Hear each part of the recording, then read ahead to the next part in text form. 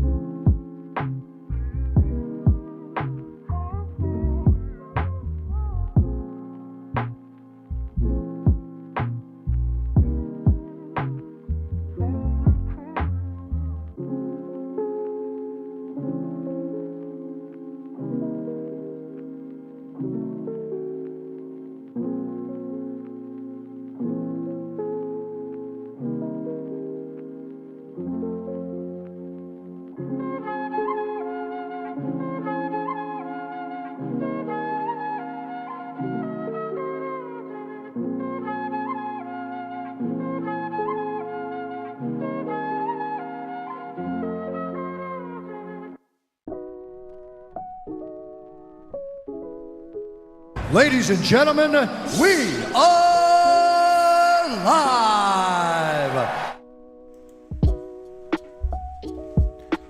All right. Welcome back to another stream. Right. Sorry. Had to pull up my chair a little bit. I pause the music. Snarp, he uploaded a new video.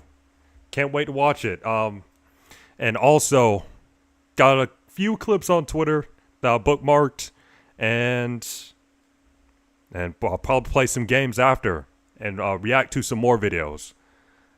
So that's the plan as usual. You know, react to videos and then game.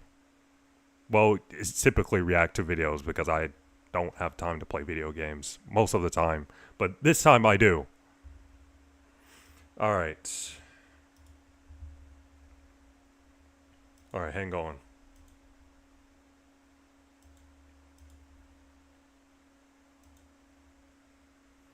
Alright, there we go. Alright, first let's check this video out. What I'm about to show you next. All right. Alabama is not supposed to be here, but we are. Let's check it out. What I'm about to show you next, I don't think it should just scare Indiana, but I think it should scare every team in this playoff.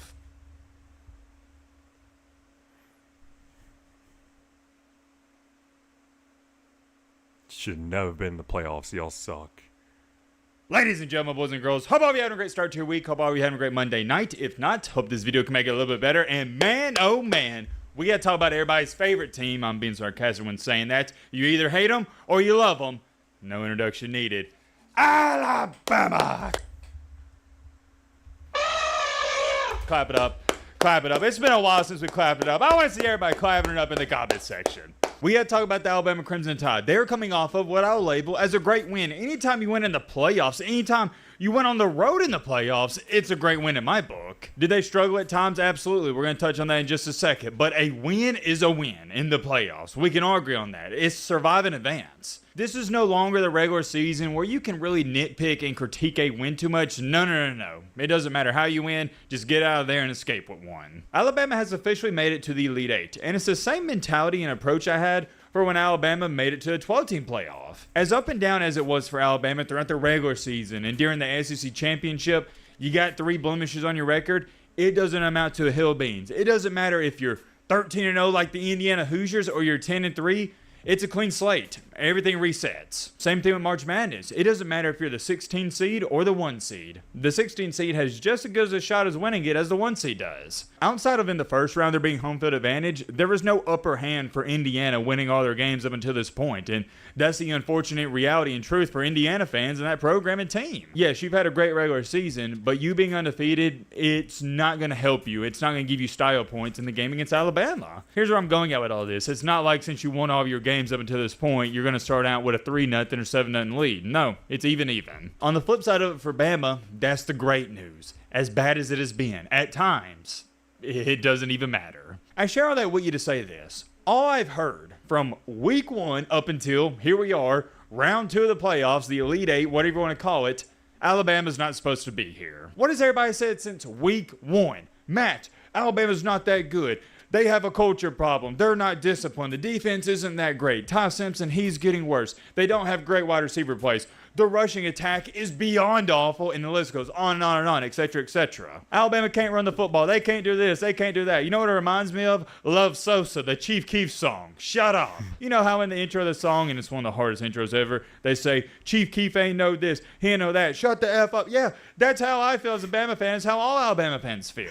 All you've heard from week 1 is how Alabama isn't Alabama. We're referring to when Nick Saban was there. This team, they're weak. They're not mentally tough enough. They're not tough physically on the field. And the list goes on and on and on. It gets annoying. And it's funny to me. It really is. I've heard so many negative things about Alabama. Heck, the way people talk about them, if you didn't see the record, you would have thought they went 4-8 this year. But no, Alabama did not go 4-8, and they are sitting pretty. They are in the second round of the playoffs. Why is it funny to me? And I mean this in the humblest way possible. I think you should have humility when you win and lose. Alabama, according to everybody else, isn't supposed to be here. But we are. One thing I picked up on this entire season is Oklahoma's mantra, their phrase they've been saying, and you saw some people wearing the t-shirts during the Alabama-Oklahoma game, is hard to kill, referring to their team. And Brent Venables, I think he's the one who started that. Yep, but turns out they were pretty easy to kill. Be wrong. But the whole backstory behind it is this Oklahoma football team, they're hard to kill. They're hard to close out. Well, ironically enough, and I'm not taking that away from that Oklahoma football team, I think the same way about Alabama. Alabama hasn't been all too great this year. They haven't been crossing their T's, dotting their I's. It hasn't looked, and what's a good way of saying this? It hasn't looked easy for them like we've seen in years prior. It has really been a grind to get to the second round. It has. If any Bama fan tells you otherwise, they have no idea what they're talking about, and they have not been watching the same games I've been watching. Alabama's had their fair share of struggles this year, and you could argue and say they are very fortunate to even make it to this playoff, and I would agree with that. But to piggyback off of Oklahoma's mantra, their catchphrase, I think you can apply that to Alabama. This team doesn't go away. They don't. They refuse to lose. And you got to respect it and admire it. And, of course, if you hate Alabama, you got to hate it. I think the greatest example is the South Carolina game. Alabama couldn't even move the ball, had no business even being in the game. And then late in the fourth quarter, down by 6. I think South Carolina could have won that game. They could have, but it is what it is. The offense out of nowhere catches fire. They have a magnificent drive, not just to tie it up. A lot of people tend to forget they were down 8. They had to get a touchdown and a 2-point conversion, and they did it. The resiliency this Alabama team has shown all year long, it's something I'll never forget, and it's something I'm also going to remember the most about this 2025 team. That's their identity to me. I've been saying all year long, this Alabama team doesn't have an identity. But no, I know what it is now. They're resilient. That's what it is. I mean, well, you can say the same thing about Georgia. Georgia's pretty resilient. I mean, look at that Ole Miss game. Look at the Georgia and Ole Miss game earlier in the season. Yeah, I would say Georgia's pretty resilient too. Oh, and also I would bring up the Georgia and Tennessee game as an example as well. But I'm just saying. I have come to terms with reality. It's not going to be pretty at times, and dare I say, it's going to get ugly, and I mean really ugly at times. But the one thing I love about this team, as a Bama fan, is we do not give up. We don't roll over, and we know we just got to keep fighting. We got to keep scrapping, and we'll make the big-time plays when we need to. And you want to know what that goes back to? What has been our infamous saying on the channel for 5+ years? You know what I'm about to say next. Come on now. I haven't said it in forever. I need to start saying it more. I should have said it after the game. Say it with me. Winners win and losers lose. I can't make it up. Somehow, someway in this life, winners always find a way to win, and it's vice versa. Somehow, someway in this life, losers always find a way to lose. It's a really intriguing phenomenon, and it's not just with Alabama. You saw it with Georgia this year. They were chilling in 4 to 5 games, but they found a way to win. Why? Because they're winners. That's in their DNA. You hate Alabama for 2 reasons. Number 1, they're the best. They're the cream of their crop, best college football program of all time. And number 2, they always find ways to win games they shouldn't. That's what annoys college football fans the most about Alabama. When you think they're about to lose, boom, something stupid happens and they win. Let me go back to the resiliency, though. Remember the Missouri game? Oh, yeah, we're throwing it way back. Kalen DeBoer went for it, not once, but twice on 4th down. One of those being on 4th and 7, and then, same drive, 4th and 2 on the goal line. Fast forward time a little bit to the Iron Bowl. It's 2020. A field goal puts you ahead, probably wins you the game. DeBoer's like, nah, we're all the way down here. We might as well go for it, and they score a touchdown. 4th and goal there. And what I think is arguably the play of the game against Oklahoma, Alabama's down 17-0.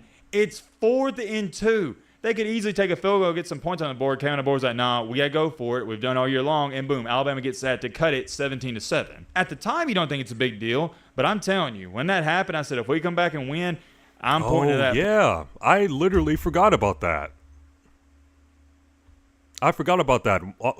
On Alabama's first touchdown, 4th and 2, they went for it instead of taking the field goal. Play, and here I am doing it. Now, does this Alabama team remind me of a championship caliber team? No, they do not. But here's what I will say. They have championship DNA. And that's what should scare teams, because Alabama has been there so many times. When I say there, in the postseason, competed for so many championships, been in so many big-time games. If they can just linger around and hang in there, experience is going to kick in.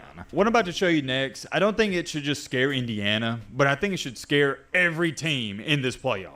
If you have to, or you get to play Alabama, this would concern me. Alabama beat Oklahoma by 10 points, 34-24.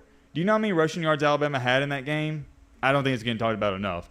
28. Yes, that's right. You heard me correctly. Alabama had 28 total rushing yards. That's their second fewest rushing yards this season. You know what was first? Couple weeks ago against Georgia in the SEC Championship, they had -3. So I want you to think about this, Timothy and Bobby. Alabama won by double digits on the road at night and couldn't run the ball. They had 28 yards. But hold on, it gets better, because you may be assuming, okay, well, Ty Simpson was probably clutch on 3rd down. No, he wasn't. Alabama was 2 for 12 on 3rd downs. 2 for 12 on 3rd downs, 28 rushing yards, and won by 10. Houston, we got a problem, a big problem for some other teams out there. If Alabama can win this way, can you imagine what they're going to do, or what they can do if they're good on 3rd downs? If they can rush for, let's just say, 100 yards in a game? That's what's really concerning if I was Kurt Cinetti. It's like, Alabama didn't even play their best. They probably played their B- game against Oklahoma and won by 10. But it goes back to this. Alabama does not have an identity. They're not a really great offensive team. I wouldn't even say they're great defensively. I'd say they're really good defensively, but I wouldn't say they're great. They can win a low-scoring game or they can win a high-scoring game. Before we go any farther, because I know somebody's going to be losing their mind, Alabama's defense is on the brink of great for me, but I don't throw that word out lightly. They're really good and close to great. Just want to clarify on that. Offense, not so much. They can spin in circles and just outright sputter for 2 to 3 quarters. We've seen that already. But the defense is so good, it's not too big of a problem. And as we saw, Indiana, they was in a low-scoring game with Ohio State. That was 13-10. If you're an Alabama fan, you got to feel like you're playing with house money at this point. Nobody thinks you're going to beat Indiana. I think as when I'm speaking, man, this video, you're a 7-point underdog. You've been playing with fire all year long. You barely sneak into a playoff after beating a not-so-good Auburn team and getting blown out by Georgia. You then go into Norman, Oklahoma. You're down 17-0, and you storm back and win that one. But I got to divert back to this. It doesn't matter if you blow everybody out from week 1 up until now, or you barely skim by.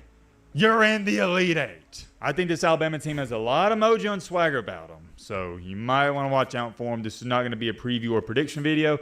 That's upcoming. Be on the lookout for that. Let me know your thoughts down below. But All right, man. Indiana. Gotta watch out for Bama.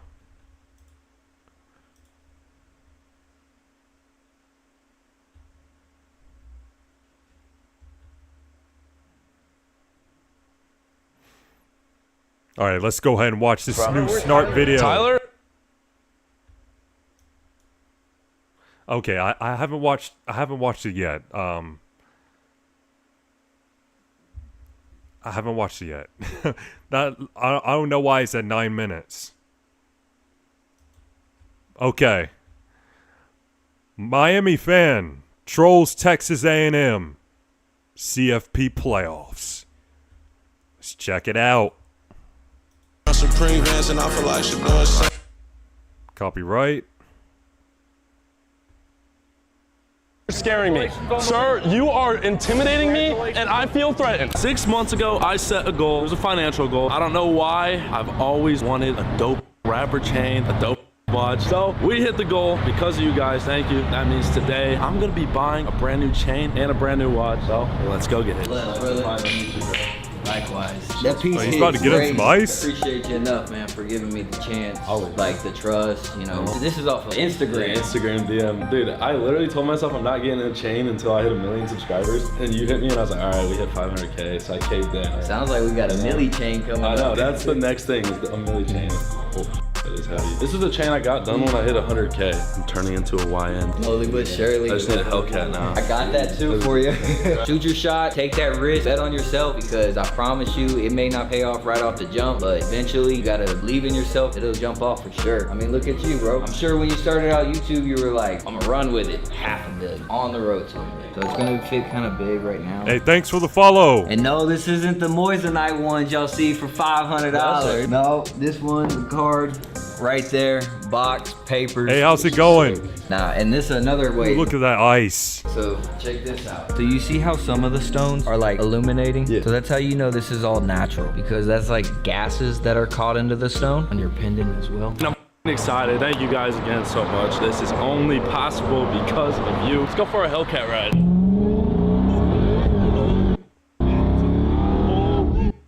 Holy, that is crazy. If I had one of these, I'd probably go back to jail, honestly. Like, I would definitely get in some trouble with this. Jewelry space is a hard one because you order a piece, God put money down up front. We never met. It was literally just relying on trust at that point. Trust in God's plan. Thank you again. Of course, brother. If you guys need jewelry, especially, you know, Texas athletes, all of you in Texas, obviously he'll do outside of Texas, hit him up. We officially made it out here at Texas A&M. It is currently midnight and we're going out. What's the location? Already know it. Part 2, gotta run it back. Let's get it. Straight from the jeweler to the club. Thank you for your service. You just thank me for my service now? Hell Thank you yeah. for service. Solid Station, baby. Yeah. Welcome to Solid Station. Made this here with all the ice on it. Sorry, I gotta mute it. I'm streaming on YouTube. When Donnie got packed up. Free Donnie. Miss him. He's been packed up ever since. It's night 2, and tonight the whole squad is going out. Cringe. Cut that out. I can't stop doing that. He has a problem. I don't mean that like he has a problem. He has a problem. No, you want to talk about problems? Look at this face. Hey, look what he's wearing. Anyways, we're going back out tonight to Good Bowl. Shout out them. They always show us a bunch of love. Don't want to go anywhere else on this campus. Let's just see what we get into. Starting the night off early. Let's go. Arthur's tired of the same curve almost every week. I'm tired of the same lines out of curve every week. It's always the over-exaggerated. That's why y'all look like a discount Adam Sandler. He hit the Adam Sandler joke last week. Every time. He's hammered already. I'm not hammered. Bro, I've been eating today though. Look at that dick. Yeah, there you go. Just me, or do white people dance corny as You're just mad you can't dance, bro. Then dance now. He has 2 emotes. He hits the same 2 emotes every time. Hey, I mean, to be honest, I can't dance either. Hey, your emo. Go ahead. It's gonna be a dab, bro. It's been a minute since I've seen this one. Oh, yeah. Bro has half of a picture and doesn't know how to act. Oh, 50. Let's go! I'm blacking out. I'm gonna wake up with no chain and no watch. You wake up with no chain and no watch, you gonna have it on. Put it on me. Hey, put it on. I wanna wear the ice. Hell nah. Gotta get him a shot, bro. You can't turn it down. I'm already struggling, but I can't deny a drink. Let's get him a shot and let's get him a blonde. Let's go, baby. I can't deny a drink either, guys. Hey, you wanna take a shot? About whiskey. This guy thinks he's a cowboy. What are we choosing to? A&M Miami home. I'm a dickhead. Your girl's gonna get mad at you. Oh my. He just sold the ultimate two-man. Herb is getting cock blocked the whole night. Last time we had to film in the morning, he had to run around the crib until 6 in the morning. We had to be up at 8 a.m. That's actually a real story. No troll. That's real. Oh, you're What? smelling like you're not guilty. Hey, I know I'm guilty. I admit it. I am. I go with the flow. If she don't go, you already know. You're getting so many tonight. I have not at all. We literally lost 2. Hey, right there, right there, right there. Exactly. Oh, it That's what I said said. no. Elris. You're good. It's velvet. Oh, really? Like right now. He's drinking right now. Oh, okay, Snarp here again, there again with the dirty mackin'. Hey, he has a girlfriend and an STD. Do not go to This is my girlfriend. Yeah, karma. For all that dirty mackin', you gotta dirty mackin' back. I'll pull up the my charge. It's bad. This guy's a liar. I'm telling your girlfriend. I don't have a girlfriend. I'm dead. I'm so Hell dead. no. I'm not with him. I don't know. I'm dead. Get the away from me. Who the Who the hell is hoodie? He dead. Now look, when a normal straight guy wear a velvet hoodie, let's be honest, ladies. Exactly. I'm gay. You just say he gay? I'm gay.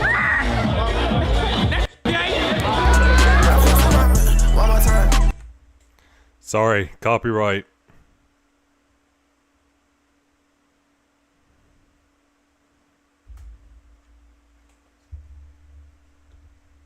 We do not care.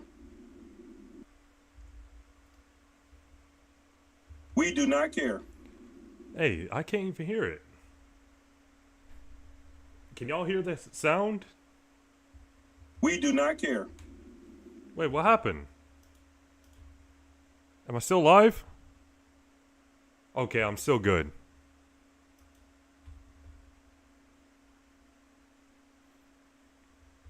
Oh, I'm muted. Why did it just randomly mute? Okay, I'm back. Why did it just randomly mute? I couldn't hear my soundboard. We do not care. Alright, there we go.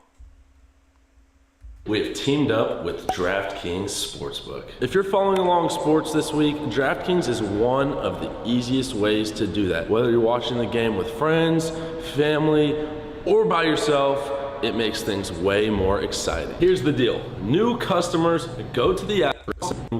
Go to your app. This is the first ever. All right, chat. This is the first ever playoff game for Alright, it's trolling time!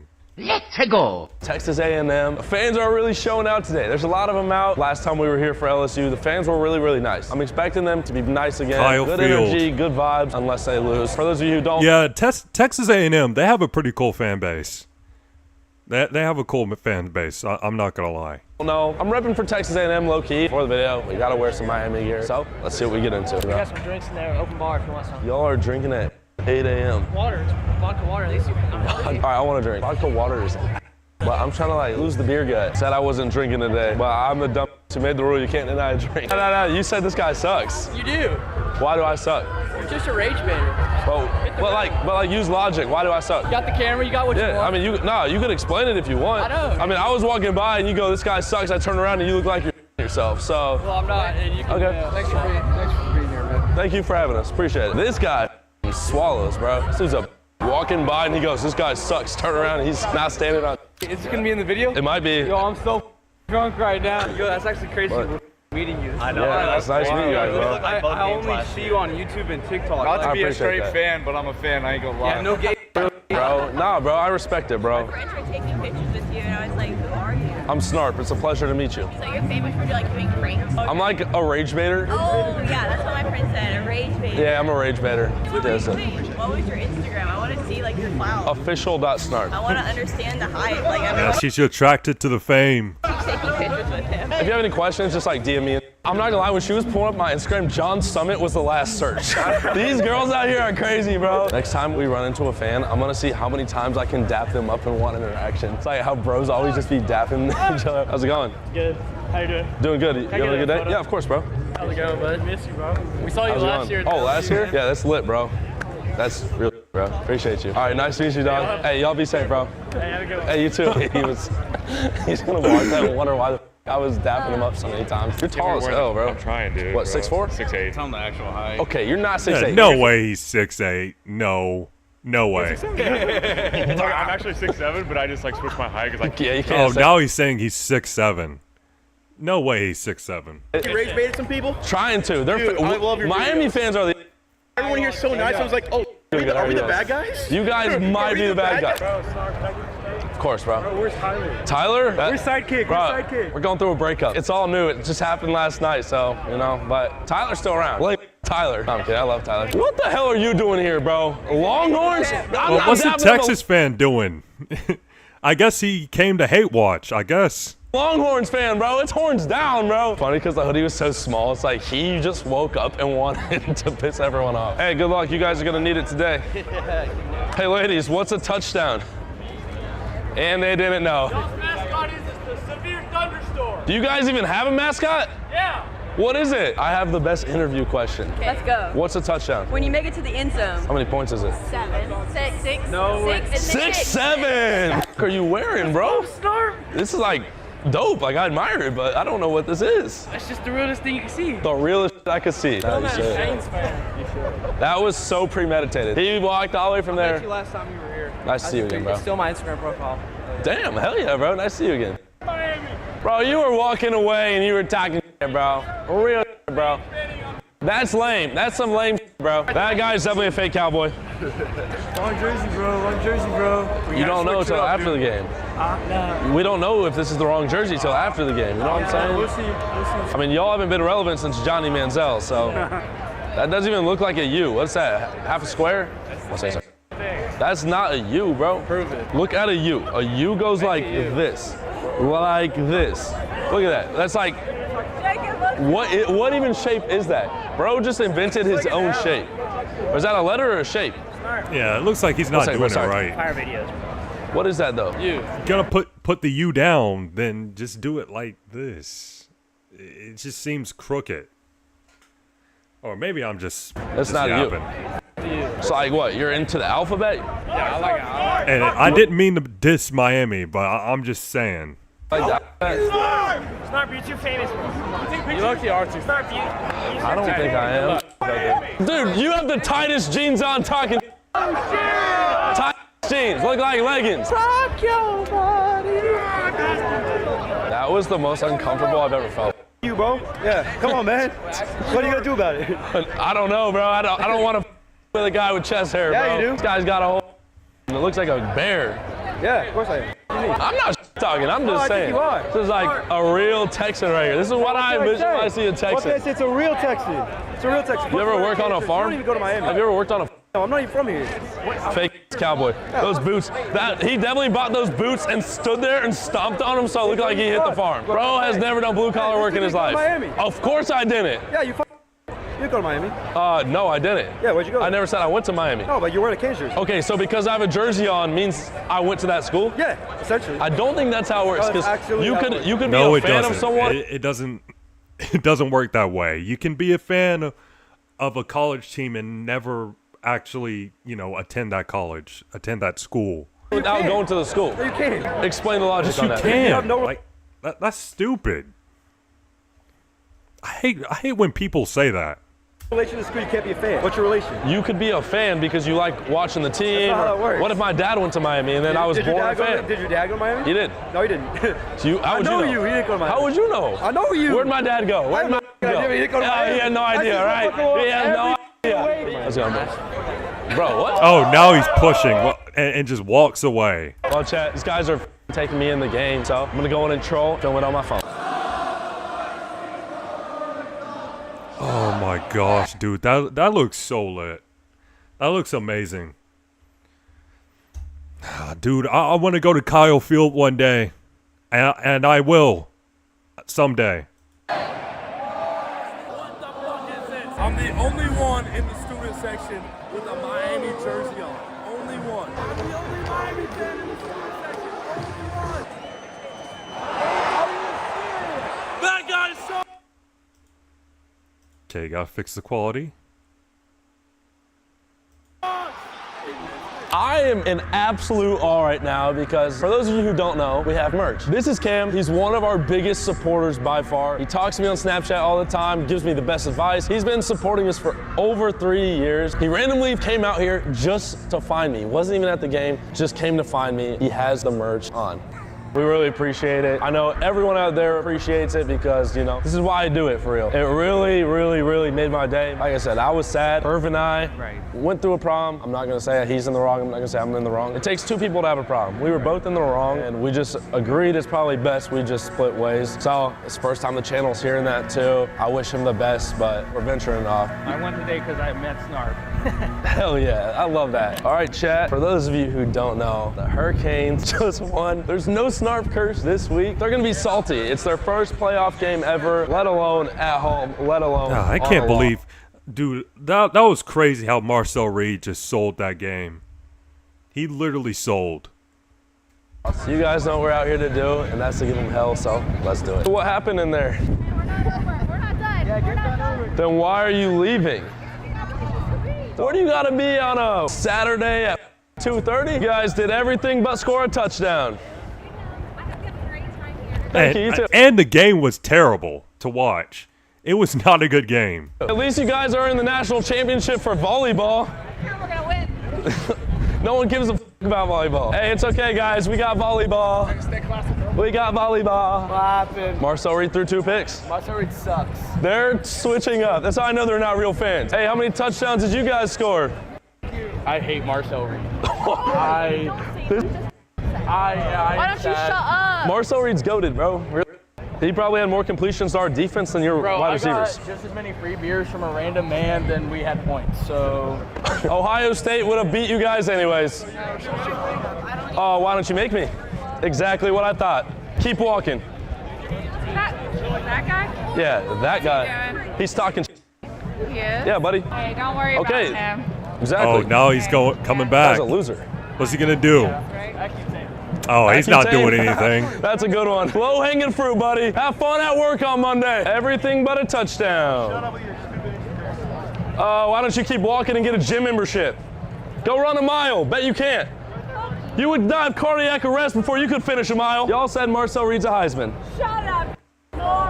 And we just basically won the Natty. Hey, the thing about Miami is defensive line is sick. If you guys just get the offense going, you guys are winning the Natty. Didn't we just beat you guys? Yeah, beat the out of us. Yeah. D-line is sick. Y'all got we're this. wicked. Hey, go get it. You never believed in us. You're just saying that because you want to say you lost to the national champions. I kind of agree. That's the only reason you're saying that. You don't actually believe in us. I actually do. You just want it for your I sake. think I came up to you. I came I to guess. tell you what's up. Yeah. Well, what's up, man? Better luck next year. Yeah, Happy Gilmore. Better luck next year. Is that in there? Oh, yeah. I've never really watched Happy Gilmore. Watch Happy Gilmore. He does a hockey trial. The guy goes, better luck next year. Oh, sorry, winter coming through. Sorry, winter coming through. Hopefully y'all got hurricane insurance because we just that stadium up. Convict. Appreciate it, bro. Hey, good to see you, bro. Convict, loser. Can I get a picture? Hold that L up, buddy. Hold it up. Can I get a picture? Oh yeah, bro. What the f are you wearing? That's definitely a pledge thing. You're definitely a pledge. That's what they make their pledges Wait, wear whoa. out here. Shady. What was that outfit? And that's definitely a pledge thing. You're definitely a pledge. What is that fit right there?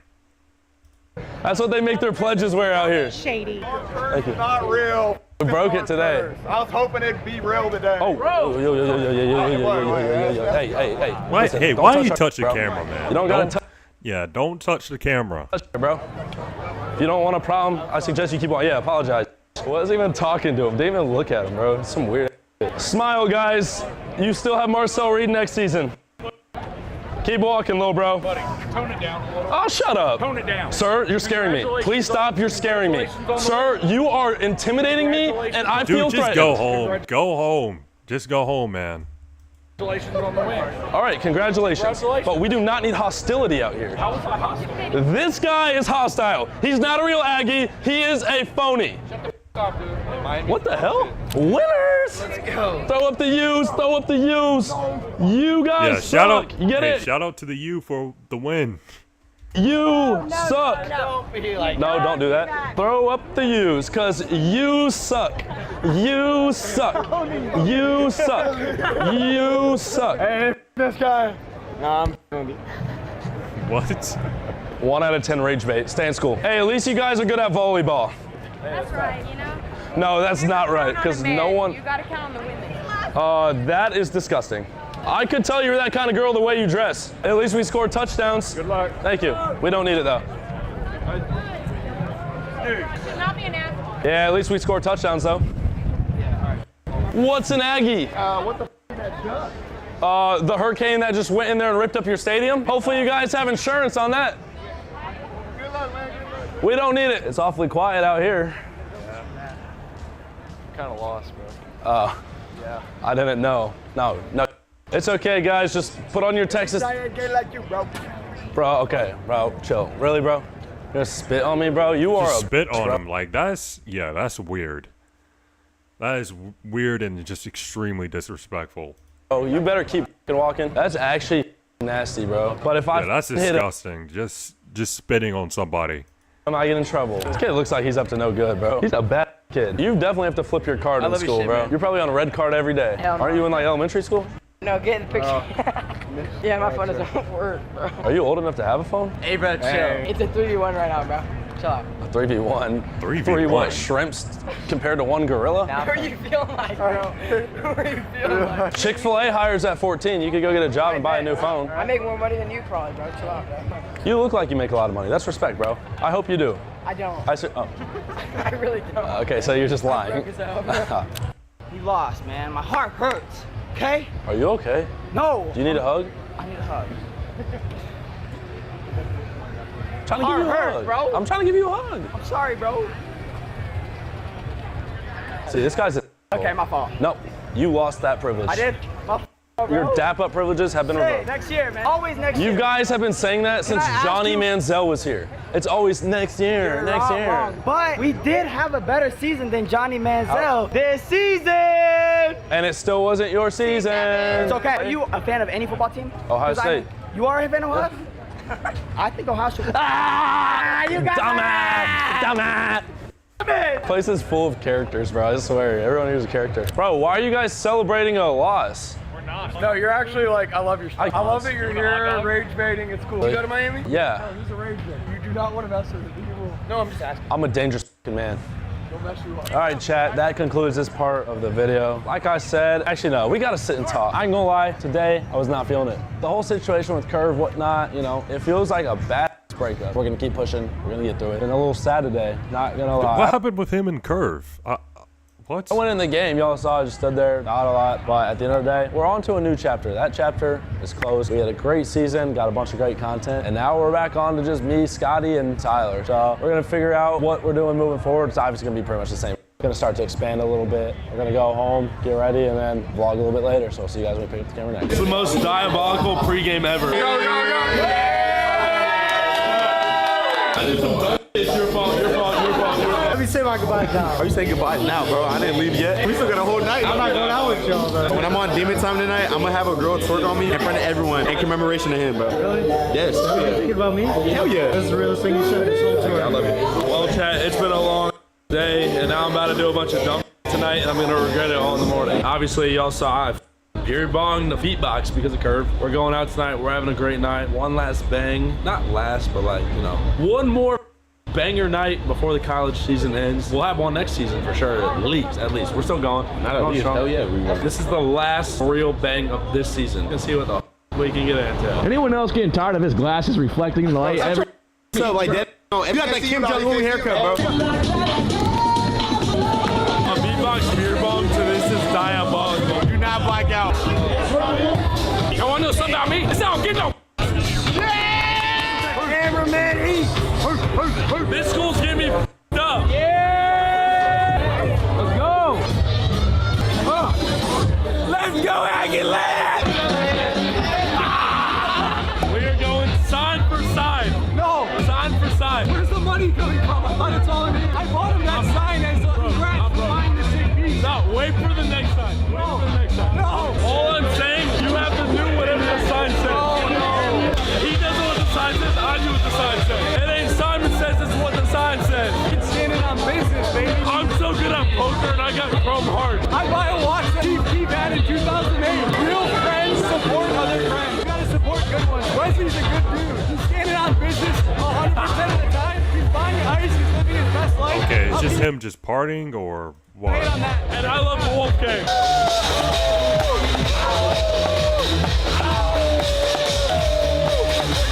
He wants to go sign for sign. I just tapped out. He will see the sign. He bought another sign. Why? Bar closes in less than an hour. He just bought another sign. Hey, read it. Wolfgang is little pop. His audience is 100% female.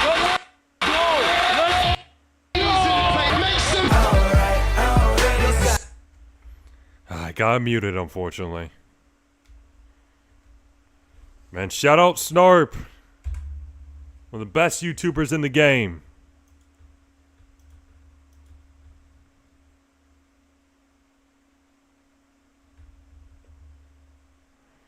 Man, I really hope they squash that squash his beef with Curve, man. They gotta squash it.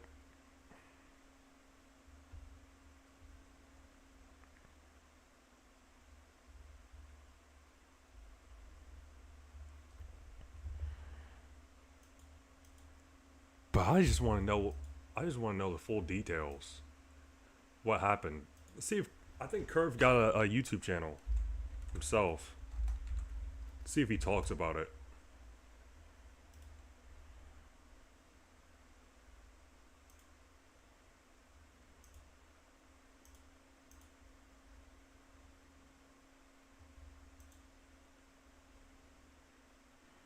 Nah, he hasn't talked about it.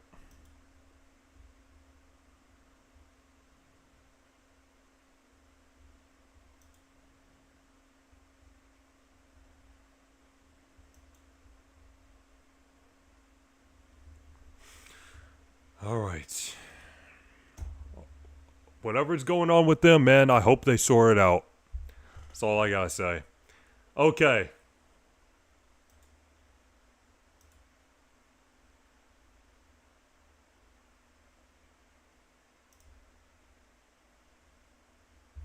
Alright, man, breaking news. Edge rusher Dylan Stewart is staying with South Carolina. Let's go. He's staying. Let's go. Glad, man. Best. I still think he's the best, one of, if not the best edge rusher in the country, and he's gonna have a breakout year or just a phenomenal season. I'm telling you. South Carolina, we're coming back. All right. Driver got tired of cyclists blocking all the lanes in Key Biscayne, Miami. Hopefully I pronounced it right. Okay, it's in Miami.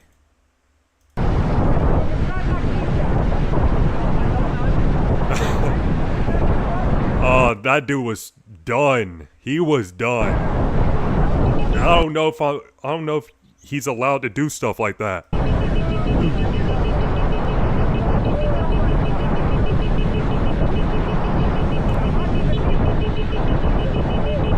Not gonna lie. I'm not gonna lie. I probably would be annoyed too. Just a little bit.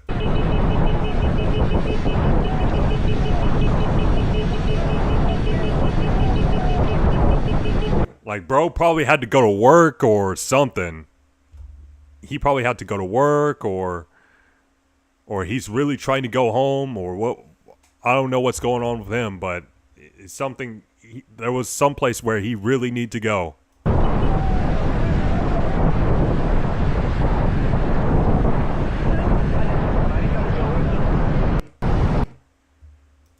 Alright, man, let's see what the comments are saying. I've heard of bike lanes, but this is ridiculous. Bro wasn't in for all of that. Really thought they were all about sharing the road. I feel, bro, I would have done the same stuff. Man, all those cyclists on the road is crazy. Alright, okay, some more information about the whole DK Metcalf situation. Lions fan who got DK Metcalf suspended overheard in this video saying, "That was the goal, baby. This man is in his 40s.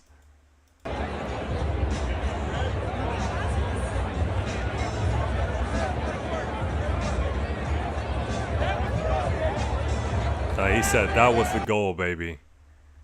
Rage baiting a football player. I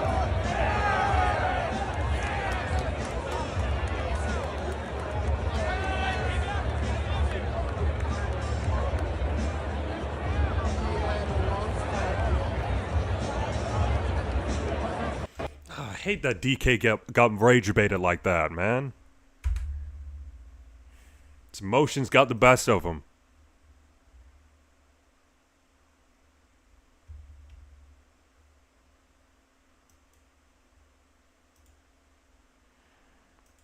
Alright, they fired him.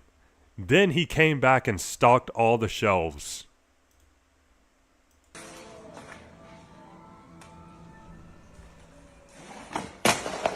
He just throwing all the groceries down. Yo, bro, it's not gonna solve Dude, is that Sam's or Costco's? It's probably Costco's. an issue, bro.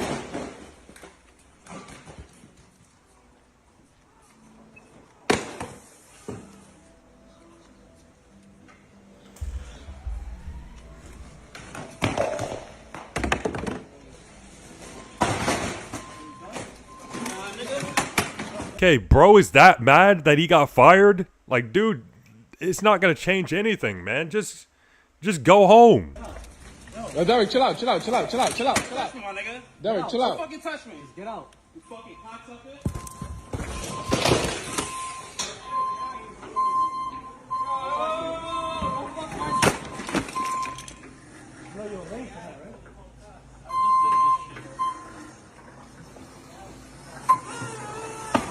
Alright, man, dude, I get that.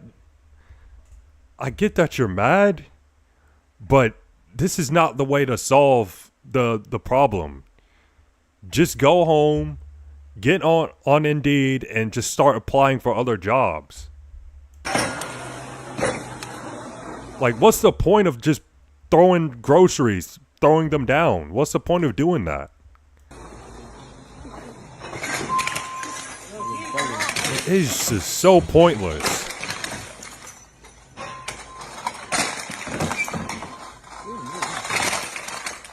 Stupid.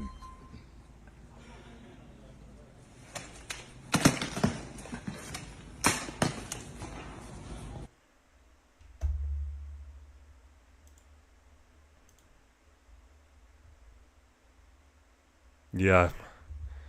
Yeah, he needs anger management and probably some jail time, for sure. Alright. The Miami trips always ending bad. All right, well, let's see what we got here. All right, so her boyfriend left her cause she got caught kissing at the club and put her out. I'm being a good person, taking her home to the airport to go home. Why is she crying though? It's her fault. And she's 30.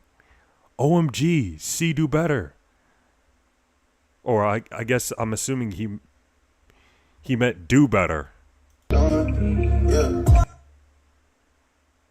Now there she is, just crying. Nah, she's not crying because she cheated on her boyfriend. She's crying because she got caught. Stupid. Just dumb. Yeah, what's the point of crying?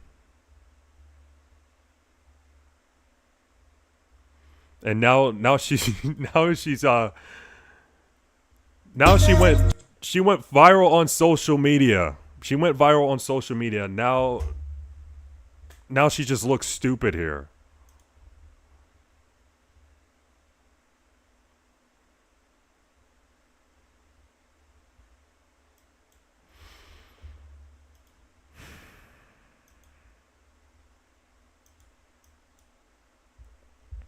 All right, that time Marlon faked a phone call in front of a girl to get out of her house. Hey. Oh, I think I remember this clip. I think it's when Marlon went to a party at USC, Southern California, USC Trojans. He went to like a frat party, I think. Oh, what the One second, let me just text real quick, sorry. Sorry, my bitches are calling. No, you're good, you're good. No, my bitches are calling. Wait, can I take this outside? Is that cool? Can I take it right outside the door? I think your bitches... Yeah, she's probably bored of this girl. Yeah, hold on. Just trying to find a way to get out. Hello? I'll come back in, yeah? Can I? Okay, yeah. You don't have to go rock out. Yeah. He's gonna show the call real quick. I'm right here, I'm gonna be right here. Yeah. How you doing? Yeah, how you doing?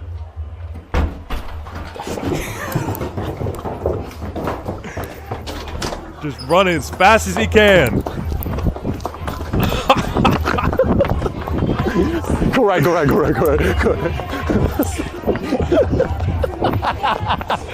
got that bitch. Yo! Man, look at Marlon, man. So inspirational.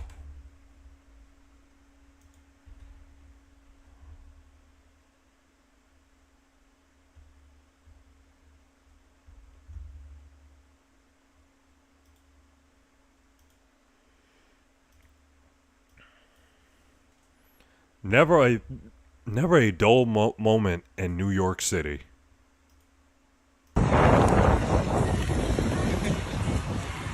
Okay, this Get out dude's the driving. car, I bet you won't.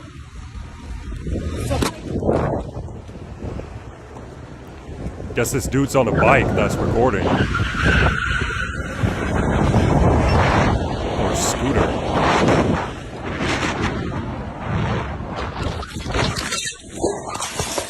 Oh, he fell. You wanna break my fucking shit? Huh? You wanna break my shit? You almost ran me the fuck over. You almost ran me the fuck over. I got it on camera. So what? What are you gonna do? Take it. What are you gonna do? Okay, he's pushing him. Fucking dickhead. What are you gonna do? Broke my fucking mirror. And you almost ran me the fuck over. No, I didn't. Yeah, you did. I got it on camera, dumbass. Get the fuck off. Get the fuck off of me. Bro, you're about to make me flip the fuck out. Oh, now he's trying to break his thing. Flip out. You broke my fucking mirror. You almost ran me the fuck over. Fucking douchebag. For no reason. I got you all on camera. Yeah. Fucking douchebag. Am I? Yes. Am I? Yes. Am I the one that almost ran you over? Okay, so this guy's cursing him out, even though he almost ran him over. That's what I'm hearing. Have fun fixing that.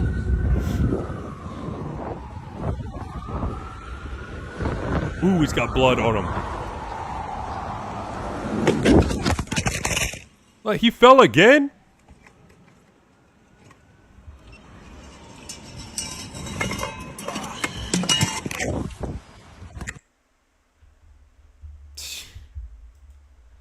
Man, what was that?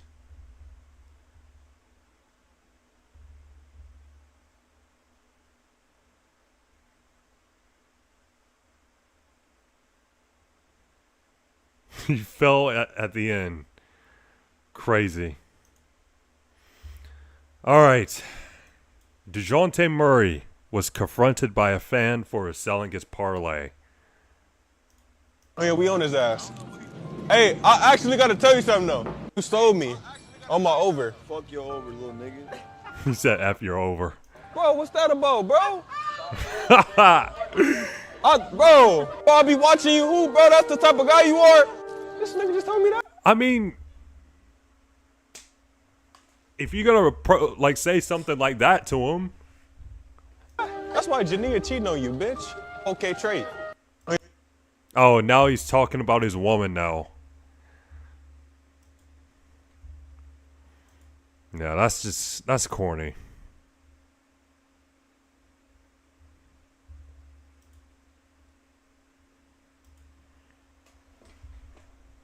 I don't know why he didn't say that to his face.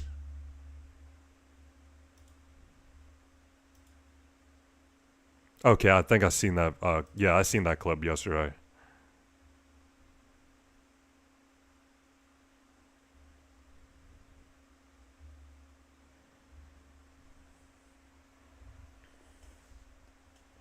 Wait, David Montgomery liked this Instagram reply. Alright, it says, I love you, bro, but you should request a trade.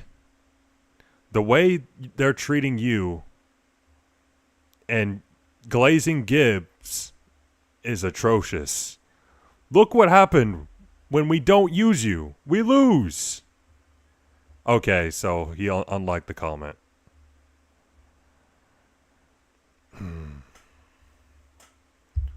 So Montgomery Knuckles, he might request a trade. Ooh, that would be insane. Man, I kind of hate to see it. You know, like I know my Steelers just beat the Lions, but I would hate to see. I would hate to see Sonic and Knuckles separated. Like I would hate to see them break up.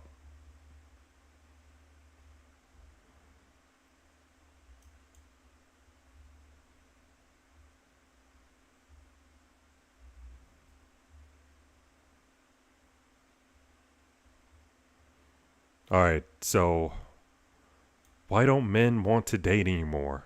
This Twitch streamer just had this girl cheat on her long distance boyfriend. I'm never having a daughter. I think I've seen this clip. Do you really care about your boyfriend?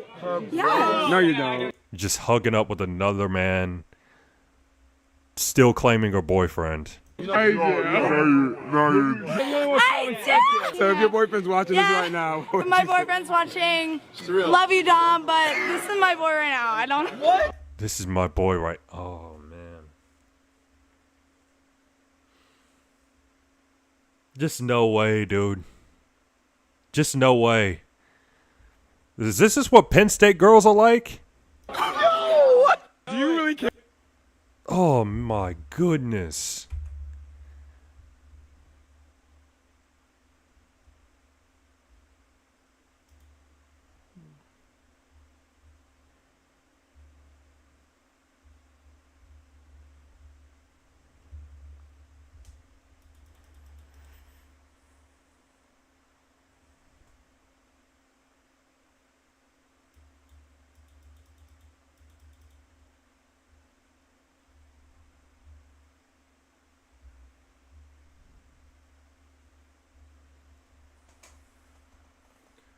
All right, back to YouTube. A single Aiden Ross stream almost ruined his career. All right, let's check it out. So after a week, I think we're finally past all the streamer awards drama, but that doesn't mean the drama has stopped within the world of content creation, because today we're going to be talking about Adin Ross and all of the drama surrounding not only him, but an NFL superstar as well. And all of this drama stems from a very brief stream that they did a little earlier in the week. So even though it pains me a lot to talk about football right now as a Cowboys fan, we're still going to... Oh, he's a Cowboys fan. Oh no, he's a Cowboys fan? No playoffs for the Cowboys, man. How about them Cowboys? Down and discuss this entire thing. So as we all know by now, Adin Ross blew up back in 2021 after playing a game of NBA 2K with Bronny James and then getting to talk to LeBron James over Xbox, which ended up actually becoming a very big moment for the streaming community. It's LeBron? He said, is this LeBron? Iconic moment. Yo, first of all, I gotta say, gigantic fan. I love you. Nah, it's all respect, man. I appreciate it, man. And look, showing love and respect to me and my son. We swept them, and we did it for Cleveland. I love it. After that moment happened, Adin Ross was going to become the biggest streamer in the world, and he continued to gain a lot of popularity by expanding the culture of streaming way outside of just gaming. You see, Adin Ross was bringing rappers and celebrities from all different walks of the earth onto his Twitch streams, and at the time that was something that we never really seen before, which all led to rapid growth, making Adin the streamer that he is today. But you see, over the years, Adin became someone who always managed to find himself within some sort of drama, and this was due to him never really biting his tongue for anyone or anything, always speaking his mind on every situation. You see, unlike many creators, Adin never really cared much about brand deals, so that's why he's always had the ability all throughout his career to freely explore brand deals. So oh man, hold on. Dude, I want to say this, dude. I can't believe Andrew Tate lost that boxing match. I still can't believe it. Man, I mean, of course, respect to him for entering, you know, for getting in the ring. But, well, actually, respect to anybody who fights. But still, I can't believe he lost that fight. You see, unlike many creators, Adin never really cared much about brand deals, so that's why he's always had the ability all throughout his career to freely express himself. But unfortunately, as time progressed, this really started to hinder Adin's reputation. He started being labeled a brand risk, which ironically ended up becoming the name of his personal brand. But due to the nature of him actually being a brand risk, this really started making people wary about even collabing with Adin in the first place. A lot of celebrities and even streamers as big as Castanet really didn't want much to do with Adin after he started going down his path. Eventually, this whole thing got so bad to the point where even when celebrities or streamers did collab with Adin, all of these people that he were collabing with still ended up receiving some type of hate on social media. They started getting all types of hate comments like, why are you collabing with this person? Adin's a bad person, Adin's this, Adin's that. And that's kind of been an ongoing thing for a while now. So due to all of that, Adin really hasn't collabed with many big celebrities or streamers the way that he used to. Instead, more recently, he's only really doing streams with his genuine friends or people who already have like a more negative image online. But you see, as of late, it seemed like things were starting to turn around for Adin Ross because he announced that he was going back to LA to do some streams. And you guys know LA is filled with all types of public figures, all types of rappers, athletes, things like that. So when he got to LA and started doing these streams, he started collabing with everyone from A-list celebrities like David Spade, all the way to sports superstars like Mookie Betts from the LA Dodgers. Now while this LA trip started off going great for Adin, everything eventually started to go downhill when Adin and Neon decided to do a stream with rising NFL superstar Puka Nacua, who's in the middle of his best season of his very young NFL career. You see, this stream even started off bad when both Adin and Neon pulled up to the LA Rams practice facility where the stream was originally supposed to take place, but unfortunately, due to the Rams being on a short week and having a very tough divisional game coming up versus the Seahawks in the next few days, the two of them were denied access into the facility. Bro, that's I'm not gonna lie, it's not on Puka. It's somebody that's telling them that, hey, like, they're giving Puka a hard time. Puka's fighting for us right now. Yeah, he's that bad. He's batting for us. Yeah. He's down on the count right now. It's not looking too good. Sorry. No, that's not. Especially then when coach found out, like, he did that. Oh, yeah. I see. Yeah. just because of the short week. But I'm like, let me handle business on Thursday, and then we should be good. Makes sense. Once you guys get that win. Quick turnaround, yeah. All right. Well, makes sense. But okay. Well, fuck. No, that's on me. That's on Nah, dude, you're good.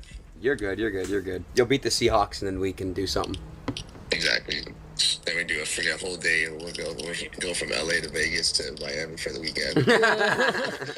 Now, obviously, as time went on, Puka did end up showing up to the stream, and that seemingly was a big mistake because this is when everything started going downhill for him. When the three of them first got together, everything was going smoothly. They were just holding normal conversations in the car while they were on the way to the gym, and then it turned into more of a Q&A where Neon and Aiden would start asking Puka some questions about the NFL, some of the other NFL teams, and even the referees, and this is when all the problems started to begin. You see, many people already thought that it wasn't smart for Puka to be doing a stream with Aiden Ross in general, let alone 2 days before a big game, but it also didn't help that he was on a live stream 2 days before the big game talking very negatively about the referees, which is also a finable offense by the NFL. You think the refs? Yep, you can't say stuff like that. And I've always wondered why it's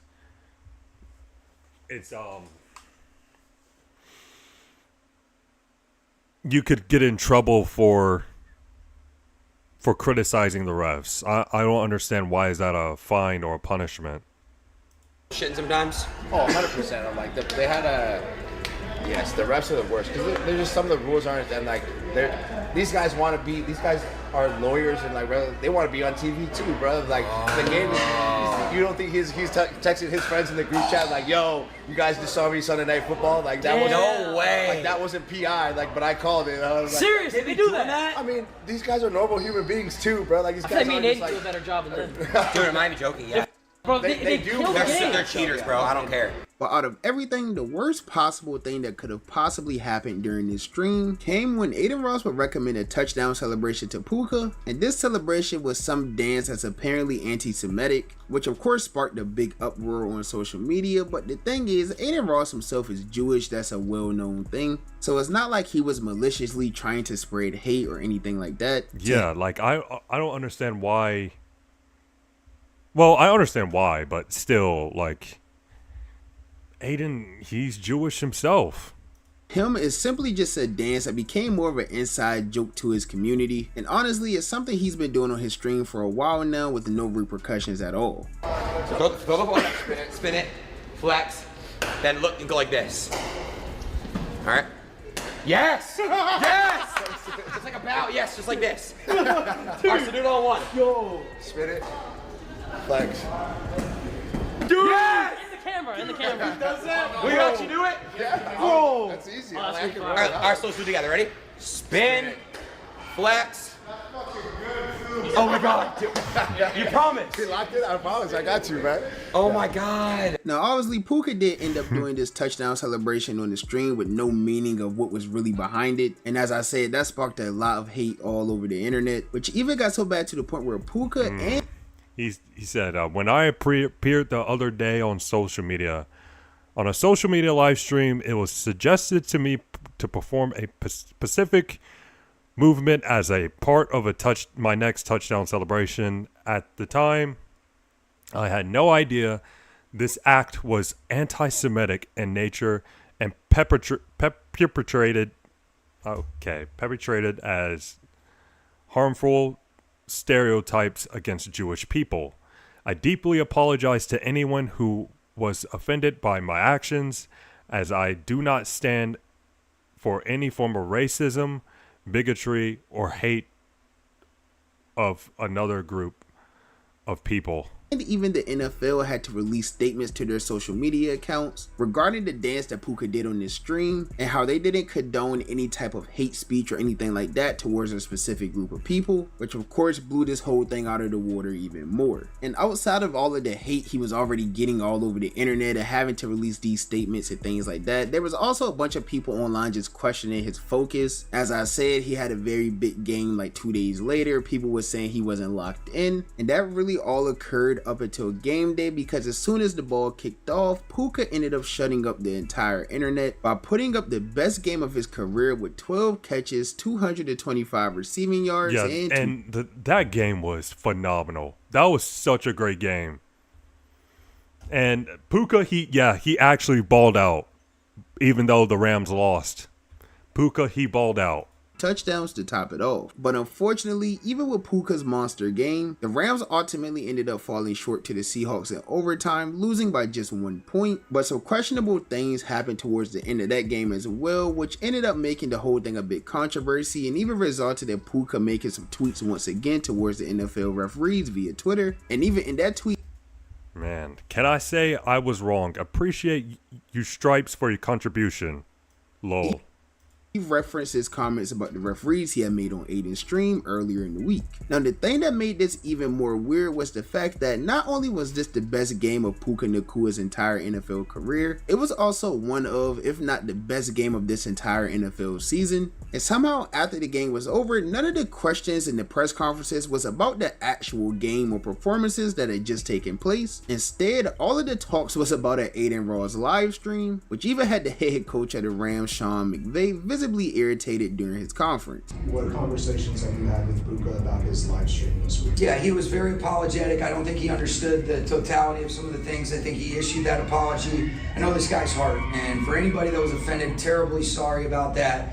I know he feels that same exact way. He's a young guy that's a great kid that's continuing to learn about, you know, just the platform that he has. I love him. We're going to continue to put our arm around him and help him learn and grow.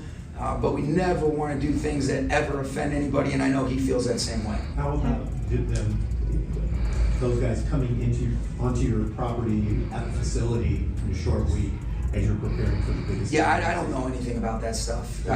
They came on our property. They outside the parking lot. He said on the live stream that you were mad. I was? I don't think, no. And did he say my name? You said boss. Boss man. I assumed that was it. It wasn't me. Yeah. Did it feel like a distraction this week? No, it wasn't a distraction at all. Did you think his play showed that he was distracted? I didn't think so either. He went off today. Now, of course, the talks about the stream didn't end there because Puka still had to follow up with his post-game interview, and you guys know every question that he answered was mostly due to what happened earlier in the week. And these reporters were really hammering him about the decisions he's made with that live stream, even stating that the whole thing could have possibly affected his contract. What kind of conversations, if any, have you had with McVay regarding what happened during the week? Coach has just echoed that he's always in continuous support of me. He's just disappointed in some of the actions that are just distracting my teammates, and some I know I'll learn from, and some I know I don't want to be a distraction in any week, and especially in a short week. So we had talked about that, and he's right there behind me. What did you learn from this mistake? Just there is a time and place for some things, and there are comments that I should definitely say to the guys in the locker room, and to be aware of the situation that we're in, but then also just to stay and use every moment to prepare for the week. Your position, for a massive extension coming up. Do you feel like kind of episodes like that can detract from your ability to cash in?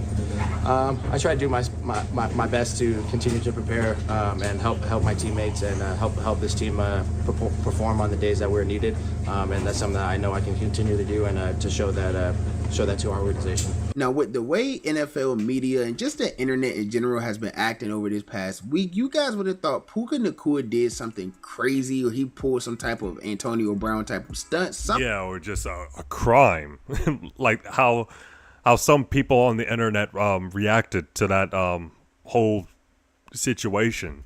Something that would have just made sense for him to be getting this much hate, when in reality, all he did was have a harmless stream with a problematic streamer a few days before a big game took place. And even with doing all that, he still went out there and put up the best game of his career thus far. I don't think this stream was meant to cause any harm or any problems to anyone, especially to Puka. And with all of the backlash from it, I guess Aiden did feel bad, and he promised to pay any fines that Puka may have received from the NFL. Hey, did he actually get fined? Can you show me if he does, I'm paying his fine, by the way.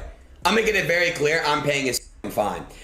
I'm paying his fine. Yo, bro, I will pay his fine proudly and gladly. But other than that, everything seemed to be fine. I honestly think Puka just needs to get a bit of PR training. I still don't think he realized that he's like the face of a franchise now. He's one of the best players in the NFL. So with that, he has to be careful with his choices off of the field. Even if it's something as minor as this, people are always watching it, waiting for him to slip up, which may be something that he isn't really used to yet, because for those of you who are unfamiliar with Puka Nacua or football in general, he wasn't like the biggest prospect in college. He didn't start off getting recruited to the biggest schools in college football. He wasn't a Heisman winner. He was just a really talented player who was blessed enough to get drafted in the 5th round of the 2023 NFL Draft. He's still very young and just getting into his career. This is only his 3rd season in the NFL. It's only his 1st year being like the face of a franchise, so he'll learn not to slip up with things like this. That's even if you consider this situation a slip up, to be honest, because as I said, this was really just a chill stream. They didn't do nothing but talk and shoot a little bit of basketball, and it's crazy how one little touchdown celebration made this whole thing a much bigger situation than it had to be.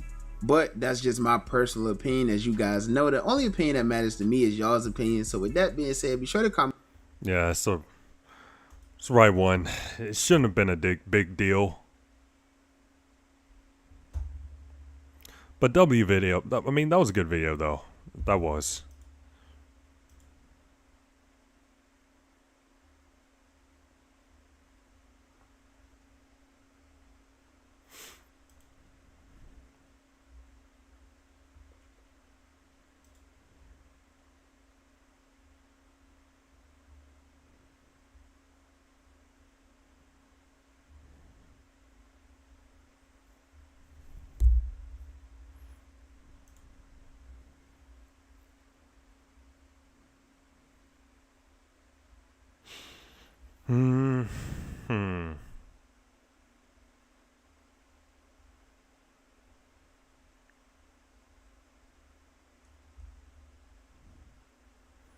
I may start gaming a little bit.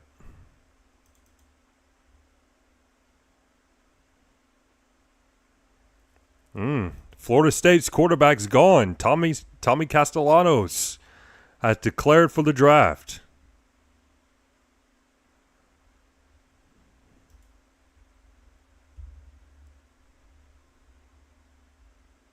Yeah, I thought he was staying another year.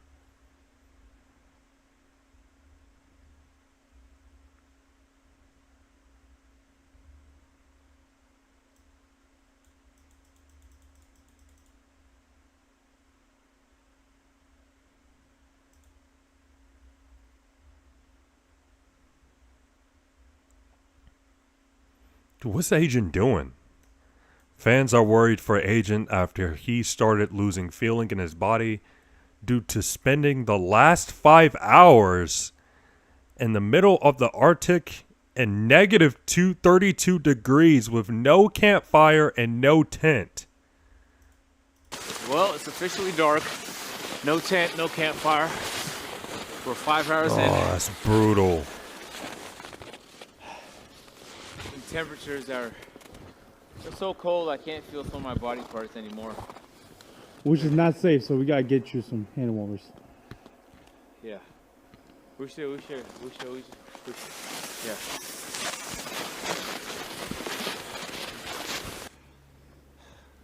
Man, This look at ice right his here is nose. frozen solid all the way to the ground. Look at his nose, Down. eyelashes. Look at that.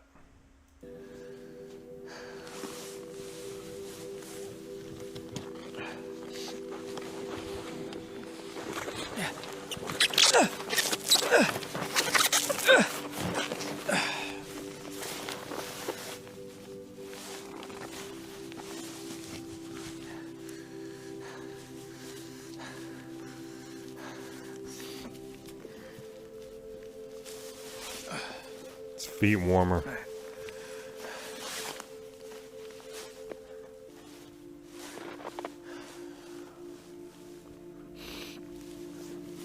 They can't even feel his feet. You have to be fucking shitting me, bro. Man, brutal.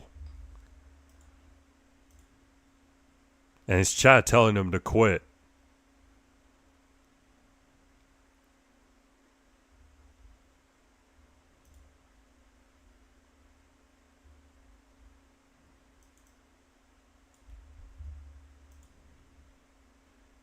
Funniest Feza Dab clips of when he dropped the F-bomb in front of an entire school. Hey, I know y'all can get louder now. Come on. Hey, make some fucking noise, y'all. Wait, make some I fucked up.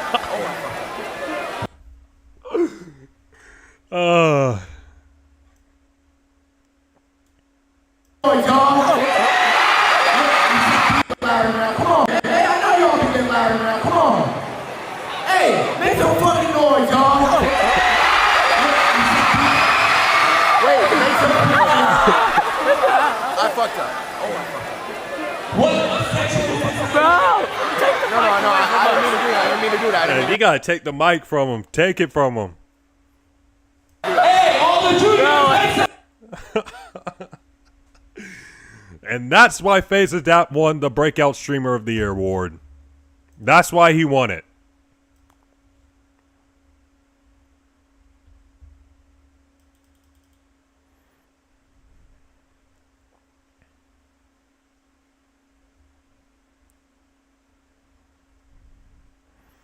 All right, a pit bull attacked a toddler on the streets of New York, but luckily a bystander was quick enough to choke the dog before it can do further harm the child.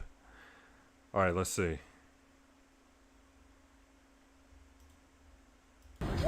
Oh no! No! What the fuck? Come on!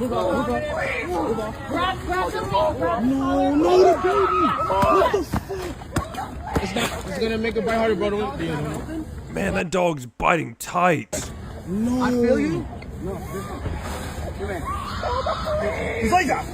Get him up! Get him up! Get him up! Get him up!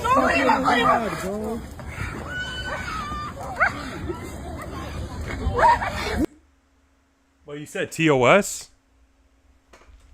Abuse of both? Oh, okay. I'm gonna click off.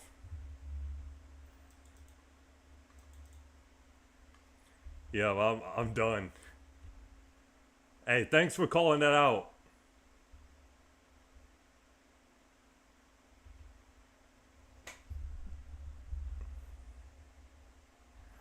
Yeah, thanks for saying that, man. I didn't even see your... Dude, I didn't even see your chat. Yeah. I don't know why I couldn't see it, but thanks for your help.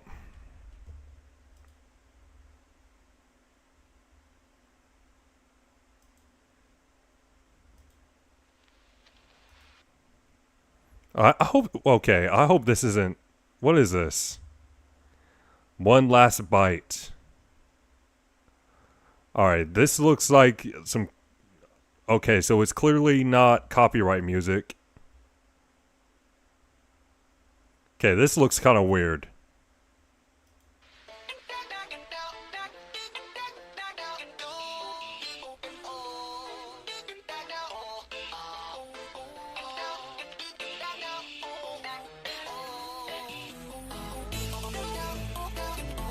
Alright, man, what is this weird stuff, man? Why did you recommend this?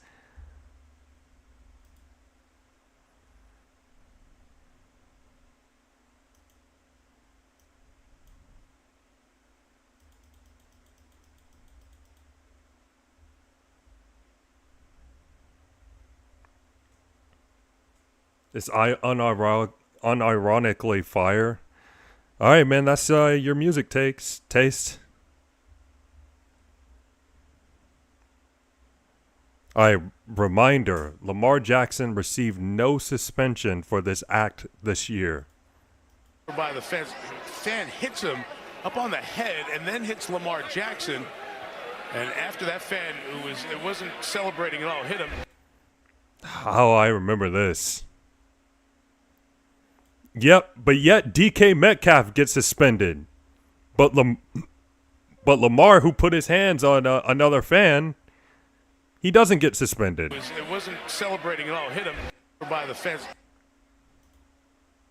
Interesting.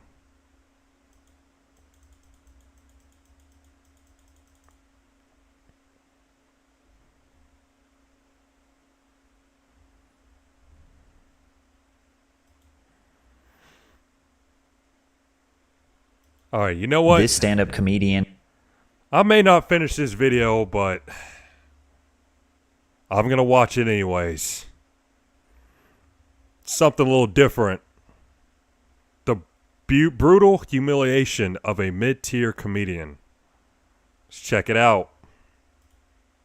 And is being humiliated in front of the entire world and does not know how to make it stop. Akash Singh is mostly known as being the sidekick to Andrew Schulz on the Flagrant podcast. His wife Jasleen recently started creating content that many feel is shocking or distasteful coming from a married woman. Sometimes I get so painfully nostalgic for college. So for context, I went to college from 2011 to 2016. I was popping my and living my best life in these white boy frat houses. And this and is I had how, I mean, I said this, his house, his wife saying something like that. Roster of guys that I would rotate. This is not a two-way street. This is a one-way street. His money is our money, and my money is my money. And if you think those got her own podcast saying his money is our money and her money is her money. Clips are bad, trust me, it gets so much worse. Like when she expressed how badly she wanted to sleep with her co-host's husband. Would y'all ever have an orgy together with your husband? Rhea, I'm actively trying to have an orgy because this couple is Man, that's disgusting, bro. Dude, that is gross. and you haven't seen Nav yet, but wait till you fucking see him. Maybe. I just know that Nav's is like at least 10 inches. You would only be down for an orgy for Talking about another man's penis, man, on a podcast with the husband. It's thick. Jasleen regularly romanticizes sleeping with other men, films her arguments with Akash to post on TikTok, brags about being a gold digger, and actively refuses to kiss her husband in public, not even during his proposal. This is the type of relationship that 99% of you watching pray you will never find yourself in. But anyone who criticizes Jasleen and the potential harmful influence she may have on couples, she calls them incel red pillars. Then again, it's somewhat understandable considering sometimes the right message can come from the wrong messenger, because Akash was actually warned by the Fresh and Fit podcast that he was going to find himself in this exact type of situation. In the early 2020s, there was a digital uprising of self-proclaimed alpha males who claimed their traditional views of masculinity were directly conflicting with mainstream liberal ideology. Still can't believe he lost. Still can't believe he lost. Guys like Myron Gaines and Walter Weeks of the Fresh and Fit podcast got viral attention talking about traditional gender roles, relationship dynamics, and what being a real man is. And even though Akash and Andrew host a comedy podcast, they often dabble in more serious, broader social commentary, which led to them inviting on the Fresh and Fit guys to discuss some of their views on masculinity and relationships, many of which Akash disagreed with. He was particularly bothered by this phrase or relationship philosophy that Fresh and Fit used that said, pimp or be pimped. One person in the relationship, whoever cares less has the leverage, and we want the guy to always care less.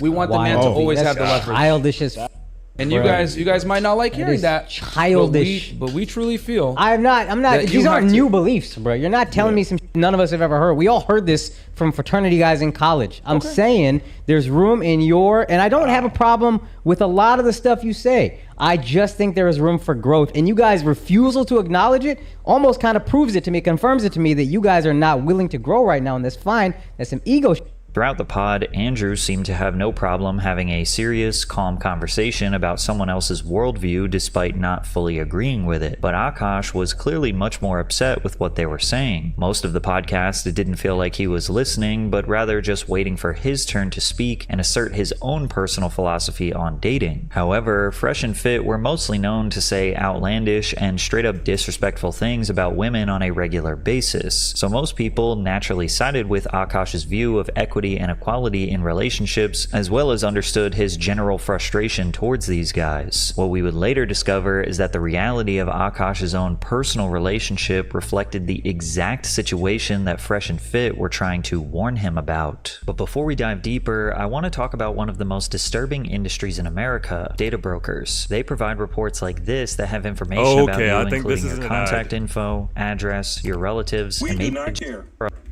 your the episode ending relatively cordially. Members of the Flagrant and Fresh and Fit podcast would Andrew Schultz, Akash Sin are some of the biggest snakes on YouTube. F them and their whole team at Flagrant. Trade shots at each other over the next few years, but tensions reached a boiling point when Myron of the Fresh and Fit podcast called out Akash and his wife Jasleen. He tweeted, "Akash Singh tried to lecture me about..." Okay. I'm never wrong about these women. Akash tried to lecture me about women years ago with his equally blank co-host, probably called him the F word, aka blank. Here's this blank wife making a mockery of him and herself on a podcast. I'm about to cook him and her like curry when I get back to Miami. Women years ago. Here's his wife making a mockery of him and herself on a podcast. And linked below was a full episode of the Main Character podcast hosted by Jasleen Singh and her friend Nahal Mawani. The women described their podcast as unfiltered girl talk and sells itself as being for the ones who live life like the plot revolves around them, because it does. This description on the surface is relatively harmless, but once you take a closer look at the podcast itself, you see that this description is extremely accurate. Two women who think they're the main characters of the world talking about themselves with absolutely no filter. One comment that D-pics? Married women talking about... Well, never mind. Stood out in this episode was where Jasleen discusses her and her husband's finances. Man that doesn't want to have a joint bank account or isn't being transparent with his accounts or has separate accounts, that's a red flag. And I will say it again, because I know there's going to be already like incel troll mother. This is not a two-way street. This is a one-way street. His money is our money, and my money is my money.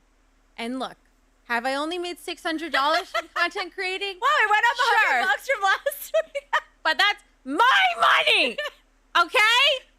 So just so we're clear, no, that's actually a red flag, because I know so many girls in my life personally that have been with guys that weren't transparent about money, and they ended up being terrible in other aspects, and like people ended up breaking up in divorces, etc., etc. So that is actually my number one. They must be generous with their finances from day one. For context, Jasleen is not a celebrity by any means. She does not have a job of her own and has only been able to build her internet following thanks to her husband supplementing her lifestyle. And this is not a dig at her at all. She talks about this a lot in her content, and some even think she brags about it. Okay, hi, my name is Jasleen, and these are things that I do as a stay-at-home wife. Or sorry, I don't do. I don't cook, I don't clean, and I don't do my husband's laundry. I feel that I don't... Brutal. Just like so from what I'm hearing, bro's in a relationship that doesn't benefit him. Basically, it doesn't benefit him at all. don't have to do things to justify or prove my worth that I'm allowed to do this. Now, some may interpret this as just jokes, but she also frequently posts day in my life videos where she romanticizes her routine of doing essentially nothing all day long. I actually do this. I just do this. What do you do? What do you actually do? Would love to hear more about your life pre-Akash and your career, etc. Like, I sit here. this. Now, if this is the agreement this couple has in their relationship, then that's fine. It is what it is. Being a stay-at-home wife or mother is absolutely nothing to be ashamed of, but it's the aggressive tone and entitlement she gives off that has earned her the label of a gold digger, something that she subtly implies to be. Now, like, people are like, oh, that's gold digging, or that's something. No, it's not. Okay, then I'm digging. Yeah. If that wasn't bad enough, Ghislaine frequently discusses other men that she would like to cheat on her husband with. I never watched that show, but like he's on my hall pass list. Yeah, oh yeah. Chase Hall Crawford, pass. Jacob Elordi. She said a hall pass. And just talking about other celebrities. And you already have like a rich husband. Man. Like, what does she want, really? Austin Butler. Now, some people see the whole celebrity crush thing as unserious because the celebrity feels so distant, so unreachable, that it's basically the same thing as fantasizing about a fictional character. Yeah, it's just, I don't know. Like, the whole celebrity crush thing is, like, when you're in a relationship or even married, it's kind of, yeah, it's just kind of weird. Like, it's not really cheating because in their minds the situation is so unrealistic that it becomes harmless. Others see this as straight up openly admitting they'd hook up with someone else that wasn't their husband because celebrities are just people too, after all. That him in that movie like did kind of like rewire my sexual. But is that your type, Ranbir Kapoor? Not anymore, but like he was so hot and tall, and he's like Mera Naam Bunny, like Bugs Bunny, and I was like, okay. But Ghislaine didn't just openly fantasize about sleeping with other famous men, she quite literally admitted to wanting to sleep with her co-host husband, Nav. Would y'all ever have an together with your husband? Priya, I'm actively trying to have an because this couple is so good looking. Dude, that's disgusting. Dude, that is nasty. That is just so gross. And you haven't seen Nav yet, but wait till you see him. His body goes crazy. His face card always slays, never declines. And it's kind of weird because I'm talking about your husband. No, I kind of love it, but I'm like, us for it? Okay, maybe.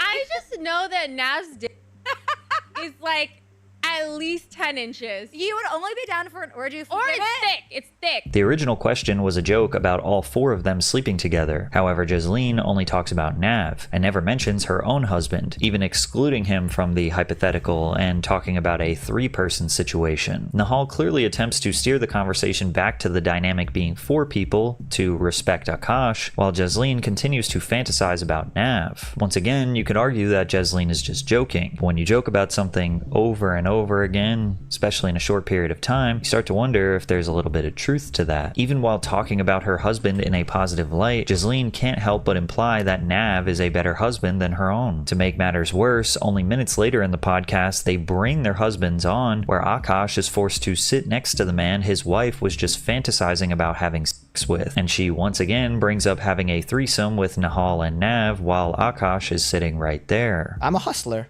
who scams a little bit.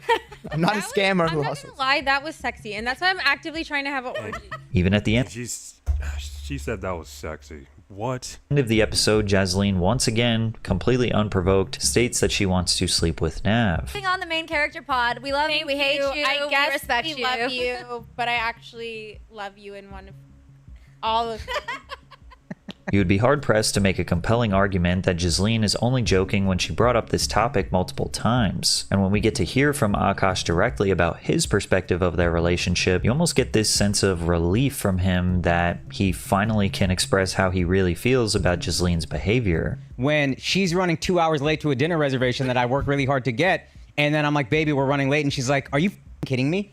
Do you know? I don't give a if we're late to this dinner. They're lucky to have us. And I'm like, oh, that's what we're doing. #1 restaurant in the New York Times. You know how hard a reservation She's like, call them right now. Call them right now. This is not a fun session. I'm not even joking. This is how main character I am. I was like, Sema will be lucky that I would grace them with my presence tonight. Jasleen seems to think that being the main character means being as entitled and rude as possible, with no regard for anyone else's personal feelings. Stories like these demonstrate that Jasleen's selfish demeanor isn't just played up for laughs on a podcast, but exists within her real life as well. Akash comes off visibly frustrated when talking about his wife's toxic behavior, turning it into a therapy session for him where he can finally let out his pent-up rage. When I say I'm tired, she can't just let me be tired. I travel, I work, and I'm very blessed to do what I do. He also has really bad insomnia. I have It's really like a bad known insomnia. thing. I work 335 days a year. I'm so blessed to do what I do. This is not a complaint. But when I tell my wife I'm tired,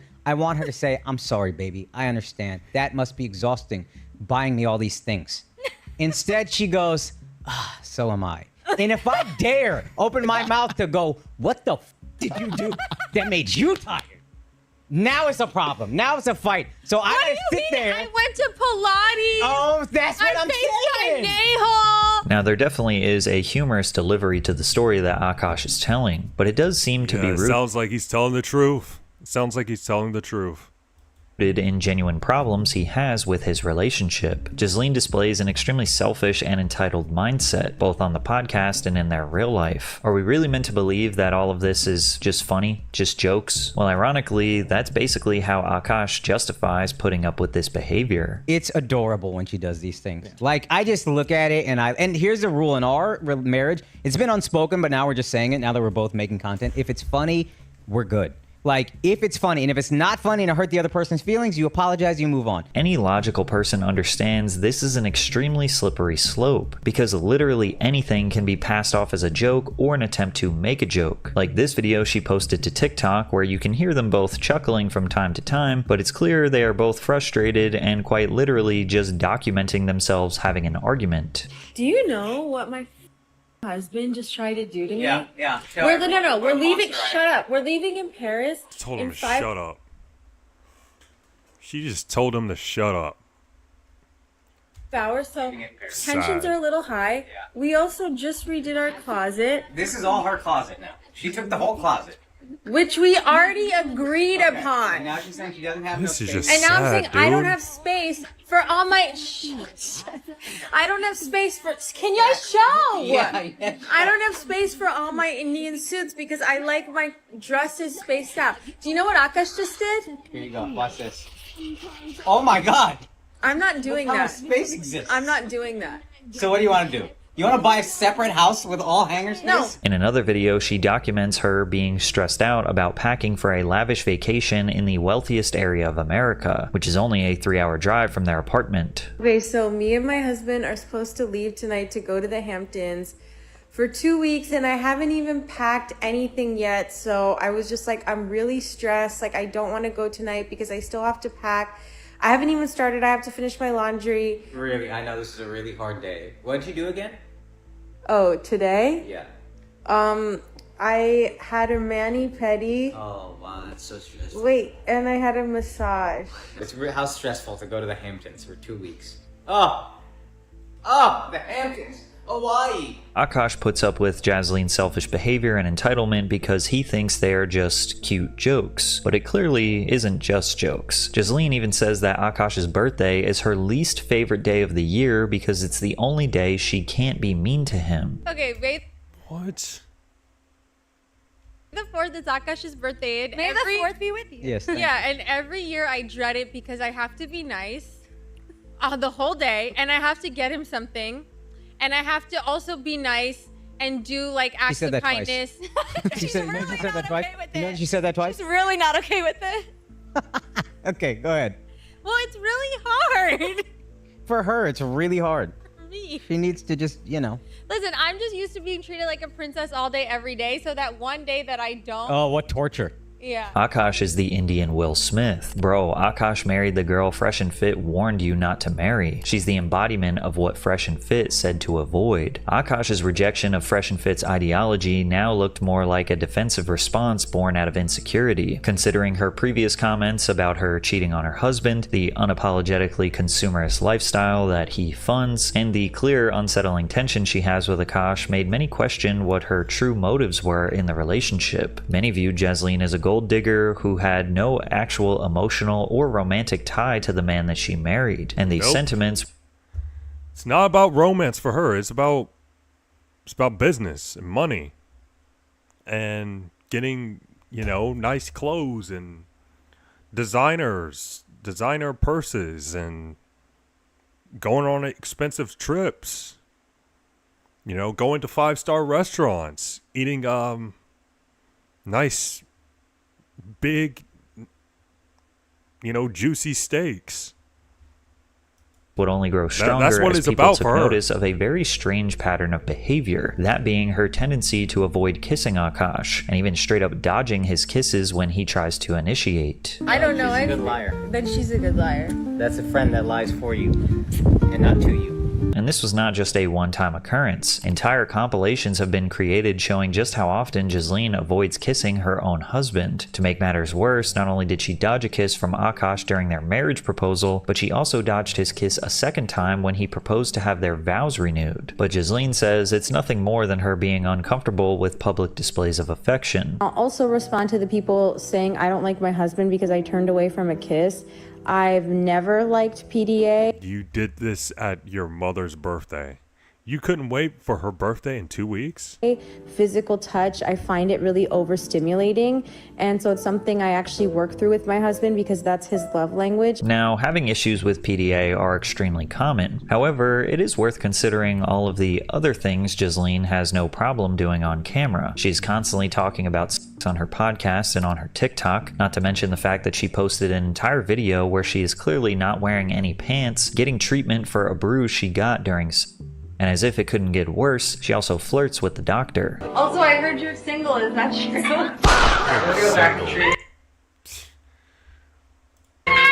So she has no problem posting herself having very graphic conversations, half-naked videos of herself, and flirting with other men, but she draws the line at giving her own husband a kiss. Just doesn't really make sense. Not only did Ghislaine look extremely shady, it now seemed like she was perfectly comfortable with lying about her relationship to make herself look better. And it turns out she wasn't just lying to her small audience, she was also lying to her own husband as well. Now, Ghislaine constantly claiming that she has main character energy is particularly interesting. This is supposed to mean that you are liberated from others' judgment and confident in yourself. But for some, saying you have main character energy is just an acceptable way to admit that you are a narcissist. And narcissists tend to lie about everything, which is why many refused to believe Ghislaine when she said that she was a virgin before meeting Akash. Akash has previously stated that he and Ghislaine were both virgins before they met. My wife also hadn't had any partner, so that helped us connect a lot more. Let me ask you this: do you believe her?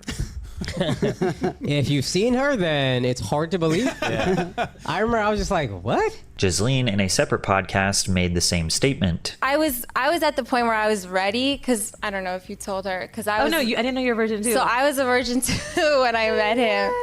However, posts made by Ghislaine herself tell a completely different story, like the one where she reminisces on the days she spent in college, passing herself around to other men. Sometimes I get so painfully nostalgic for college. So for context, I went to college from 2011 to 2016. I was popping my and living my best life in these white boy frat houses, and I had a roster of guys that I would rotate. Now, technically, she doesn't say that she had a roster of frat boys.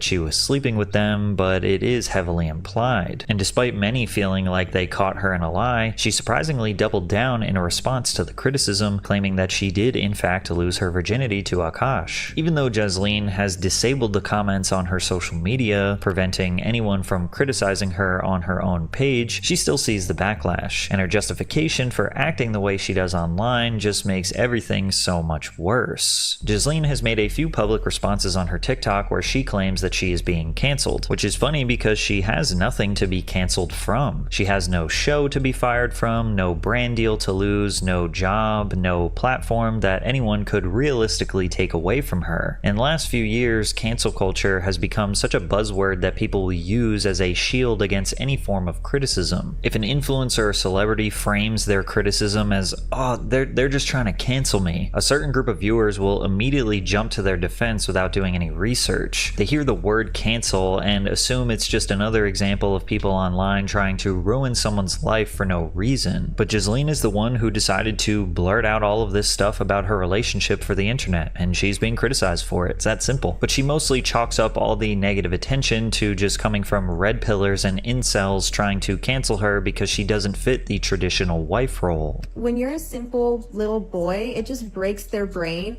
that a girl can like just be loved for simply existing. My husband loves me for simply existing. I don't have to cook or clean to justify my worth. Now, nobody is saying that she needs to cook and clean and fit some 1950s idea of a trad wife to have value. The issue is that publicly romanticizing other men, joking about cheating, and openly fantasizing about life before your husband isn't empowerment, it's disrespect. It's not about gender roles, it's about basic partnership and companionship. And her mentality and behavior influencing others is potentially harmful to relationships or even single people all around the world. Her second response came a few days later, after people had thoroughly scrubbed through her digital footprint. Ghislaine should have realized at this point that it was more than just incels coming after her, but she does make an interesting point about the criticism she was receiving. Why are you mad if me and my husband are cool with each other, if we both make jokes at each other's expense? The difference is my husband will go on stage and say, Alright, I need to take a piss. I'll be right back.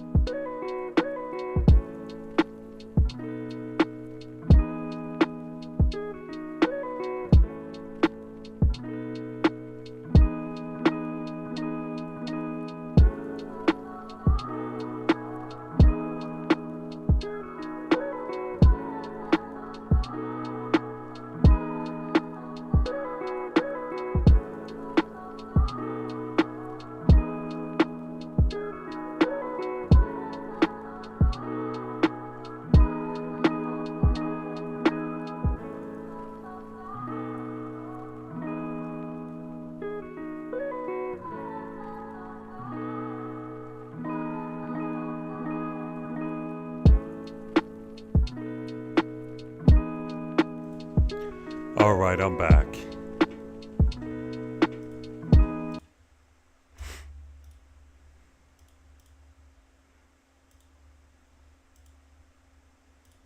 Whatever the he wants about me. No one has anything to say. It's like, oh my God, it's so funny, it's so relatable. But then I come on TikTok and I make jokes, and now you have a problem? Because I don't have a mic in my hand? Ironically, yes. If she did have a microphone in her hand, it would be way different. If she was trying to make it as a stand-up comic and her material focused around her being a gold digger or cheating on her husband, people would likely assume that she's being self-deprecating and not to take her as seriously. Because when you are on stage with a mic, people understand that it is a form of performance art that was thought about, written, practiced, and perfected over time. But she isn't selling herself as a comedian. Her podcast is branded as Unfiltered Girl Talk, which implies that Ghislaine is offering her honest thoughts and feelings while present. Not to mention that the same things she tries to pass off as jokes, she also attempts to justify as valid opinions she genuinely has. Also, her TikTok is quite literally a behind-the-scenes look at her real life and real dynamics with her husband. She is picking and choosing what should be considered as jokes and what is serious to, again, deflect criticism. This is likely the exact same thing she does to Akash in their personal relationship, which is why he doesn't even realize he is being disrespected and humiliated. Akash certainly complains about his relationship while doing stand-up. My wife, objectively gorgeous. Me, no. So that's what you gotta do. I gotta work my ass off, and then every time she starts looking at me and she starts assessing my beauty, I just throw a bag at that. Throw a bag. Chest pass! I'm telling you, ladies, if you have a good guy, do you know what he needs? A vacation. You hear it all the time. A relationship is hard work. Marriage is a job. Well, every good job gives you 2 weeks vacation. And if you have a good man, I promise you I know what his dream vacation is. Because every good guy's dream vacation is your vacation. Go somewhere. Go anywhere you want. But in a more personal setting, like a podcast for example, Akash is significantly more graceful when talking about his wife. She just says everything she's feeling at whatever moment. It's done. She just tells me when she's pissed off at me. It just all... Breezy, what's up? How's it going? All comes out. It took me a while to appreciate that because initially I'm like, why are you so combative? What's this about? God damn, stop fighting with me all the time. And then I was like, oh no, she just lets it out and she's free. All these little social niceties that we all do where we just lie. Bro took the simping crown from Will Smith. Feeling the pressure from all the backlash, Akash started interrupting his stand-up performances to talk about social media drama. Yeah, I'm watching a humiliation ritual right here. As one fan wrote, I went to the 7 p.m. show last night and it was extremely awkward. He was clearly not processing the situation well and he ended the set 20 minutes early. He spent the first 10 to 15 minutes of the set talking about the controversy, how his wife has been loyal to him, and everything she has been saying is just jokes and is fine with him. No one in the crowd knew how to take this information, and I truly believe that the majority of fans there had no idea any of this was going on. This only made him spending like 1/3 of his set on it even more awkward. He then proceeded to jokingly call his wife a whore every time he brought her up, which was just not helping. I think it ruined his whole set and the mood never recovered, which I think is why he ended early. Other fans recalled a similar experience, and they all seemed to share the sentiment that Akash was clearly rattled by the ordeal and his performance was suffering. Alright, I'm back. This was only my second stand-up show ever, so I didn't know what to expect too much. It lasted like, okay, I'm not reading all that. As a result. One fan even claimed that he asked beforehand if the crowd had heard about the drama and was relieved to find out most of them hadn't. Someone else recorded a recent performance Akash did in which he tries to explain why he thinks his wife isn't what the internet says she is. These narratives, people calling your wife a gold digger and a whore, all these other things, it's a shame. So I'm going to tell one story that I have never even told her, honestly. My wife and I met in 2014. I was not making much money. I was getting $25 a night doing stand-up. I was on MTV shows that paid dog shit money. But then in 2018, I went flat broke. 34 years old, I probably made $4,000 that entire year. And we couldn't even afford the living room we lived in New York City. Me and her sleeping on a hardwood floor. I'm 34 years old. She's 25 years old. I'm looking at this girl like, man, you could go be with an Indian who's a doctor. I have nothing to give her. It's just a light jacket. It's like October. We have nothing. So I hand her the jacket, and then she said, what's this for? I said, you can use that as a pillow.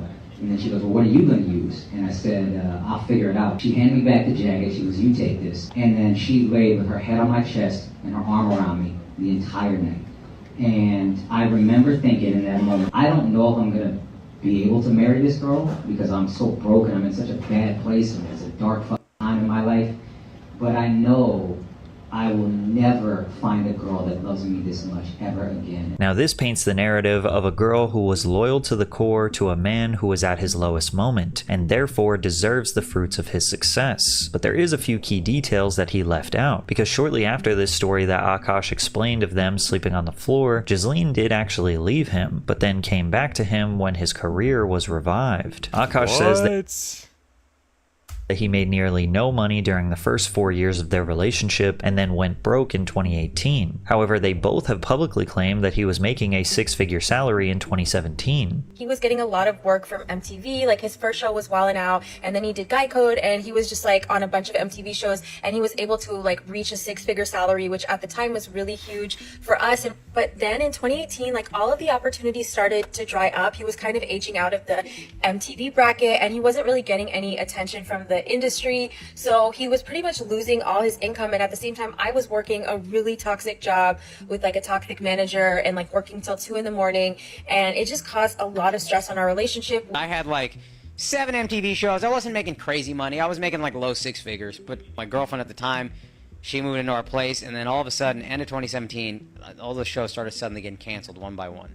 So I went from making like a low 6 figures, nothing crazy, but 6 figures in 2017 to 2018, probably making like $4,000 for the whole year. I'm not even exaggerating. Jasleen actually did end up dumping Akash during this dark time, sparked by what she claims was a fight between her and Akash's mother. Then the two eventually got back together months later, and conveniently enough, Akash's Flagrant podcast was just starting to blow up and was making $10,000 a month in Patreon revenue. Akash and Jasleen finally decided to sit down and address all of the backlash on the Flagrant podcast. Andrew and the guys created this trial where they pretended to investigate Jasleen and ask her all of the tough questions that the internet is demanding answers to. What's funny is that everyone seems to be enjoying this besides Akash. He is easily the least animated one throughout the pod, and he just looks tired and exhausted, or what other words I can say? Just not depressed, but just he just looks miserable here. Seems like he just wants to get this thing over with. Now, the two didn't say anything that we haven't heard before. Jasleen basically chalks everything up to being just a joke or exaggerated because most people don't contextualize her background and upbringing. Have you ever heard of the repressed Catholic schoolgirl? Never. I was, you know. Okay. So I was. His Catholic school was in his living room. Imagine how repressed he was. I was a repressed Indian girl that I didn't even watch Jersey Shore in high school because I felt it to be too inappropriate. So when I got to college, I'm like, oh my God, I can dress however I want. I can do whatever I want. You can have a roster of frat boys. But what does a roster mean? So it didn't actually translate to a roster. It just meant like 2 guys I was talking to and flirting with at the same time. That's it. That's all. Yeah. And when you say hooking up, I think people when think you I meant... mean I just meant making out. Again, like everything I say is so amplified and hyperbolic because it's so like incongruous to who I actually am as a person. Right. So you're saying you're a big old prude. Yeah, literally. Throughout the episode, Akash is kind of bullying and teasing her constantly as if this is to prove that they do it to each other and it's not just a one-sided thing, even though on podcasts before this, he is typically more graceful towards her and is not just outright calling her a bitch. Yeah. She's actually made a non-cooking ass. God, you can make that? Schema. This, really? This useless. You can't say this with all due respect, please. You gotta say with all due respect. Well, I guess it's your wife. What's on the internet was right about everything. No. Golding a woman. Yeah. Okay, so you can make all these things. Yeah. One of the more interesting moments was when the two discussed her bringing up and being so persistent about having an with her co-host's husband. And again, she said it was just a joke, but in the middle of that, she remained firm in her stance that she was a virgin, and even Andrew was surprised. So if she had a body count, I would have been like, hey, cut the. But Yeah. because she doesn't, and I know how like innocent she actually is. Oh, you it's are a virgin? absurd That's to me. that's Yeah. real? I was You a were a virgin virgin? until I met him. Yeah. Really? Yeah. Oh, okay. Yeah. All right, good to know. Yeah. And if she wasn't, that body count thing, I'd have been like, what are we doing here? Right. Because I would have been insecure about it. But I can be, not that I'm so secure, but with that joke, I'm like so secure. Oh, I because know. absolutely would feel insecure. And I think Yeah. stupidly, I was like, oh, it's all of us. It's not like Yeah, talking. that is stupid. Yeah. But the 87,000 dislikes on the video says that the viewers were not exactly 87,000 dislikes. That's tough. believing whatever they were saying. Are they trying to convince us or themselves? Akash still believes her body count is 1. At this point, someone needs to interview one of those frat boys. The fake laughing is almost corporate level. That being said, it seems like Akash genuinely believes his wife is out of his league. He said publicly that she is far more attractive than any woman he thought he could ever get. When you feel lucky just to be with someone, you start letting things slide that would normally hurt you. You convince yourself the jokes don't mean anything, the disrespect isn't real, and the public humiliation is just content. Ghislaine behaves like someone who assumes she'll be forgiven no matter what, so she has no reason to self-reflect on her behavior because her husband doesn't push back. You can only see where this will lead. Eventually, Akash won't be able to supply her demands. The vacations aren't enough. The house isn't big enough. The clothes aren't expensive enough. The bedroom activities aren't enough. And that stuff is hard enough to deal with privately. Now he has to run the risk of her expressing all of these frustrations publicly on her TikTok and podcast. It seems that Ghislaine is a product of a generation that confuses on-screen dysfunctionality with personality, treating toxic characters as an aesthetic role model with main character energy. Like, the closest character to me is probably Maddie from Euphoria. Maddie from Euphoria is a character best known for her engagement in toxic relationships and selfish personality, oftentimes emotionally harming other people to get what she wants. So it's interesting that Ghislaine says she can only act as Maddie because she can only act like herself. Ghislaine does not see Maddie as a problematic teenage girl. She sees her as a diva and an icon, and resonates with her as a result. If someone has a problem with her behavior, then they're just an incel, or a red pillar, or a misogynist. But if the pushback comes from someone that she loves, like her friend or her husband, then, oh, it's just jokes. It kind of reminds me of what's called the narcissist's prayer. That didn't happen, and if it did, it wasn't that bad. And if it was, that's not a big deal. And if it is, that's not my fault. And if it was, I didn't mean it. And if I did, you deserved it. During their initial podcast appearance, Fresh and Fit discussed the concept of men having leverage in their relationships. And while their opinions were a lot more skewed to men having the financial and emotional power over their partner, the core idea underneath it is much simpler: respect. Any normal person understands that a relationship is supposed to be 50-50, which doesn't have to mean equal income. It means equal effort, equal care, equal consideration. But in this marriage, Ghislaine holds all the emotional power because Akash fears she will just leave him for someone else. And the truth is, she could. She could get someone more successful, more handsome, and he will deal with all of her shortcomings. At some point, Akash will have to draw a line, and only then will he truly figure out if his wife is just joking or not. I can only hope that this type of love never finds any of you. This relationship dynamic is eerily similar to Will Smith and Jada Pinkett Smith, who put all of their extremely nonsensical and strange ways of justifying their broken marriage on full display. But if you want to hear more about that, check out this video. For a long time. Brutal, man. Brutal. That's all I have to say. Alright, it's 8:41.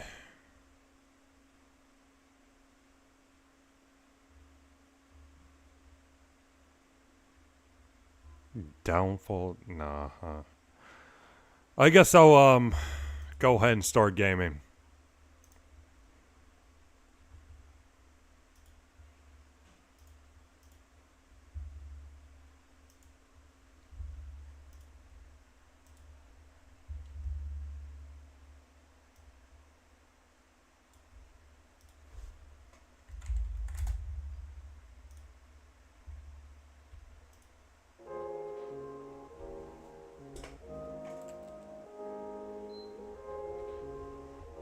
You know, I downloaded a couple of games that might be fun to play on stream. You know, so I won't have to constantly play the same old games, you know? Even though those games are pretty fun.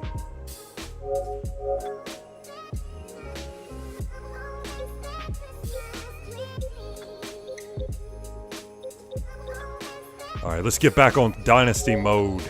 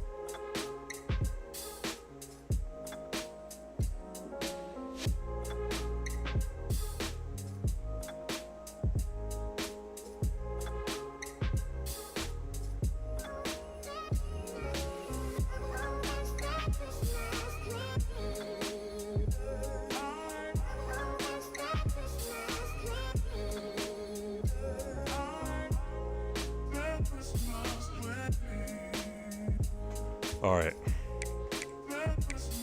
Okay, so yesterday I was, well, actually, what happened yesterday, I went all the way to the semifinals in the playoffs. Had a phenomenal first season as the Gamecocks head coach. Had a phenomenal season. Exceeded all expectations. Now, let's see if we can sign more guys. Or recruit some more guys.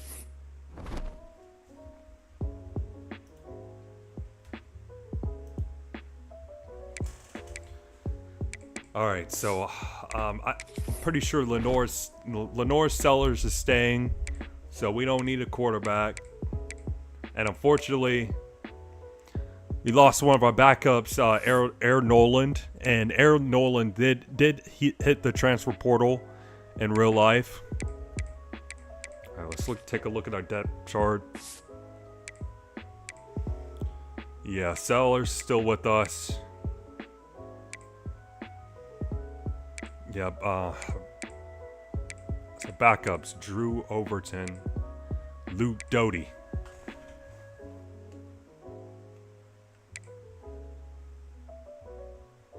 Running back.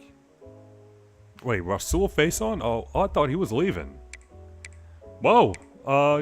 Rasul's still with us. Okay, that's great. That's great.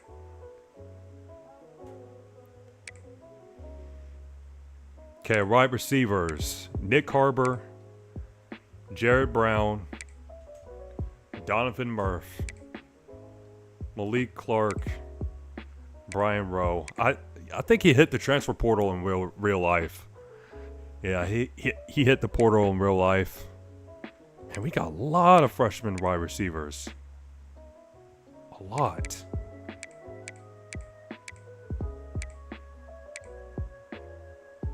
Okay, we still have Brady Hunt. I mean, the tight end is solid, I guess. Like, it's alright.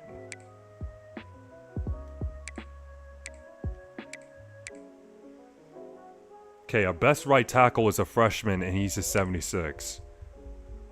Left guard, 82. Center's a 75. Dude, we may need to focus on the O-line. Because our O-line's, it's actually kind of mid, if ratings-wise. Okay, we got Dylan Stewart staying. Demon Clowney. Desmond Amazulu. Defensive tackle. We did recruit some defensive tackles.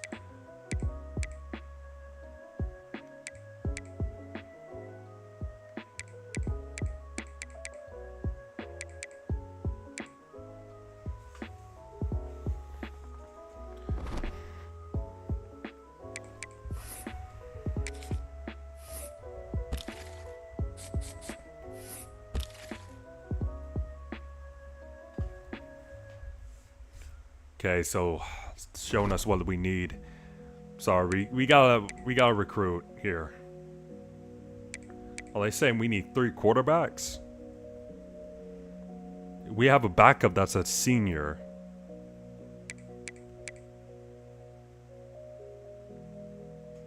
We need like 4 running backs. Faison's a senior. 3 wide receivers. 1 tight end. Brady Hunt's a freshman. Yeah, we gotta work on that O-line, man. Yeah, it's not looking great.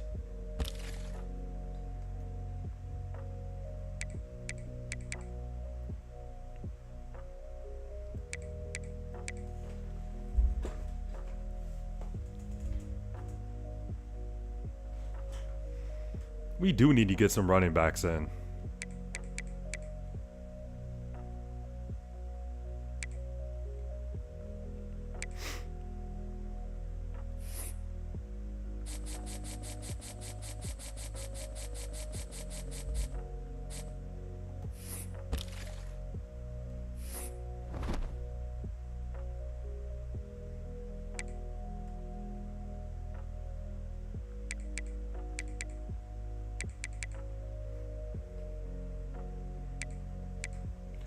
Alright, so Cam Coleman, he is available.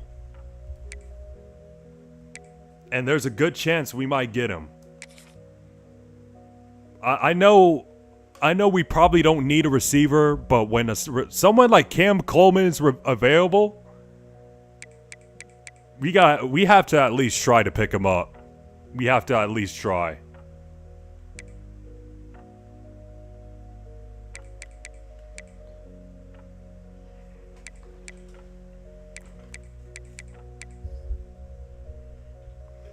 And let's get an alternative if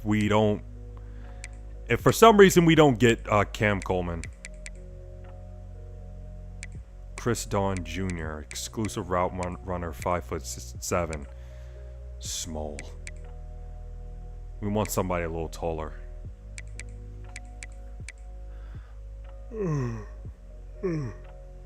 Terrell Crosby Jr.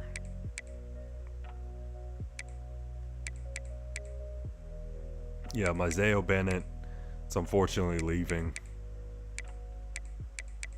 Yeah, we're not gonna get him back. Man, I want like a taller wide receiver. I like tall wide receivers. I'm not gonna lie. There's nothing wrong with having a shorter receiver, because you do need them for the slot position. You probably need them to play in the slot.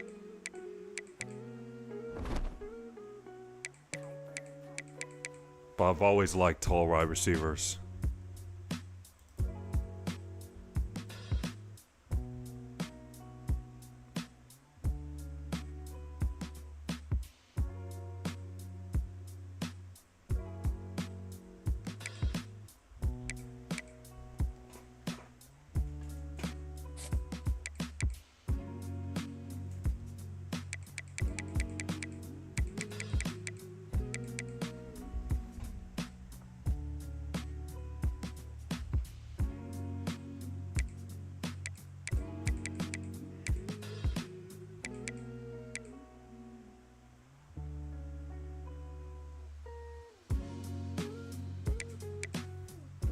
Dylan Edwards. I know Modric recommended Jonah. What's his name? Jonah Coleman. I don't think we'll be able to get him. He's not available.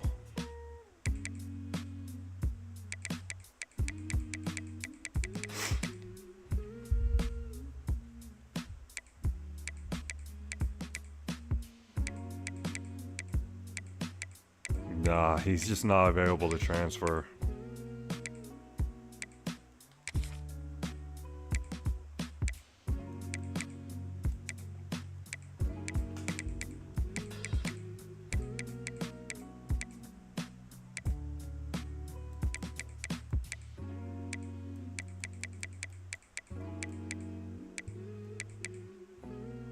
Jalen Dupree.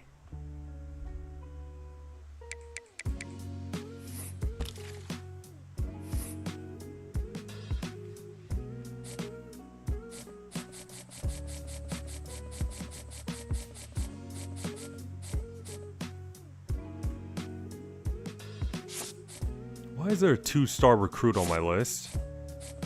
Hey, get him out of here.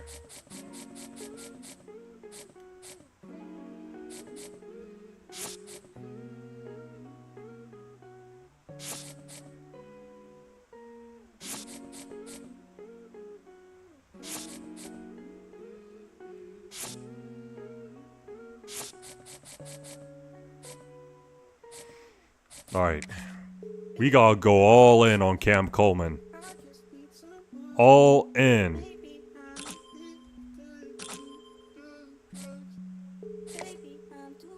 We gotta try hard to get this dude.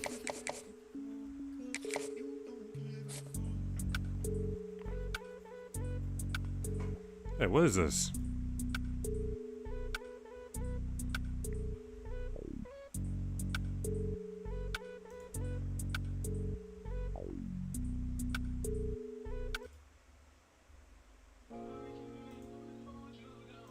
Alright, when was the last?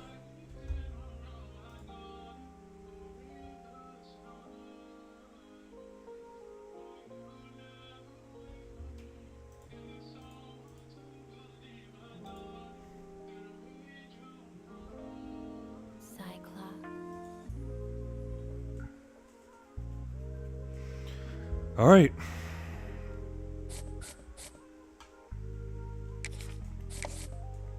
All right, Dylan Edwards. Ooh, he is fast. Oh my goodness. 95 speed, 98 acceleration, 94 change of direction, 90 juke move, 90 spin move. Oh, what? Oh man. Okay. Yeah, I don't care. I want him.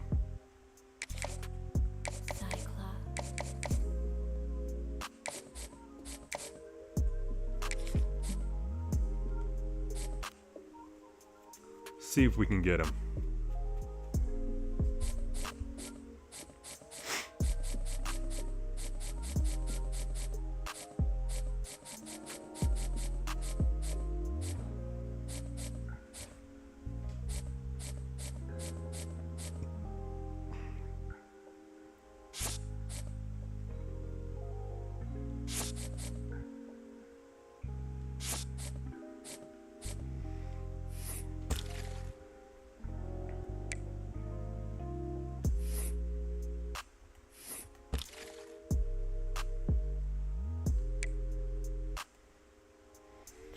Okay, we need like 3 quarterbacks apparently, so why not?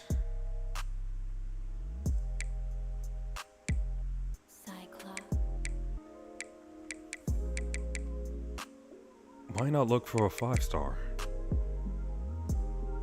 Nah, we're not gonna get him.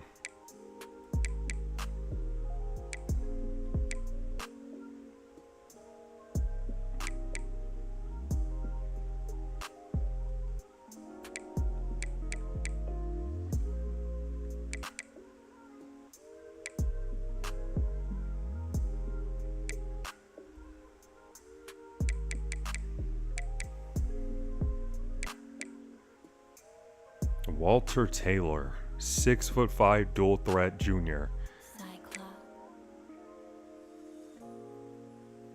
Evan Bullock, Cole Williver, Brad Jackson, Demond Williams Jr. Yeah, I think that's a starter from Washington. Yeah, you're not gonna start, buddy.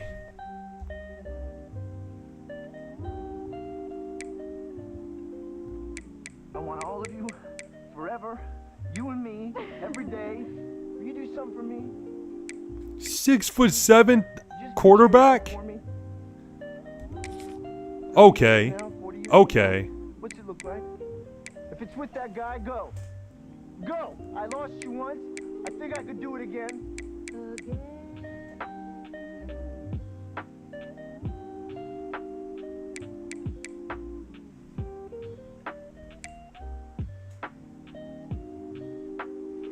Dorian Fleming.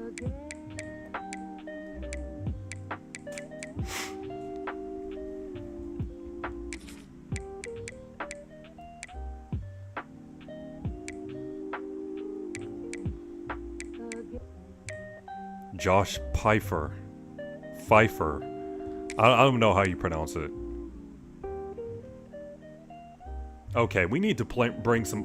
We need some offensive linemen.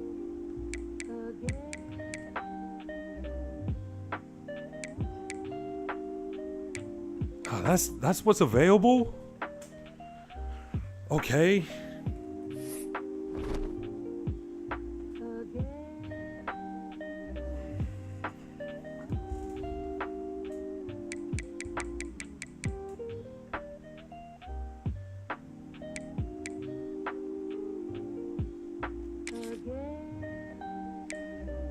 This is kind of... I mean, it's alright, I guess. It's nothing amazing at the center position. This dude's like a freshman. Yeah, it's nothing crazy. Okay, what about the guard position? Okay, you got a dude from Coastal Carolina. Oh, he's from Greenville. Okay, cool. Julius Tate. Right guard from Coastal Carolina. We might be able to get him. Brendan Black. Transfer junior. Right guard. Jaheim Buchanan. Left guard.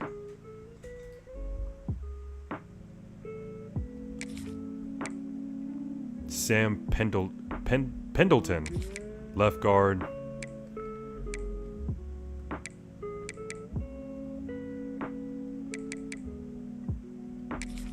Brendan Best, left guard. Try to bring him in. Okay, what about tackle? Left tackle. Jameson Riggs. Chastain Brown, freshman. 6'8", 265. Okay. From Florida State. 4-star right tackle Teague Anderson. Okay. We'll put him on the list. Okay, why not look at the cornerback position? I know we brought some guys in cornerback, but let's just take a look. See what we got. All right, Jalen Braxton. Corner.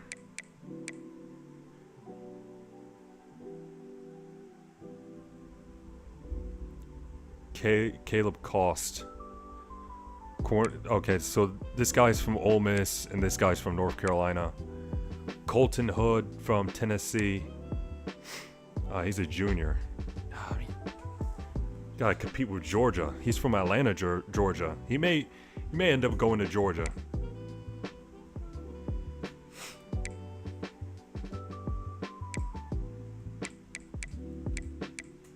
I mean, cornerback isn't really a priority, but... Ooh, a 6'5" corner. DJ Pickett. Ooh, I want to at least try to get him in. See if we can get him.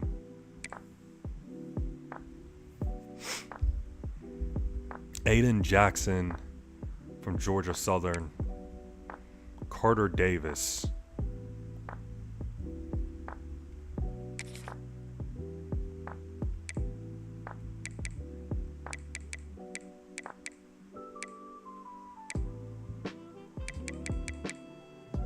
I think we recruited a safety. Caleb Harris.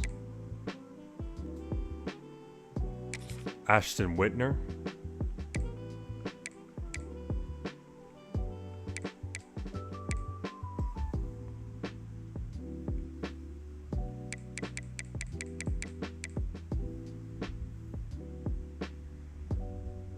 LJ McCray. Right edge rusher.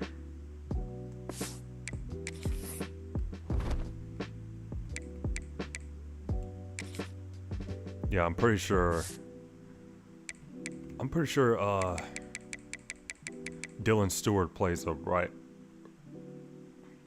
edge position. No, he's left.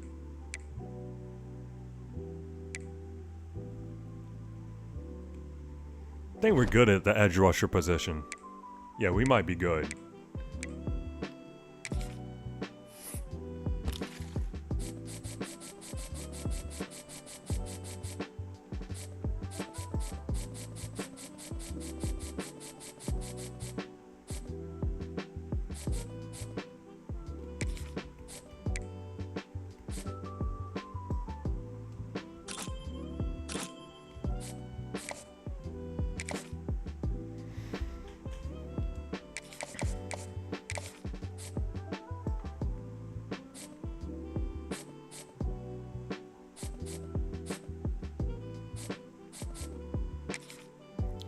Alright, he already has us in our top 5.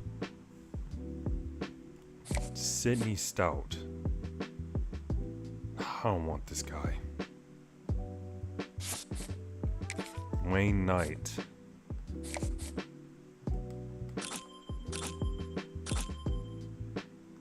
Okay, he's got solid stats.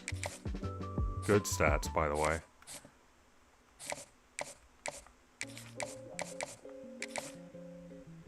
Can't guarantee you playtime. Oh, you know what? Hold on, I'm about to do something. Hang on. I'm gonna move to full cam for this. I forgot to do this. I should have done this before the stream started. You know, I don't know if I told y'all or whoever's watching this. Yeah, probably nobody right now, but I did download some new games.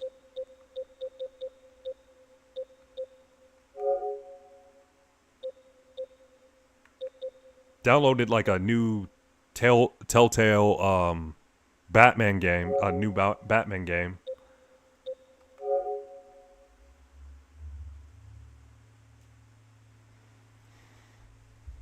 I might play that on stream at some point. Got all the episodes too. All of them.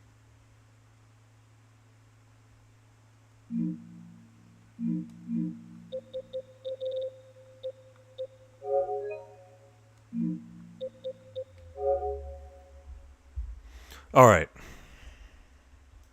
And I will play with more soon.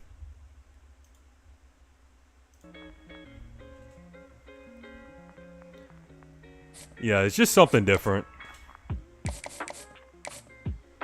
Okay, I already did that for Cam Coleman.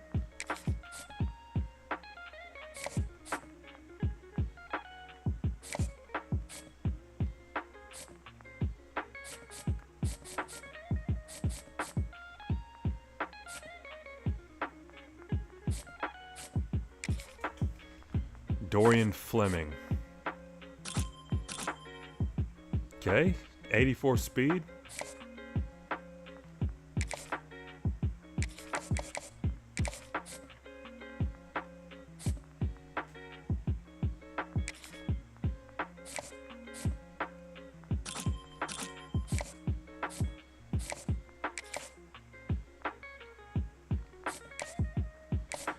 Okay, now I need to focus on the offensive line.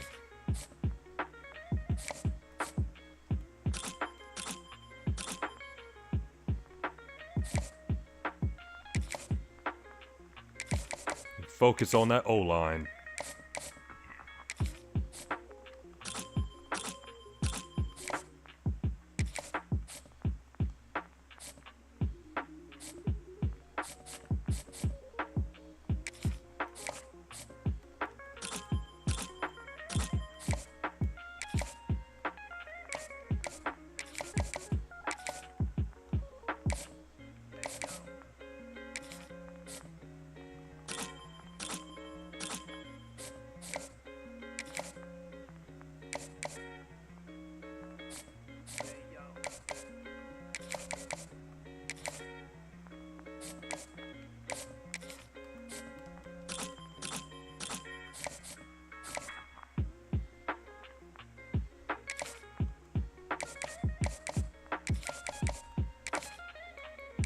Okay, I'm running out of hours.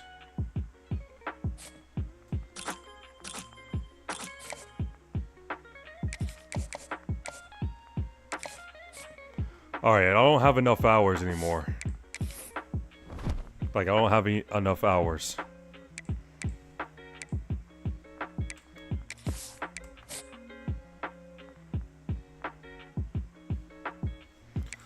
Let's see what happens.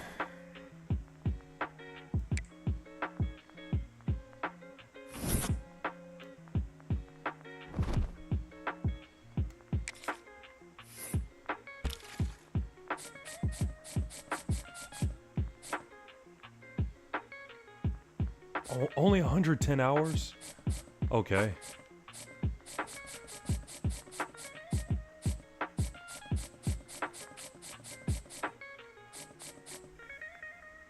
Oh, I forgot about him. Kenny Odom. Oh well.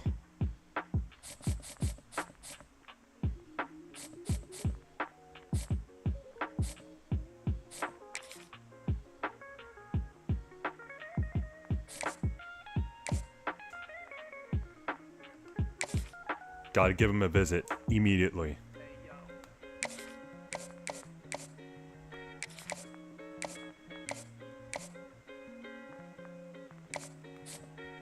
Has us in our top 5, so we don't need to send the house anymore. Now we can hard sell.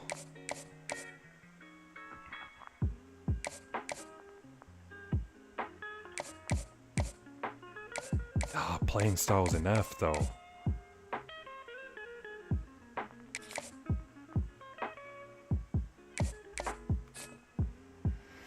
I don't know if we can get him, but we'll try.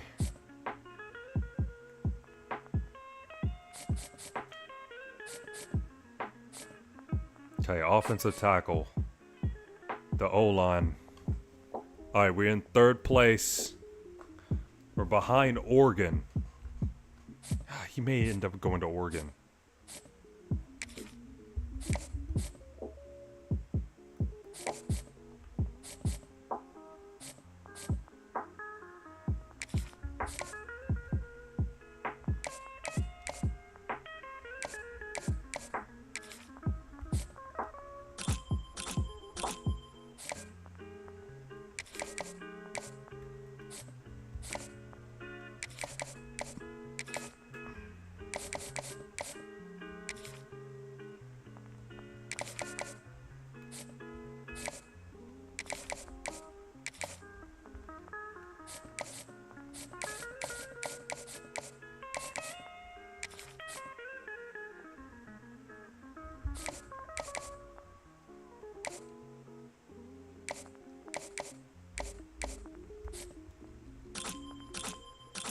He's got good stats. We don't have enough hours. I mean, it won't be a big deal if we don't get him because we got like two recruits coming in anyways.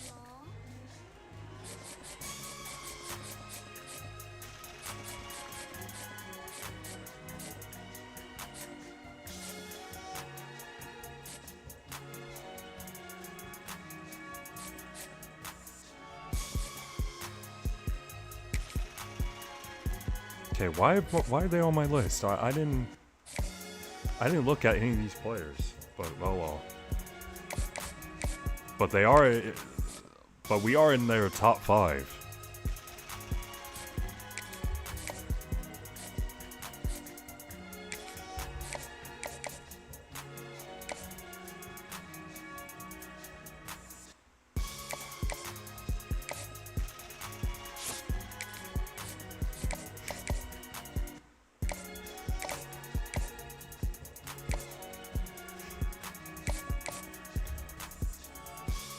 I don't know why they want to play for our program so bad, even though we already have a starting quarterback. We're just looking for a backup to replace Aaron Noland.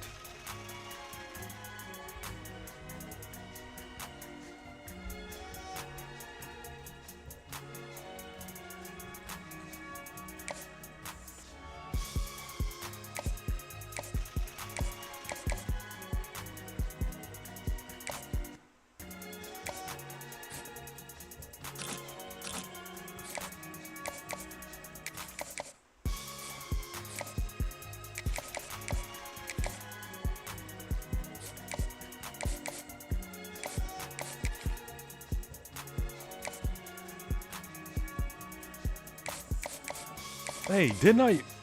Wait, what? Didn't I recruit Edwards?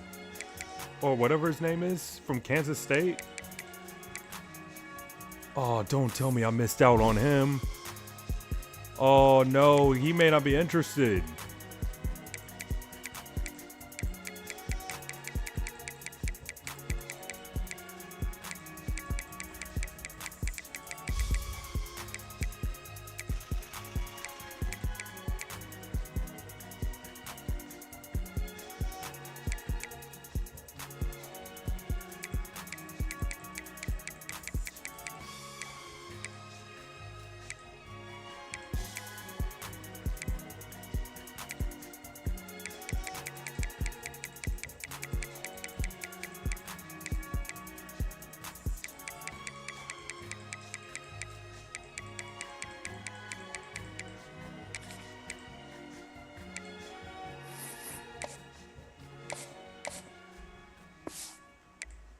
I gotta do something here. I think there's some settings where it automatically just puts a list of prospects and yeah, I need to get rid of that. October 21st, 1975.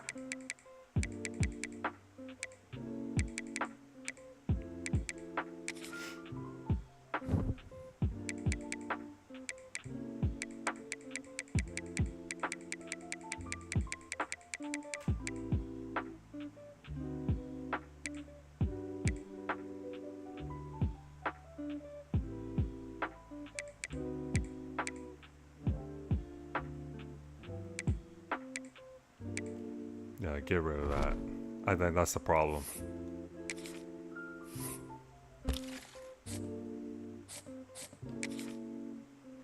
Oh, now he might go back to Kansas State.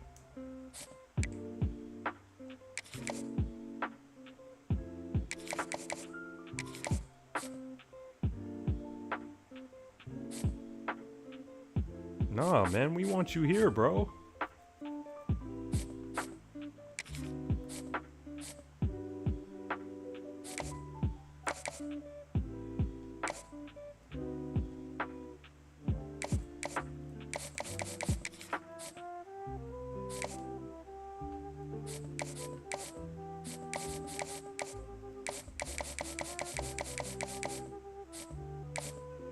Alright, for Cam Coleman, we already scheduled a visit.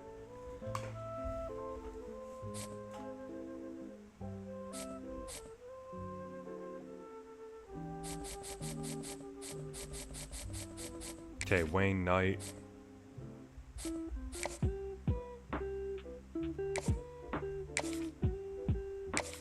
Schedule a visit for you.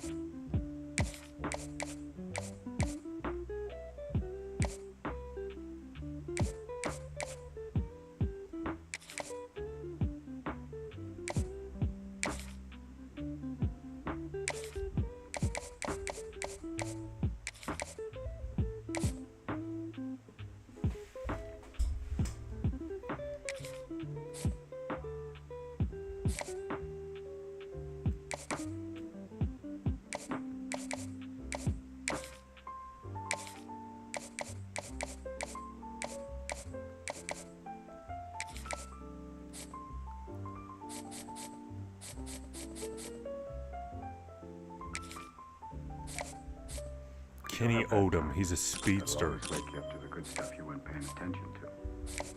And you don't regret meeting your wife. Why? Because the pain I feel now? Oh, I got regrets, Will, but I don't regret a single day I spent with her.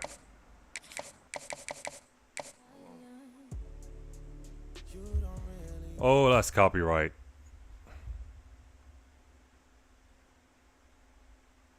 Hang on.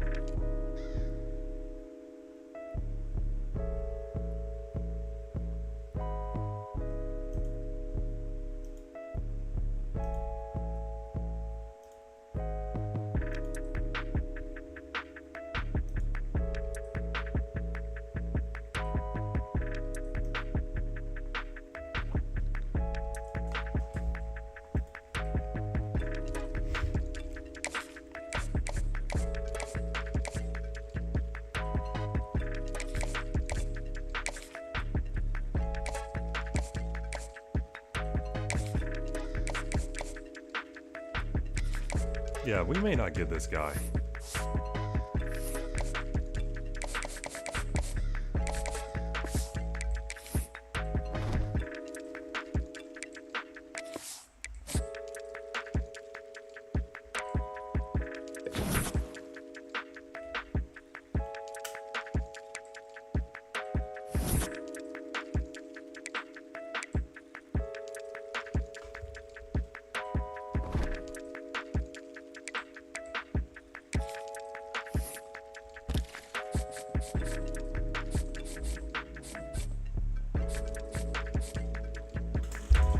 Okay, Cam Coleman's it's week 2, so Cam Coleman's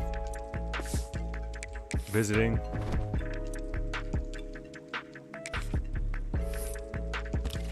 Oh, he already visited.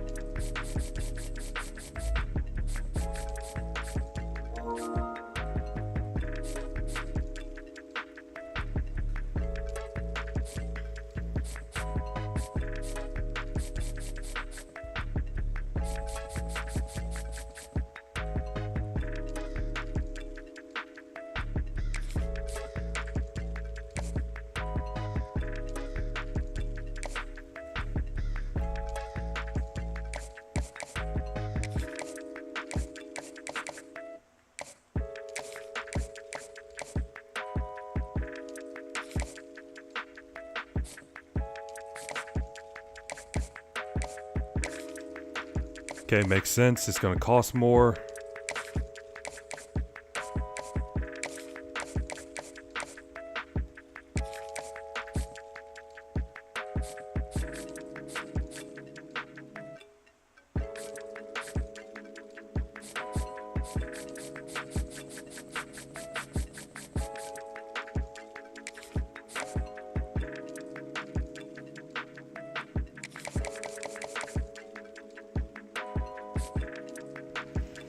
Oh man, I hope we get Cam Coleman, dude.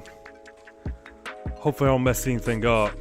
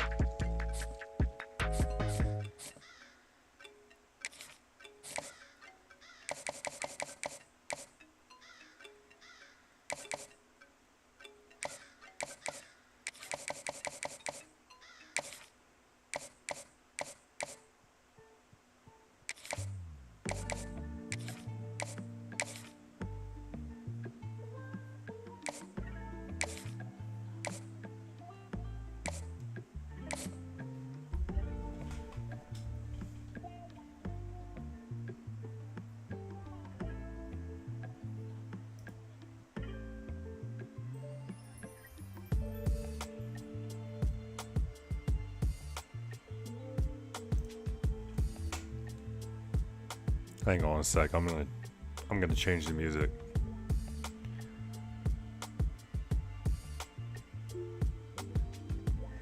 I know this recruiting thing is it's not the most entertaining thing to watch, but I'm just trying to improve my team. That's all I'm doing.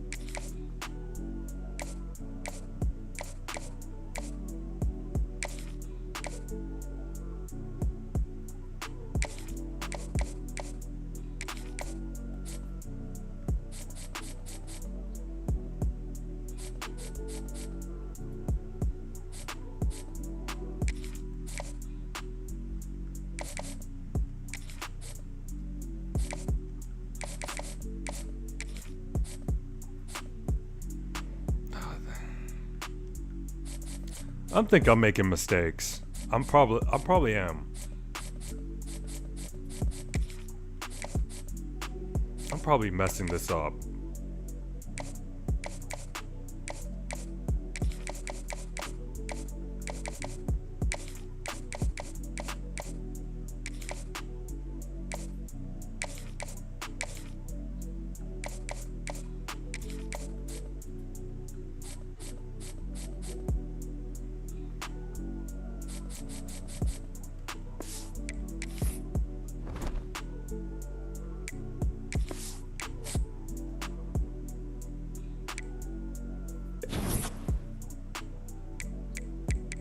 Imagine if I don't get any of these guys. Like, I'm not trying to sound negative, but still.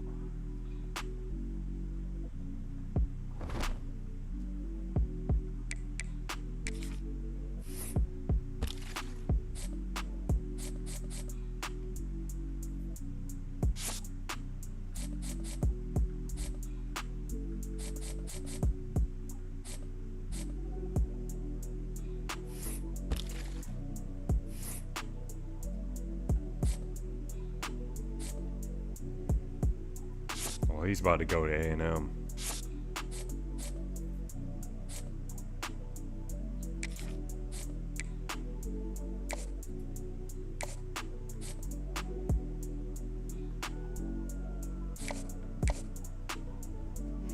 I don't know what to do in that situation. I just don't know what to do.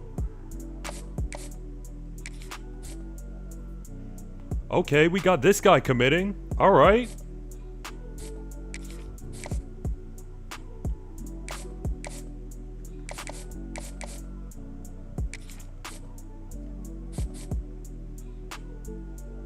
Well, fortunately, we're not getting that guy.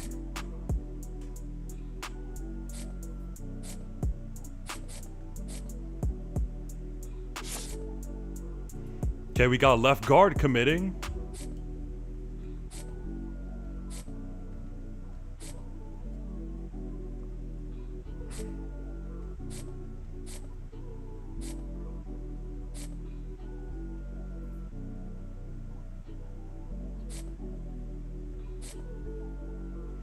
Yeah, he's about to go to Bama.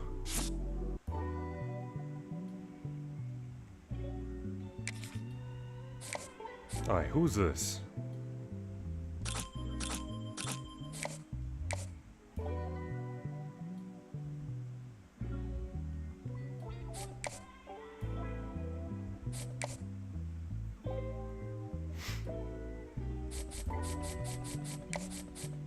It's probably too late now to bring in extra players.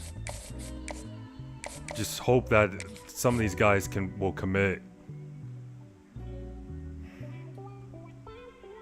Dude, I probably messed up on Cam Coleman, trying to get Cam Coleman, dude. Oh, man.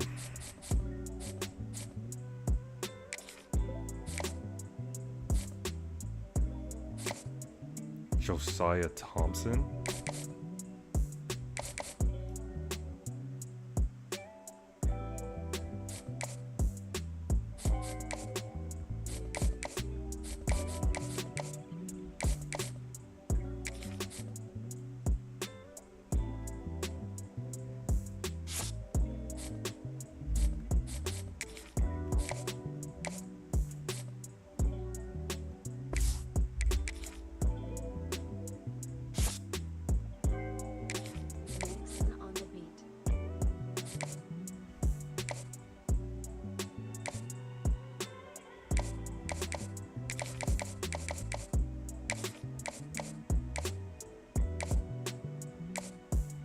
Probably pointless to do, but gotta at least try. We're probably just gonna get a bunch of offensive tackles. Well, I mean, we technically need them, but still. Dude, what? So he's just gonna enter the transfer portal and then come back to, or go back to Kansas State.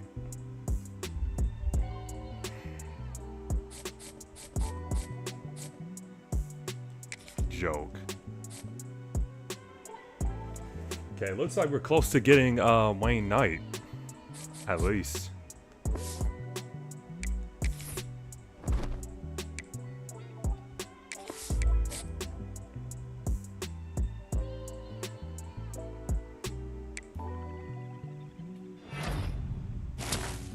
Okay, we got Wayne Knight. Sam Piddleton. Jameson Briggs. Another quarterback.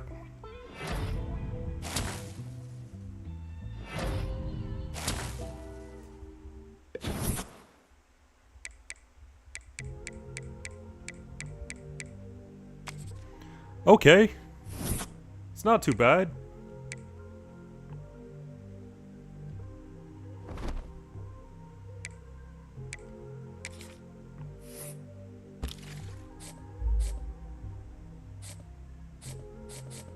And he just goes back to Kansas State. All right.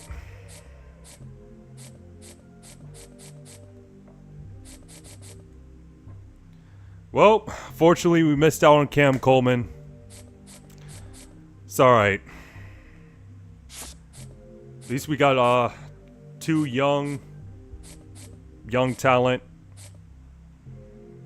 that may become better than Cam Coleman one day. But we'll see. Oh, no tight end. Missed out on the tight end.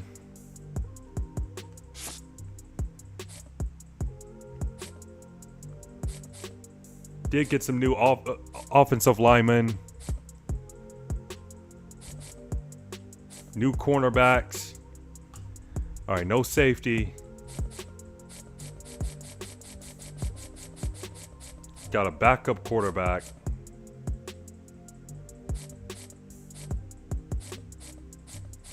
Got Wayne Knight. Hopefully, all of our signings will work out. Hopefully.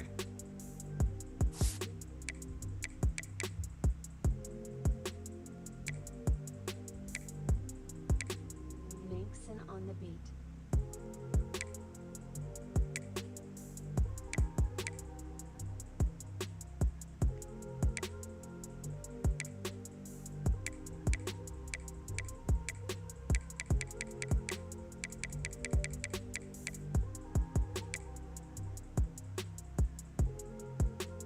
Wait, that's our only tight end. And we couldn't get one. Okay, maybe I should have worked on getting a tight end. Oh my goodness.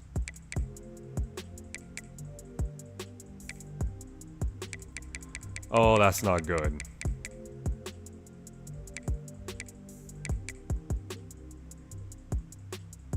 Got Wayne Knight.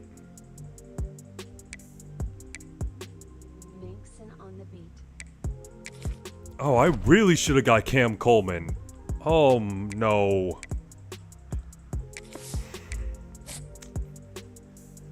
I'm messing up with this recruiting thing, man.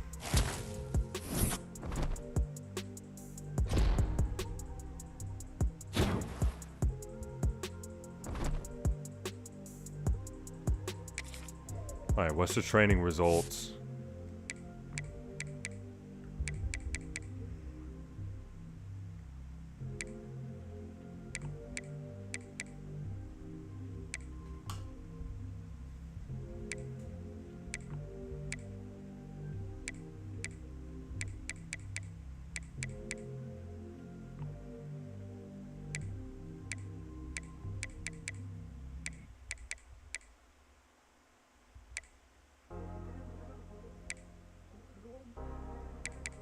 I can't believe we didn't get a tight end. Oh my goodness, that's really bad.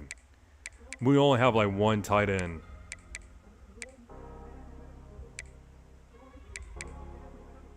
That is horrible. We need more depth at some positions. And there's nothing we can do about it now. It's poor management, poor.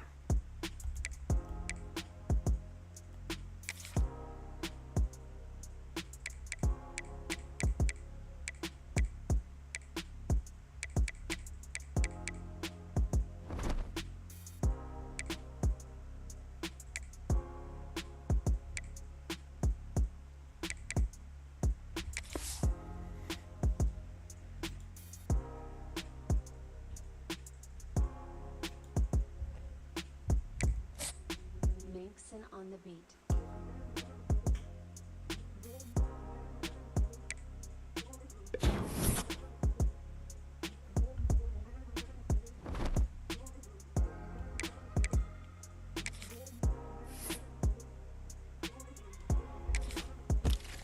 Alright. Alright, we need some tight ends. We need some tight ends. Oh my goodness. Like, we need them bad.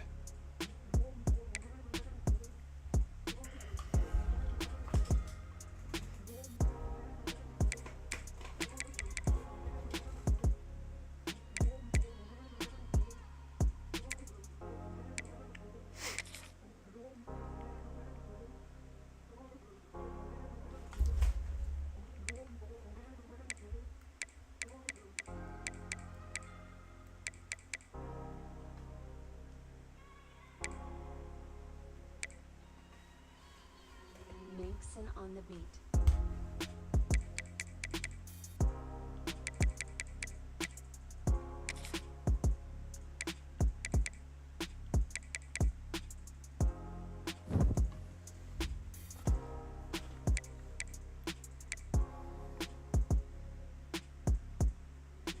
Nixon on the beat.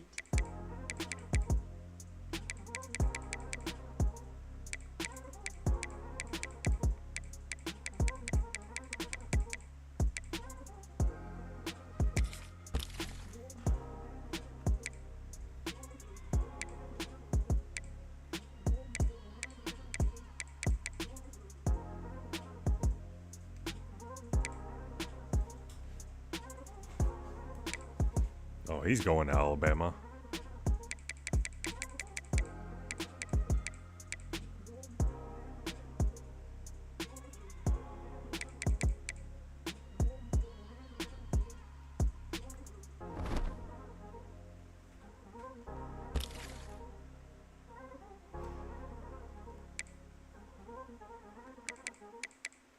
Alright, so we desperately need some tight ends for next season.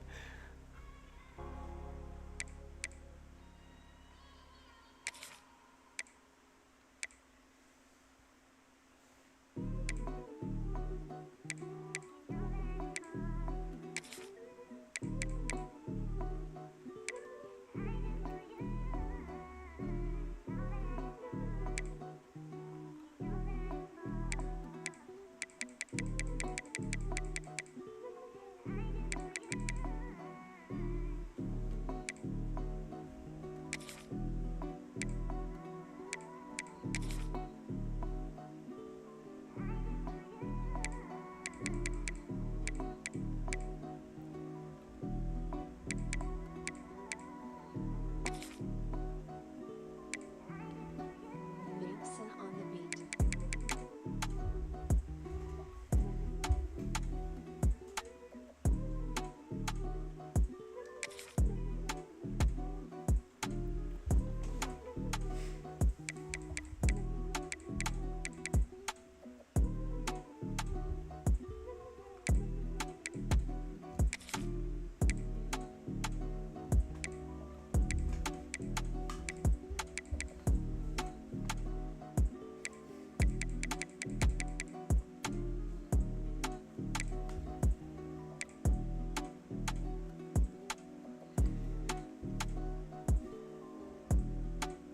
Nixon on the beat.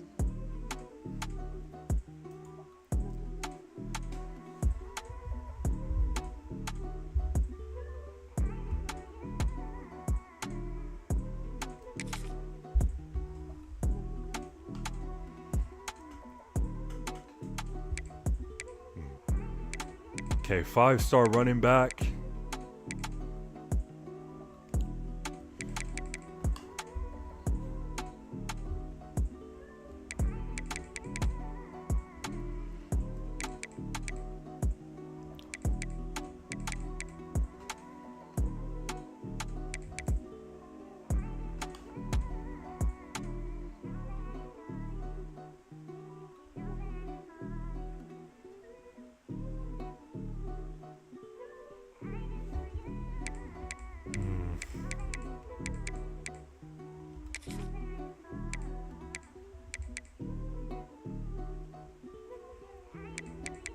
Nixon on the beat.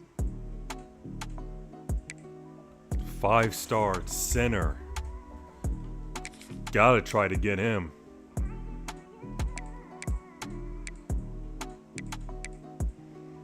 We should be able to get at least a few. Like a few 5-star recruits.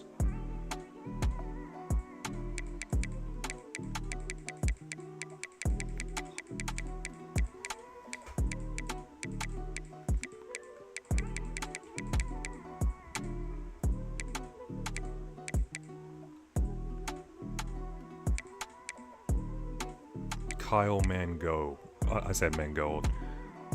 I said Mango. Mangold. JJ Edmond. That might be a tough one to get because he might pick Georgia over us. But there's nothing wrong with trying.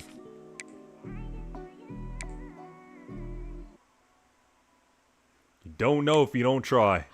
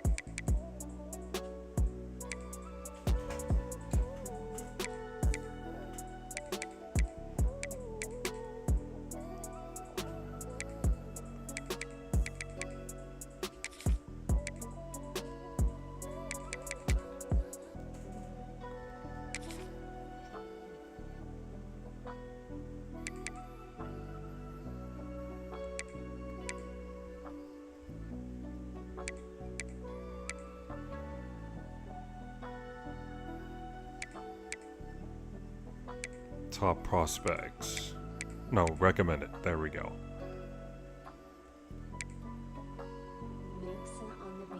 Box specialist, huh? Box specialist, huh?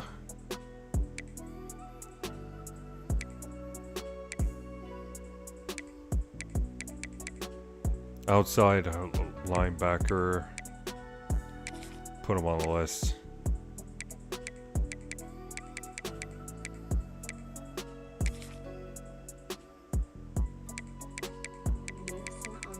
Alright, free safety.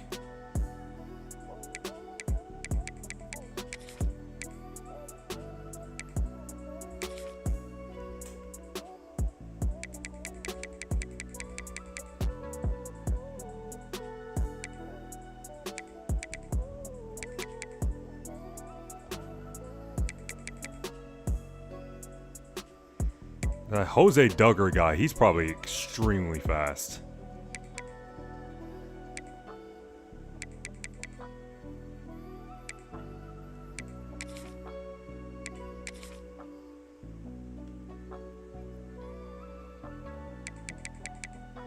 Offensive guard.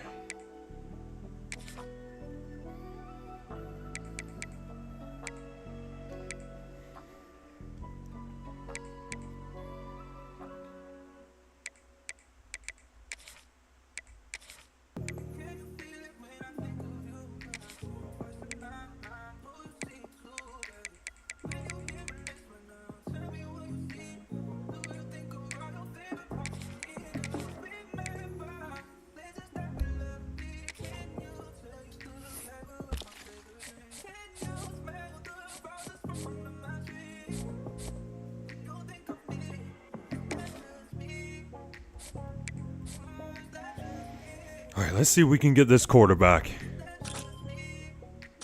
Ah, mid stats. Mid. Guess we'll be a solid backup, okay, I guess.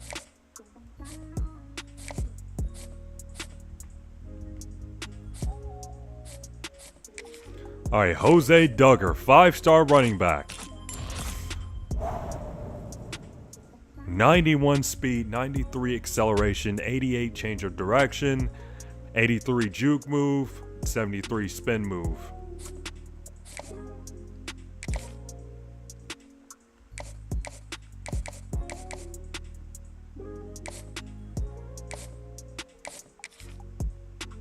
Terrence Emerson.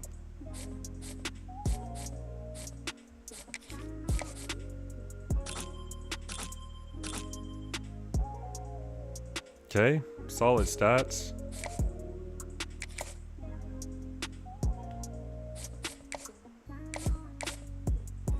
Five-star Dante Shore. Speedster. 92 speed, 94 acceleration.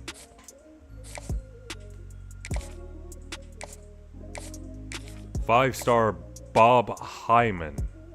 6'6", 201 pounds. Okay, a big boy. Or a tall guy. A receiver.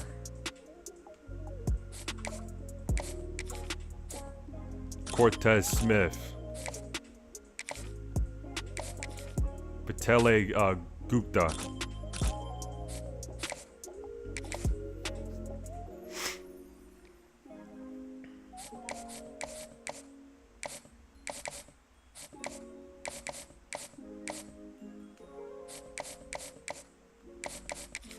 Dion Gastineau.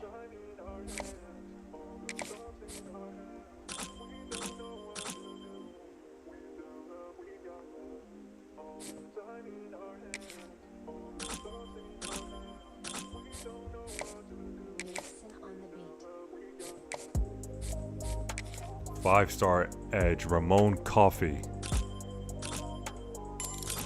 Ooh, he's a gem!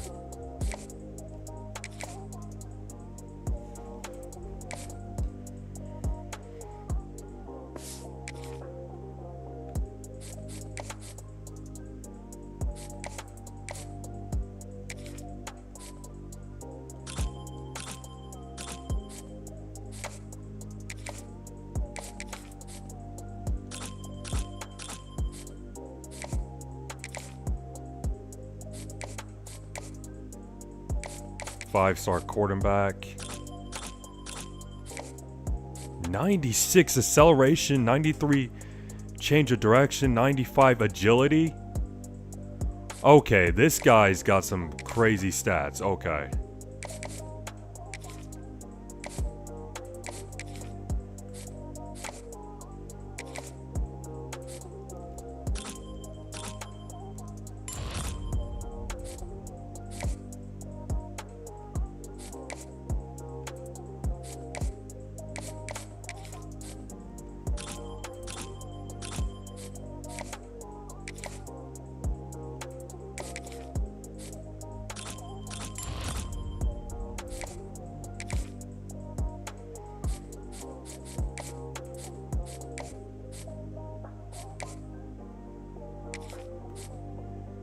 Yeah, we already scouted him.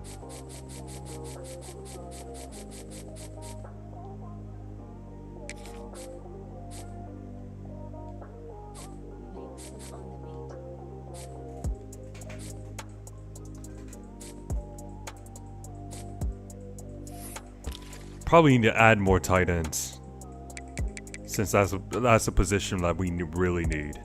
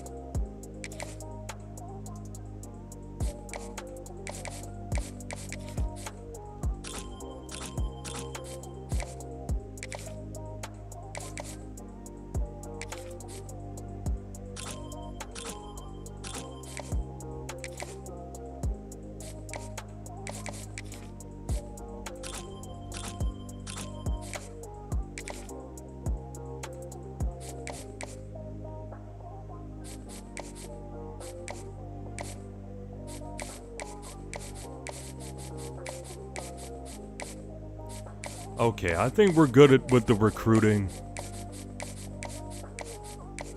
Maybe put a few more on the list.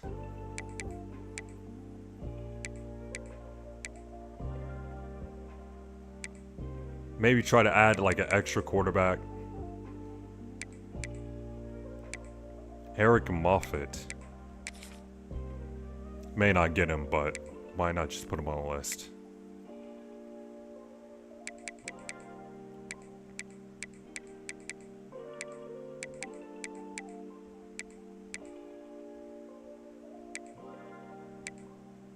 Mason on the beat.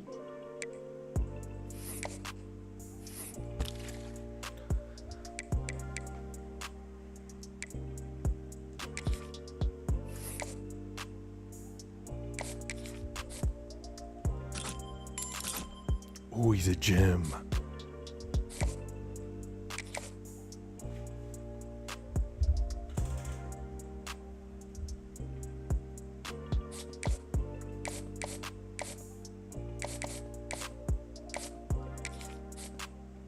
Mason on the beat.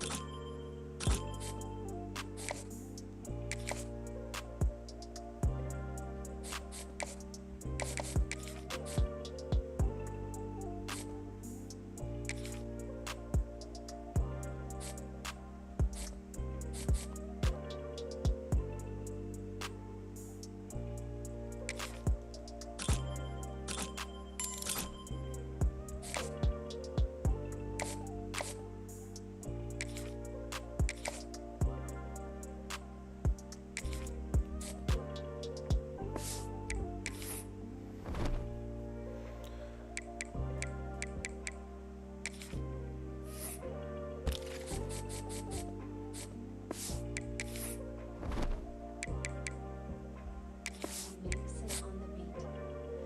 Alright, Simhead. See what the results. Let's look at the results.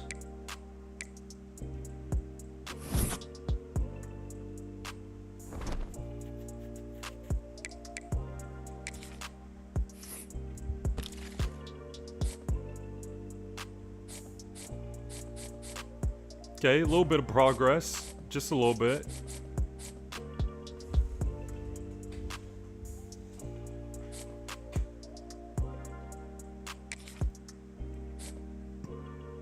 He has Clemson #1 on his list.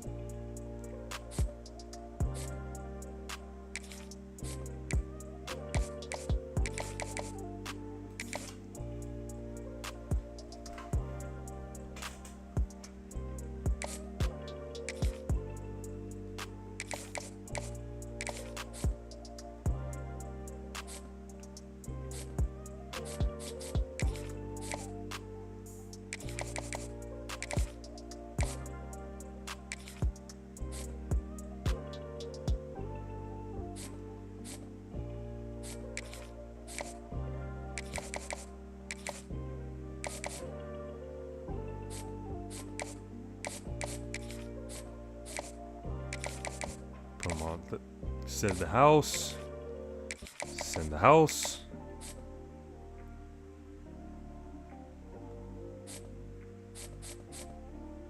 Probably wasted some time, but it's whatever.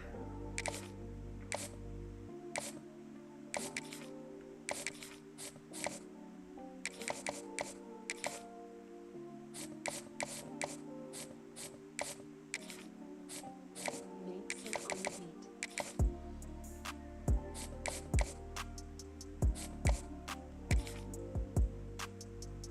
Oh, he has his first.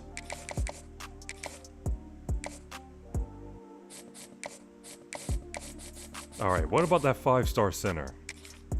Okay, he has his third. Behind Florida and Miami.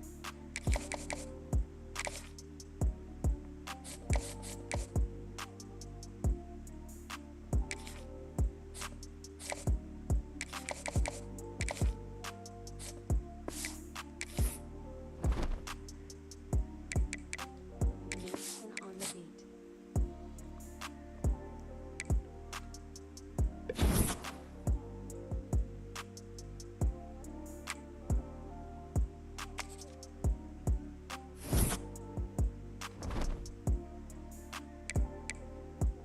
All right, this is our first game.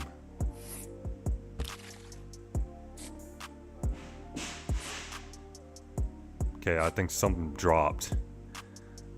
In the kitchen. Hopefully nothing broke. Nothing break. If you know what I'm talking about. Mason on the beat.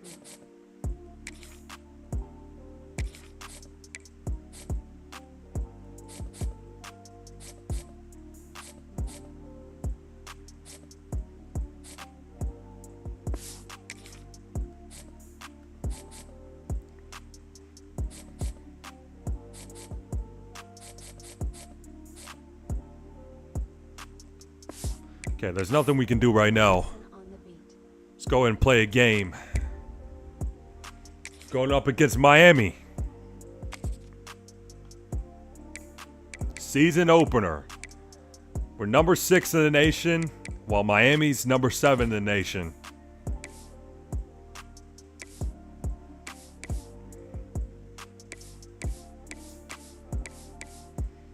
Let's go with the all Garnett look. First game of the season.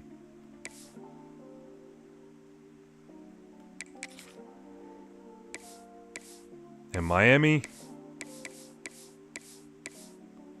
Give Miami the all white.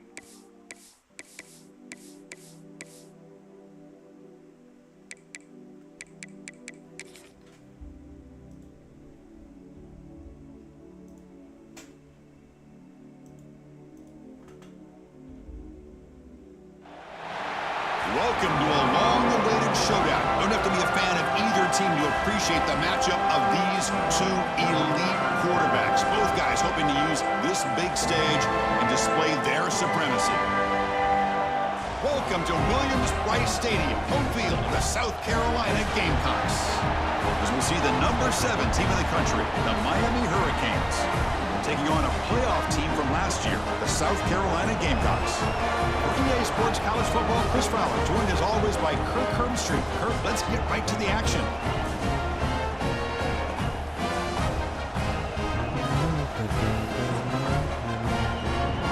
Go Hawks.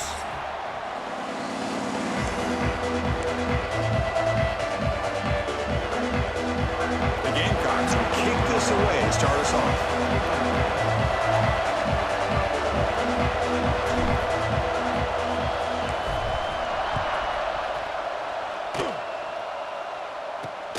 Turner trying to create good field position. Excellent work by the coverage team. He's brought down after just a short return. The Hurricanes offense going to get. That's who we were supposed to get. Cam Coleman. We were supposed to get that guy.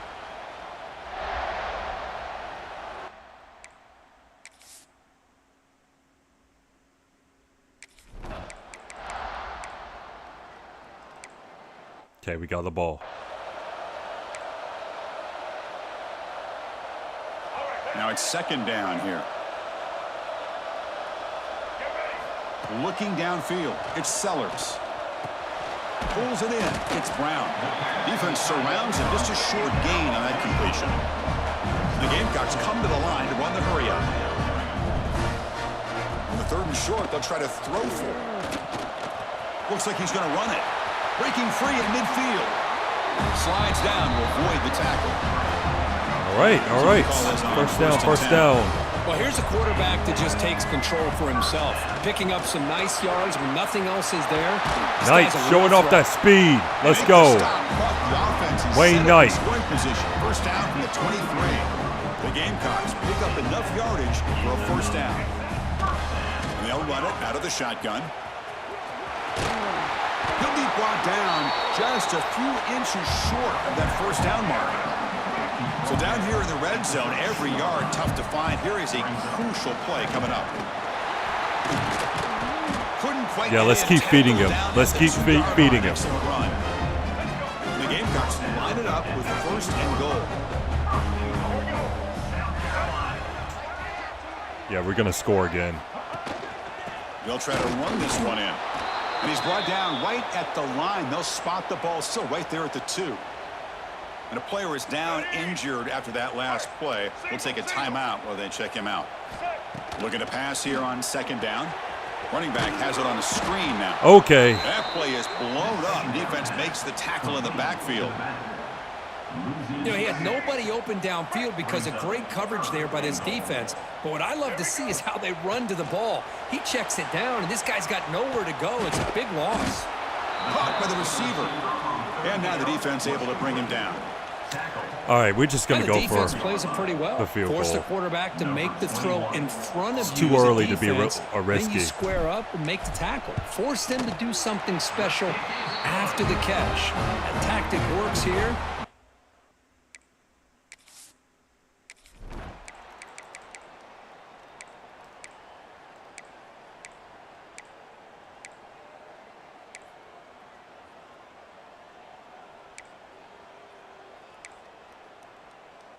Okay, looks like they brought the score.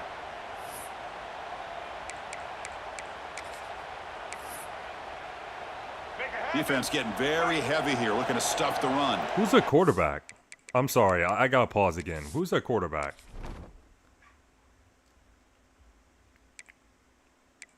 I just want to know.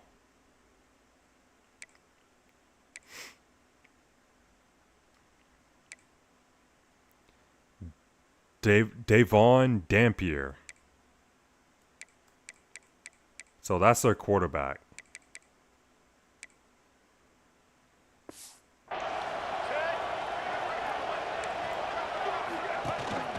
First and goal, they'll try to run it in. Oh, how did we miss that tackle? Touchdown, Hurricanes. And Miami I scored. know the back's going to get a lot of attention for this touchdown, but I was focused on the offensive line. You had 5 guys working as one. Great communication, able to get up to that second level and open things up nicely to allow the back into the end zone. Kick goes through, so it's 7-3.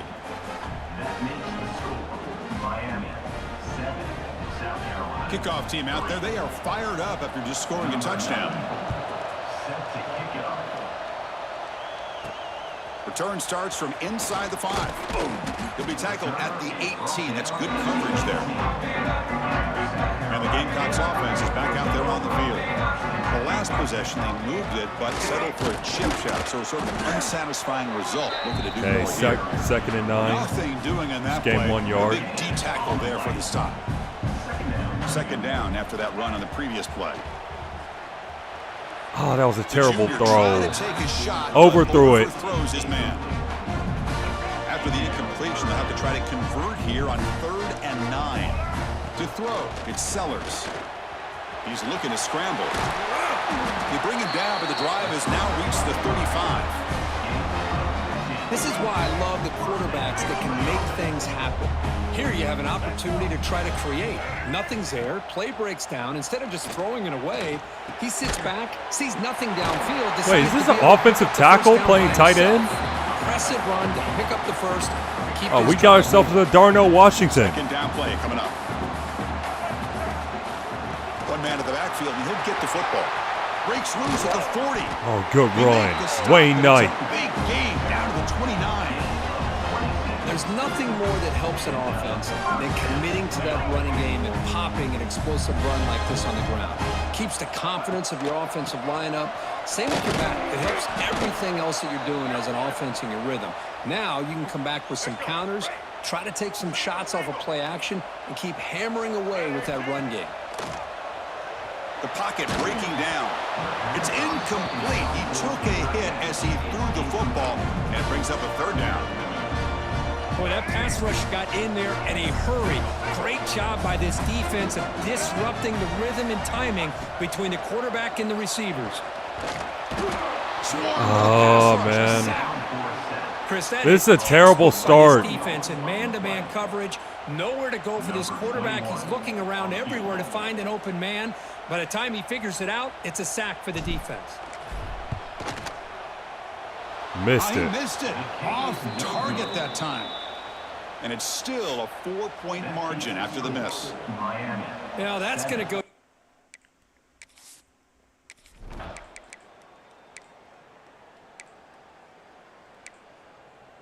They scored.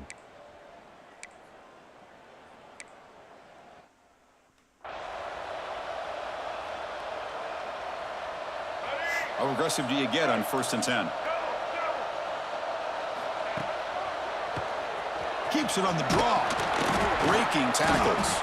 And he's tackled just short of the midfield line at the 49. They'll crank up the tempo here on 2nd down. The time is running out. Looking to pass. It's Sellers. That's going to be incomplete. Oh, he dropped it? No flag. Brings up 3rd down. Looking to pick up the 1st down through the air. He's hit as he throws it. And it's incomplete again. 4th down coming up. Man, on your own side We of the look field, you're terrible playing a right now. risky game here, 3rd and short. Your goal should just be keep this drive alive the best way you can sometimes is just hand the ball off to your running back and have him get behind that offensive line and go to work. Curious to see what they do now here on this 4th and short.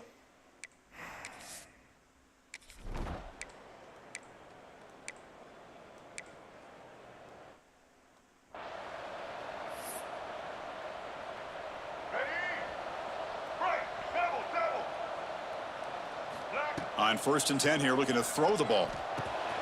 It's a short completion. Okay, there we go. Tight end. Ooh. Breaks loose at the 45. He just made 2 people bump into each other. Gainer to the 47. What a pitch and catch by the quarterback and receiver for a big gain for this offense. 1st down and 10 now. From the shotgun now, here's an inside give. The junior able to bring him down quickly. Hey, listen, you don't always have to have big plays to be successful. It's a nice, solid gain here. Keeps you on schedule, and you get ready Nick for that Harbour. Makes the catch downfield. Finally. Touchdown, Gamecocks. He broke away, and they couldn't catch him. This guy can do it. We've seen him running unconventional plays downfield. He catches a football. He is so dangerous after the catch. This one leads him into the end zone for this 6 points.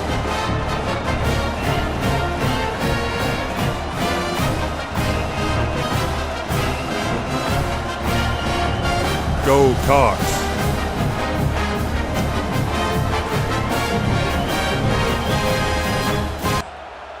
All right, we finally scored. Kicking team out for the PAT try. PAT up and good. They get a little bit closer.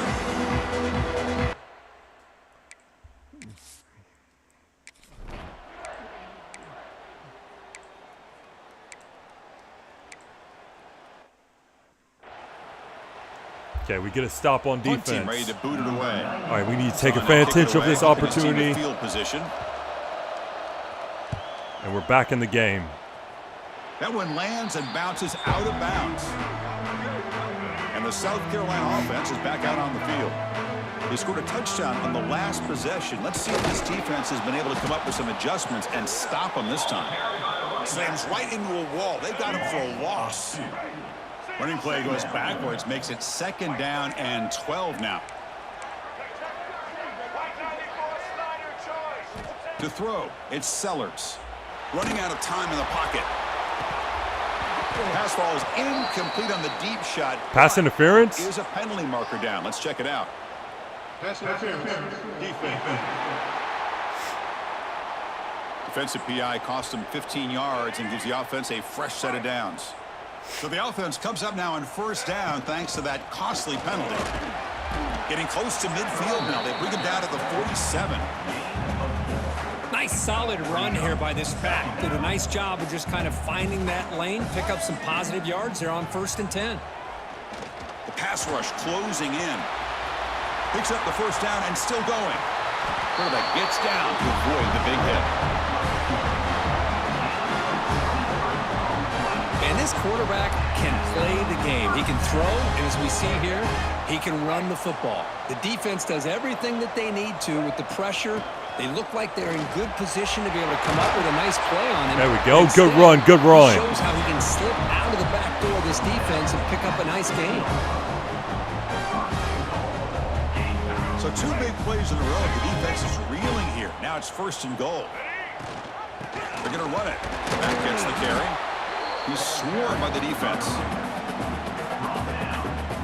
All right, it's 2nd down and goal now for this offense.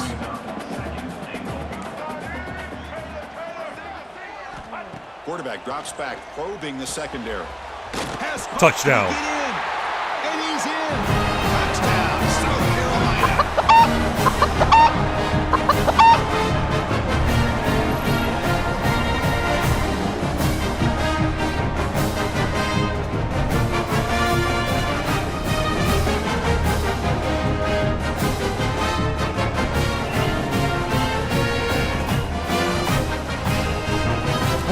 I think I recruited that guy. Extra point try coming out. PAT is up and good, so we're tied up here in the third quarter.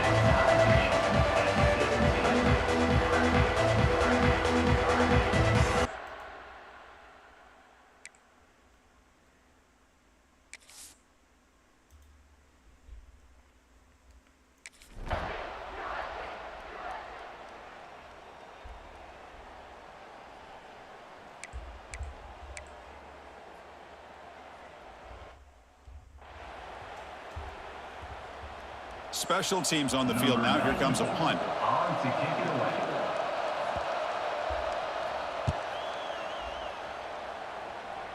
Fair catch. And the return man decides to signal fair catch. And they'll start the drive here from the 23-yard line. From the shotgun, here's an inside give. Okay, and second and 9. After just a short pickup. Gain a couple in the yards. era that we live in right now, everybody wants to spread the field around, try to create space, try to create one-on-one matchups, and the defense is countered over the years by trying to play out wide. But here's a great example. The defense has the ability to play wide, but still be solid at the line of scrimmage and not give up big run plays. First down and 10. Dropping back, it's Sellers. Off target with the throw, incomplete. So second and 10 there as they try to stay out of third and long here in this tie game in the third quarter. Looking to scramble.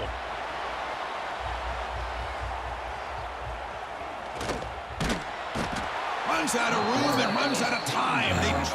I should have threw it away. Offense coming to the line. They might have a chance for a couple more plays before we reach the end of the quarter.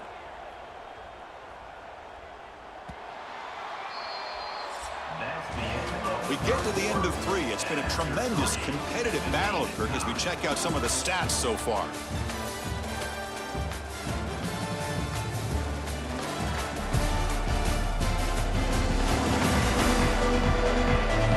And let's see how this one unfolds in the final quarter, set to get underway. A big play here after the break. Offense trying to convert here on third down. They snap it. Quarterback looking to throw the ball.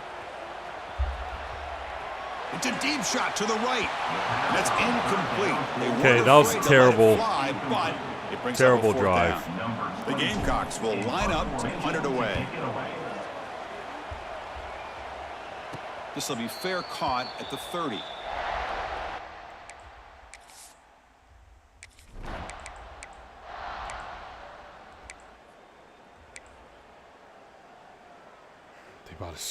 They're going to score. They're about to score.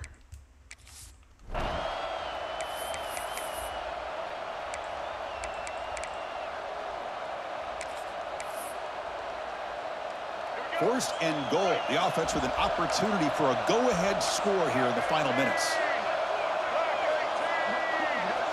From the shotgun, drops back, looking for an open man.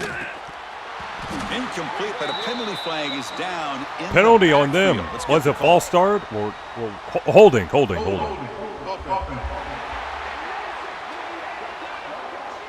Obviously, the defense will decline that penalty on the offense and take the result of that play.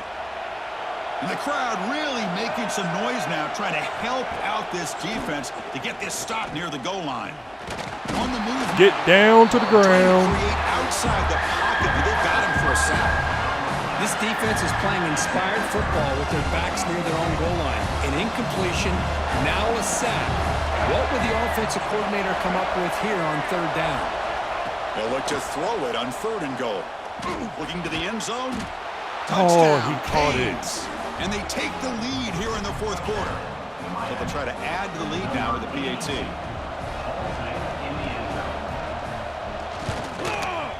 PAT is up and good. They lead by a touchdown here in the fourth quarter. Got momentum after scoring that touchdown. Now the kickoff team out there to kick it away. Fields it inside the 5-yard line. He'll be tackled at the 18. That's good coverage there. And the Gamecocks offense is back out there on the field. So 1st and 10 here. Offense desperate to reach the end zone on this drive. Nowhere to run. No corralling for no gain. And the Gamecocks hustle to the line to run the hurry up. You know, a lot of times you see teams go up-tempo when they've got momentum that comes off to a big gain. These guys are struggling, and yet here they go, going back to old reliable, trying to get back to the line of scrimmage again. Can the quarterback come through under pressure, down a score late here in the fourth? We've reached the 2-minute timeout as this offense tries to stage a dramatic comeback and win the game late. Tight game, final 2 minutes. Can the offense make a play here? And they desperately need it. Looking to pass, it's Sellers. Taking a deep shot here late in the game. That one falls incomplete. They tried to press it deep, but now it brings up 4th down. Down by 7. They've got to convert here for a chance to tie this game. Maybe the last shot here. Moves to his left now, escaping. Oh, good catch. What a catch. He's wide open. Look out. They make the tackle, but I thought that was about to be intercepted. The drive keeps going. The Gamecocks come to the line to start a fresh set of downs. The gain is 3 yards, brings up a 2nd down and 7. Defense does a really nice job here of being able to contain that run game, held them just at 2 yards. Chris, to me, this changes the playbook a little bit now for the offense. Can't get it away. The defense has got him. What a huge stop at this stage of the game. Here they come on 3rd and long, trying to overcome that sack they gave up earlier. A play action, looking to throw. Incomplete. He was hit as he threw the football there on 3rd down. Down by a touchdown late. This is a crucial 4th down play. Looking to throw for the 1st down. Moves out of the pocket. No, he didn't get it. He did not get there. What a huge play by this team. Looks like we're about to lose this game.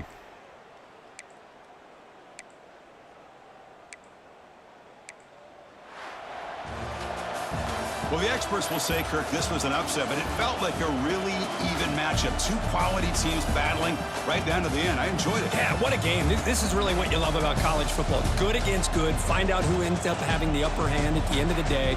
This is a great victory for this ball club. Let's see what they do after this win. And that is going to do it. We enjoyed being here. For Kirk Herbstreit, I'm Chris Fowler, and this has been another presentation of EA Sports College Football.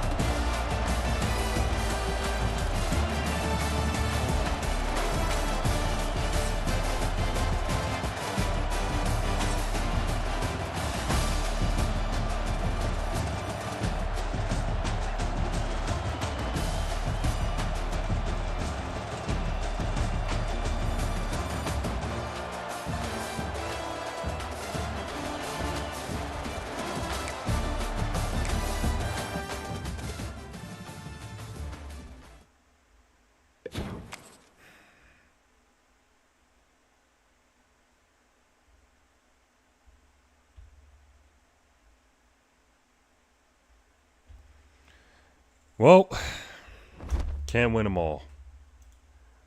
Hopefully this won't be a sign that this season will be bad.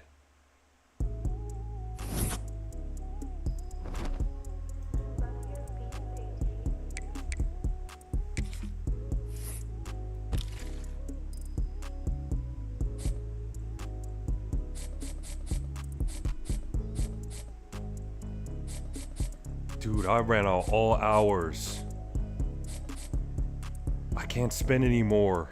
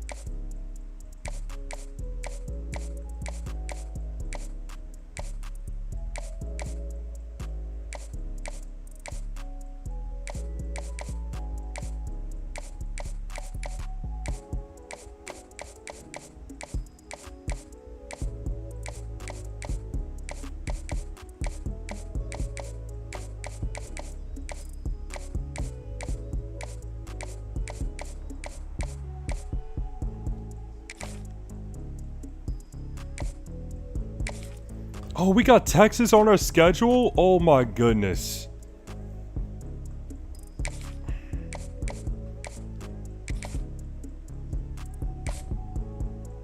That's gonna be brutal.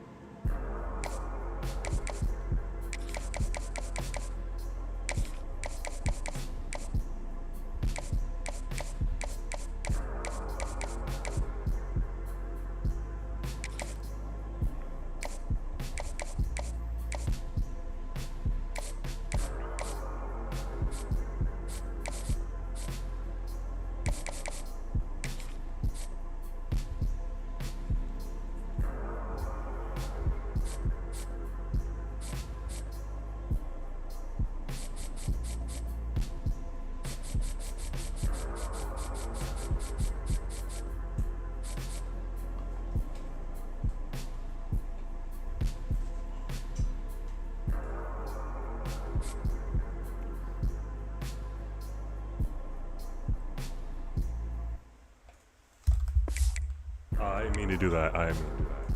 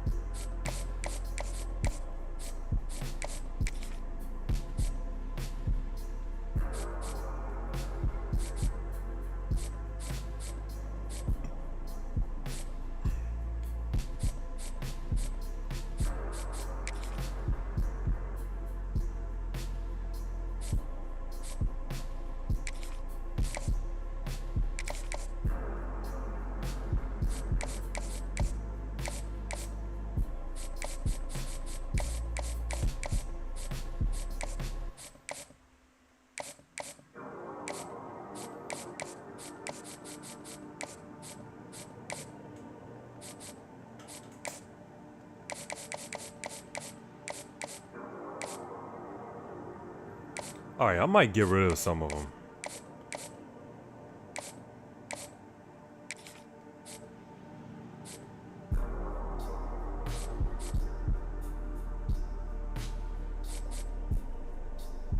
Well, nah. I think that's alright for now. Alright, we just lost. Time to bounce back.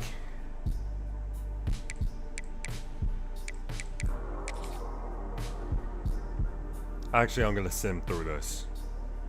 Like, there's no way we're gonna lose, right? There's no way.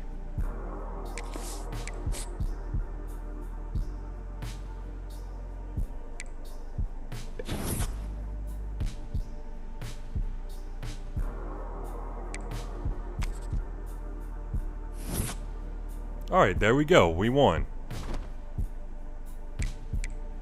Oh, we got Indiana.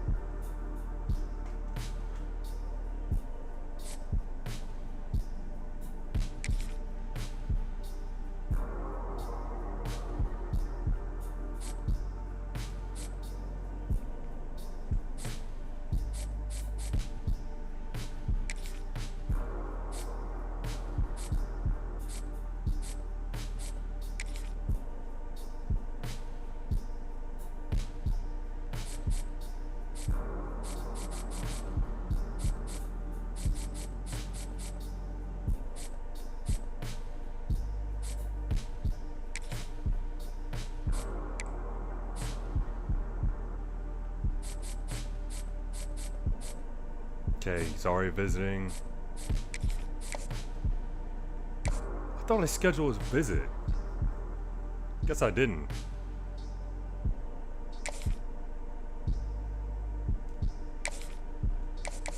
Now Texas is #1 in the nation.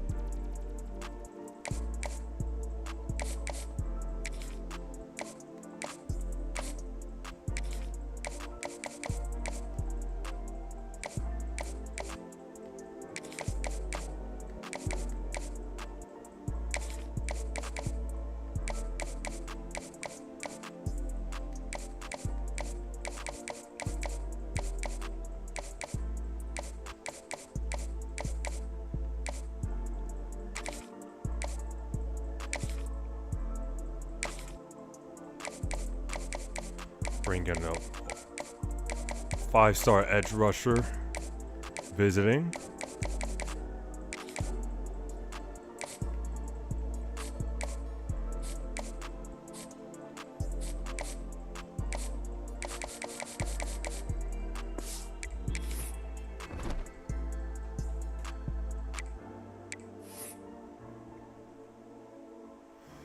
Playing Indiana away from home. It's going to be a tough one. Gonna be a tough one.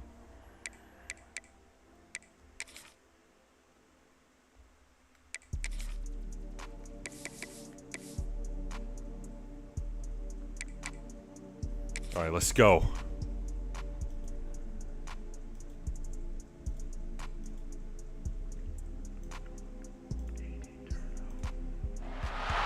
Welcome to a top 15 matchup with added intrigue because the two power players in this sport, the Big Ten and the SEC, collide with conference supremacy in play. Welcome to Bloomington, Indiana and Memorial Stadium, home field of the Indiana Hoosiers. As we'll see a playoff team Ooh, from last UDY year, draw. the South Carolina Gamecocks, taking on a playoff team from last year, the Indiana Hoosiers. For EA Sports College Football, I'm Chris Fowler here with Kirk Herbstreit. Let's get this thing underway. I might watch that after this game.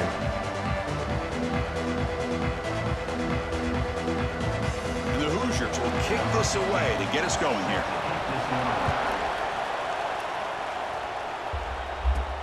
They'll return it from inside the 5. Stop at the 22. That's pretty solid coverage there. The Gamecocks offense trots out there to open this game. Kurt, not often these days you see a matchup as good as this between two elite running backs, two guys who are the focal point of the offense. And talking to them this week, you know they are both hyped up to go against each other, both looking for bragging rights. Can't wait to see who ends up playing better. Here we go.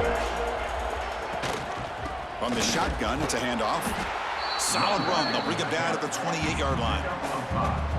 So an early season test for both teams, a top 25 matchup. Both trying to get off to a quick start here, Kirk, and set the tone for the rest of this one. Well, that's the beauty of these matchups early in the year. You're either going to come out fast or fall flat. One of these teams will experience the latter. This game is crucial for kickstarting your team in the right direction for the season. These kind of games create that type of momentum that they can carry with them. Okay, not a good start. Basis. Did not get there, and now it's going to bring out 4th down and 1. And the Gamecocks will send the punt team onto the field. So a 3 and out on the first possession. They'll have to kick it away.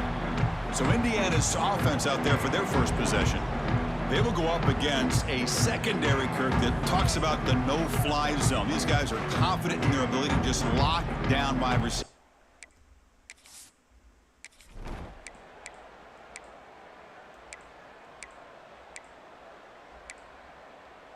Okay, they got 3 points. All right, who's Indiana's quarterback? There's no way Fernando Mendoza is still the quarterback. No way. Ooh. Jaron Kewe Sakapatoli. Hopefully I pronounced it right.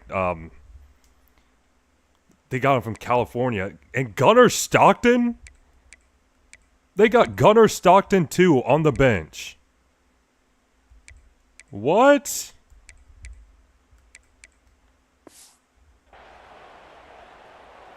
Getting set to They're kick starting the ball JKS over Gunnar Stockton. That's crazy. He's going to return it from near the goal line. He gets it to the 25-yard line. That's where they'll start the drive.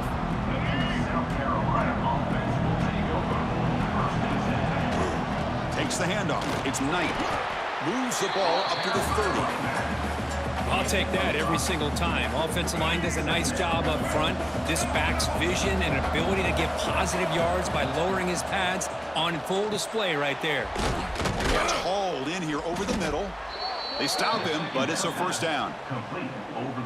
Nicely run slant here by the wide receiver. The footwork created just enough separation for the catch. Tackle up. All right, let's run it again. Let's run it again. Setting the tone early with good runs like this can really wear defense down and keep the defense guessing. That's why some of the best coaches of all time have primarily done it with great run games. Offense gets set up here. It's 3rd down. Receivers now getting some new assignments before the snap. Dropping back. It's Sellers. Fires it to the wideout. There we go. He's got it in the open. He's gone. Touchdown. Touchdown, Gamecocks. Way too much speed. The key to me in this is the quarterback gets the ball out of his hands early, allows the receiver to run underneath that deep ball on that post route for a beautiful touchdown.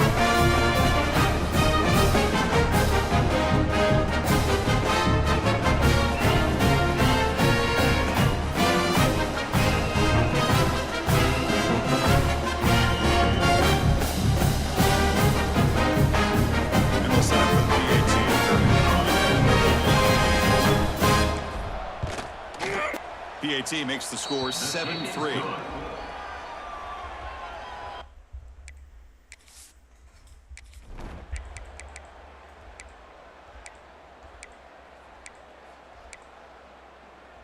How did it get the 1st down? Okay, that's not good. That's not good. They're about to score. The Hoosiers will line up here on first down and goal. Keep it on the ground on first and goal. Did not expect them to run. The end zone. Touchdown, Hoosiers. Boy, as a defensive coordinator, you've got to be careful being so worried about this pass game and this quarterback that you're a little bit soft up front, and it costs you. It's exactly what happened here as they score this touchdown. And they're able to tack on the extra point. 10, South Carolina, 7. And here's the return from inside the 5. And he stopped at the 19. Good job by the coverage team.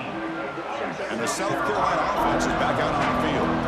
They punched it into the end zone the last time. Let's see if this defense has made some adjustments to stop them this time. Man, this freshman wide receiver, he is balling out. Tackle is made, but the junior quarterback shows off his arm strength that time. Now they call a run. And they try to run inside, but nowhere to go. It was an excellent effort by this defense, just staying in their run fits, holding their own at the line of scrimmage, and then making a tackle. Offense just couldn't get enough of a push to get any yards at all. Didn't see anybody open, just throws it away. That's now going to bring up third down. They come to the line, a long way to go for the first down, but needing this crucial conversion right now. Wide open downfield. He'll be brought down to the 46, good enough for a first down. Boy, the quarterback looked so confident there with this throw. Good job up front with the offensive line protecting on a pivotal third down. And anytime you're trailing in a game, you want to be able to convert. So good job by this offense. To the air, it's Sellers. Pressure is coming. Quarterback takes off now, looking to scramble. Finding space at the 20. And he'll finally step out of bounds after a massive gain. Man, it is fun to watch this guy get out in the open field. I didn't realize he could run like this. That's a big gain for this offense. Caught behind the line. It's Knight. Tackled after the Close. We're getting there. 1 yard line. We're getting there. Boy, tight windows is always down here. They have trust in throwing it. You just have to be smart. That's the wide receiver coming in motion now. A pop pass on the jet sweep. And tackled there by the defense. And on second goal, the offense goes with the speed to try to get the ball out to the edge. But how about this defense? Not only are they physical, but here they show what kind of speed they have as well. And the defense swarms, not much of a gain on that completion. So forget the tying field goal attempt. They're going to go for it on fourth down. Aggressive call.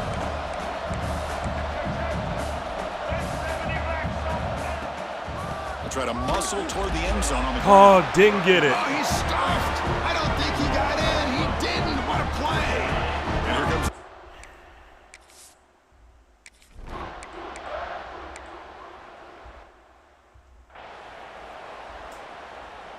Now the offense is set up with a short field. Handing off on the draw play. And the senior able to make the stop after a short gain. Nice job here of controlling the line of scrimmage by this offensive line. The back does what he needs to do to get positive yards on first down. It's going to be incomplete. Trying to make something happen on the run, but nobody open. Not going to be easy here. Backed up a long way to go for a first down. Drops back, needing a third down completion here. Dude, you just see our guard just get absolutely bullied. It's going to bring up fourth down. And now the defense will call a timeout. That defensive tackle just put him on his butt. And they'll make an adjustment before this important play.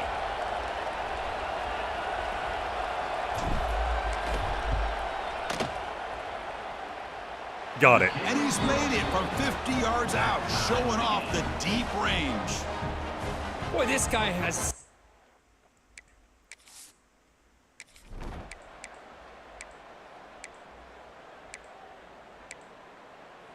Oh, they scored.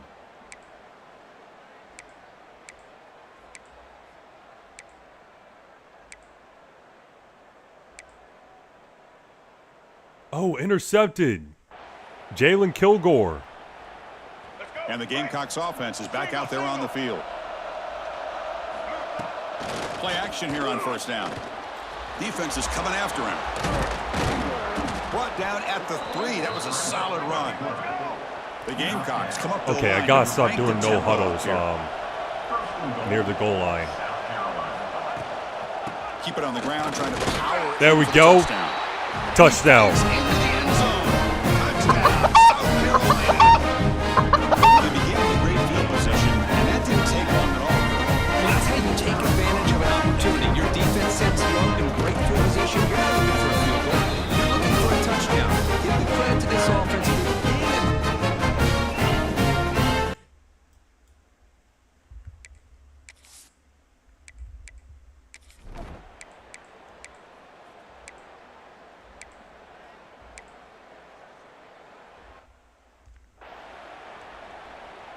Looks like the coach decides to go for 3 points here. Here comes the field goal team.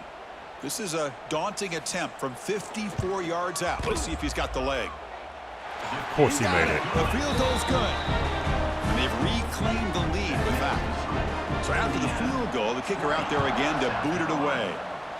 Boy, this guy had plenty of leg here, too. Chris, you remember the days when a kick from 50-plus was a major accomplishment? Now these guys knock these out like they're almost automatic. And the South Carolina offense is back out on the field. They punched it in the last possession. Can they do it again, or will this looking deep down the left side?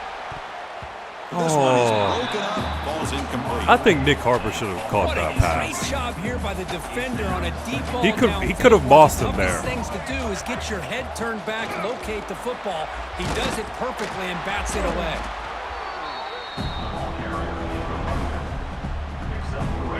Crucial third down play coming up after that run. To the air, it's Sellers. Using his legs here. Breaking free at the 35. The junior quarterback shows his toughness, keeps this drive moving. And the Gamecocks line up on 1st and 10 now. And the ball is handed off out of the shotgun. The gain is 5, so it's 2nd and 5 now. Tackle is made at the 46-yard line. Using the ground game here. Tailback has the handoff. Wayne Knight got hurt. Game. He's hurt. Looks like a man is down on the field after the last play, so we'll take a timeout. Important third down play coming up. Quarterback making some changes at the line. On 3rd and short, they'll try to throw for it here. Can't hold on. Good defensive play. Brings up a 4th down. The ball near midfield. No punting team. The offense is going for it. 4th down. He's throwing for it. Looking for a man. I didn't mean to throw it. The left side. And it's incomplete on 4th down. The offense will now take over in plus territory.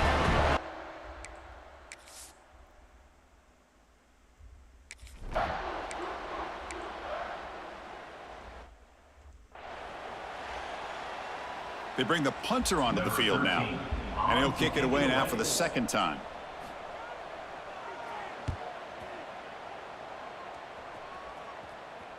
And the punt goes out of bounds. The officials now will mark the spot.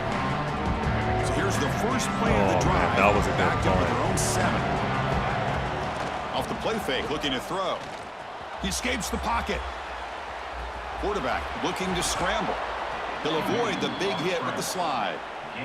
Well, they did a good job of getting pressure on the quarterback, but, man, make the play. Bring him down. Instead, they give up positive yards here on the scramble. And he's brought down after a short gain. Does not make the first down yardage. 2nd down after that run on the previous play. Back to pass. It's Sellers. Catch made in space. Look out. And they'll move the 6 on that one. It's a 1st down to the 42.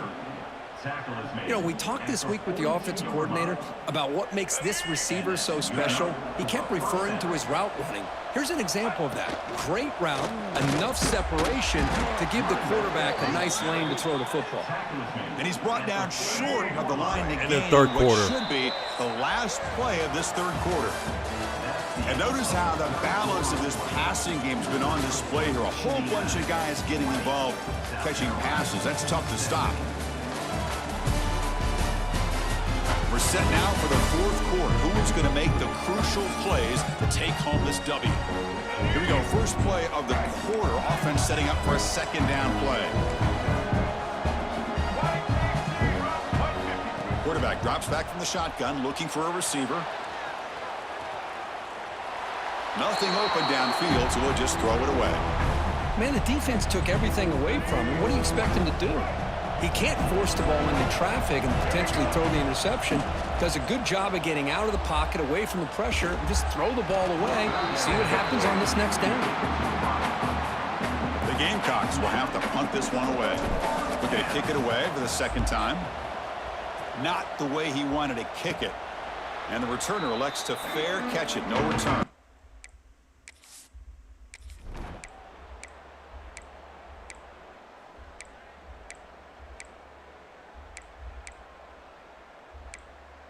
Oh, they scored again.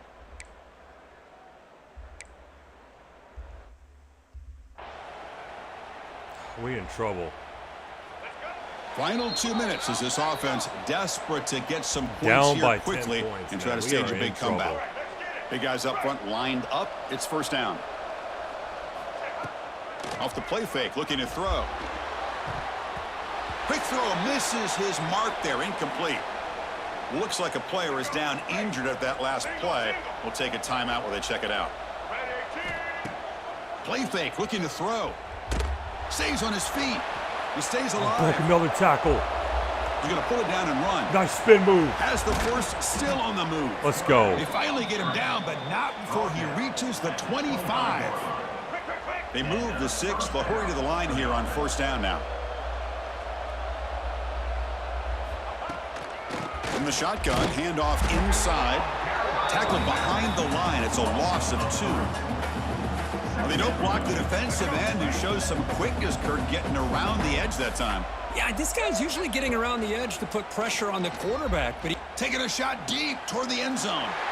And it's intercepted. He stepped in front of that bullet.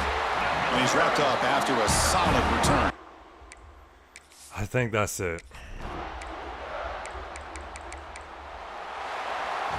We're 1 and 2. That's the kind of matchup we hope for, Kirk. This team came in higher ranked, respected. All right, one more game. They tested. They had to show how good they were to survive the upset here today. And I really think that the coaches and the players, they love playing in these kind of games. You really are going to get tested. You find out what you're made out of. It's and not these guys looking really good for South Carolina, man. I know it's the beginning of the season, but we already lost 2 games.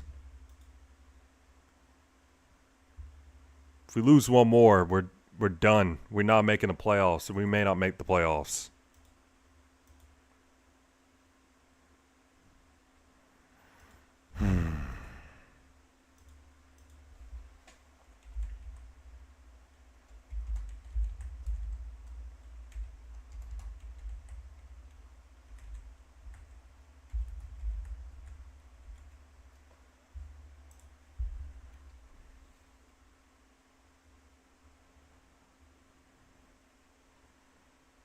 This is not good, not good.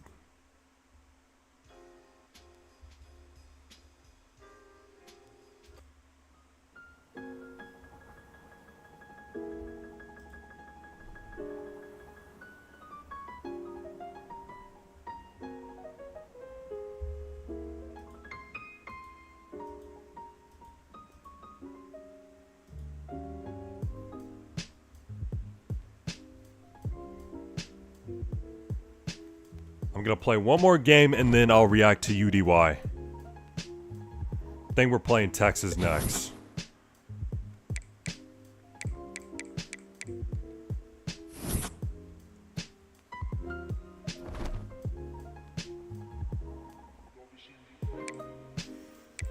We got a tough one coming up, man.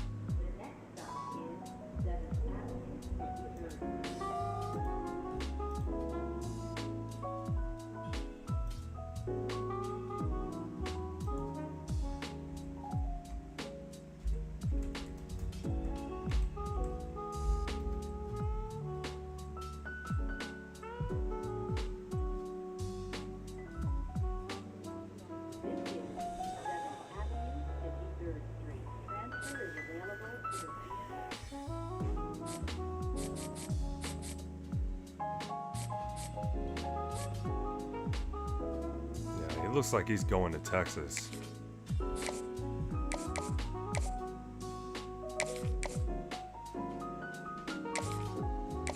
Unless he changes his mind.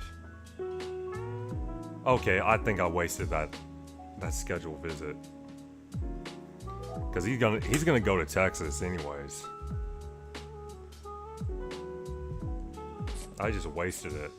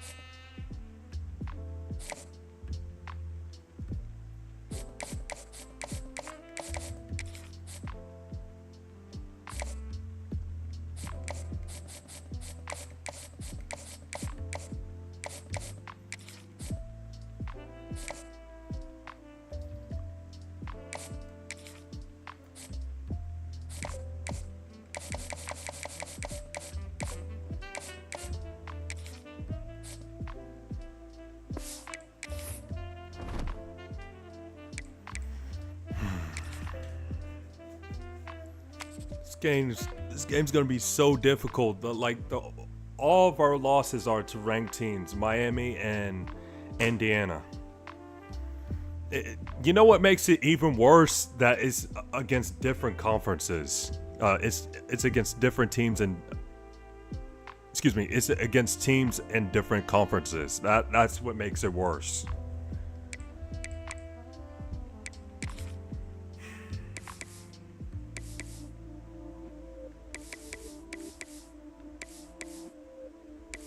Let's go with black. Then we're gonna go black and white this time. Go with black pants and white helmet.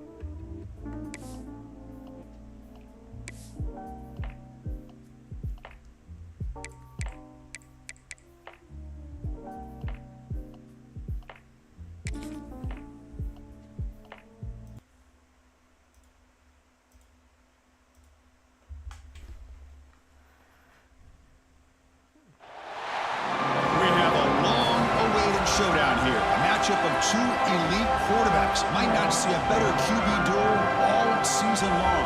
Both guys hoping to use this big stage to display their supremacy. Welcome to Williams-Brice Stadium, home field of the South Carolina Gamecocks. As we'll see a playoff team from last year, the Texas Longhorns, taking on a playoff team from last year, the South Carolina Gamecocks. For EA Sports, I'm Chris Fowler, joined in the booth by Kirk Hermstreet. Kirk, let's get this thing going.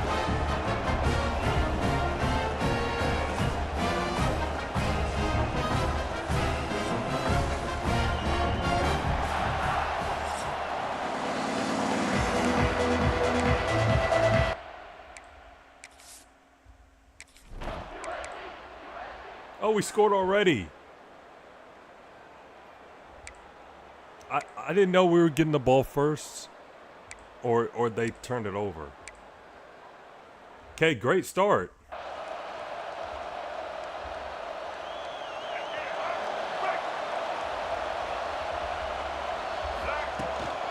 Out of the shotgun, he'll hand it off.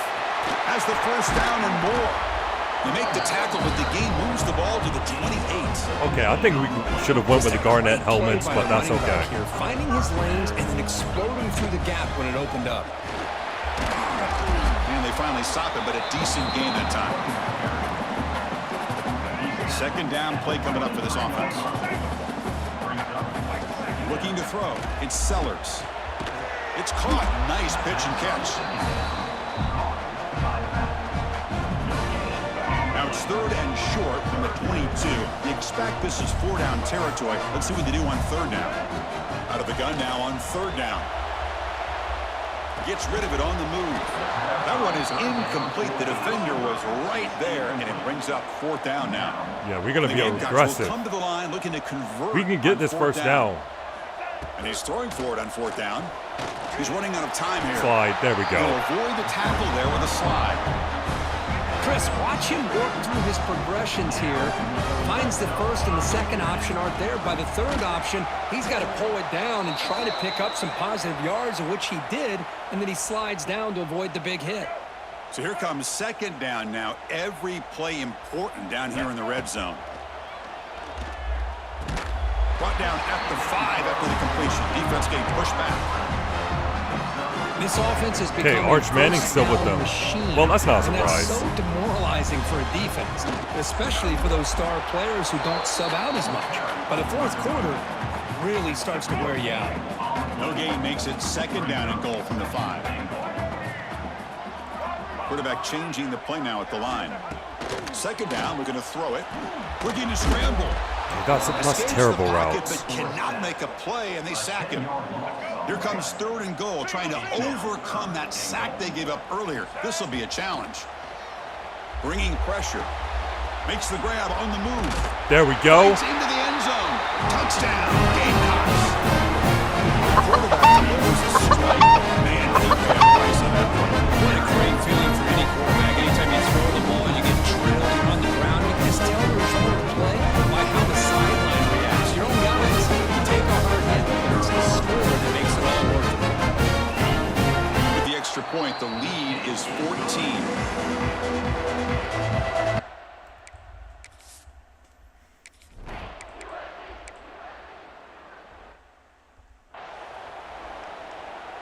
And the punt team now on to kick it away.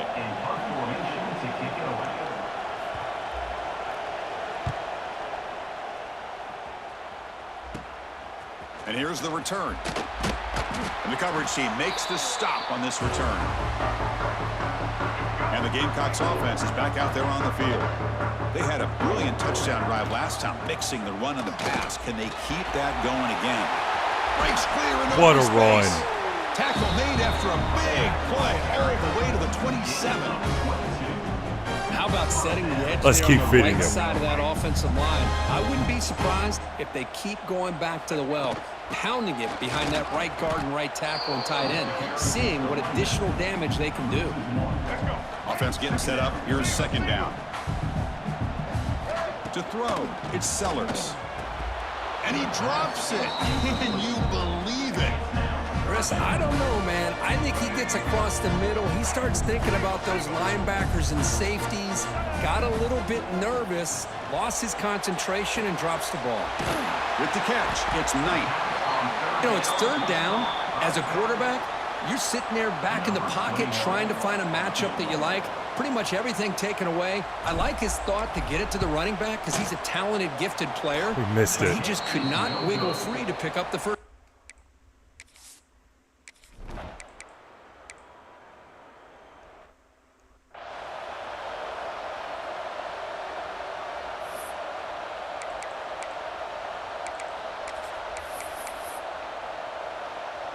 The offense will stay on the field for this fourth down attempt.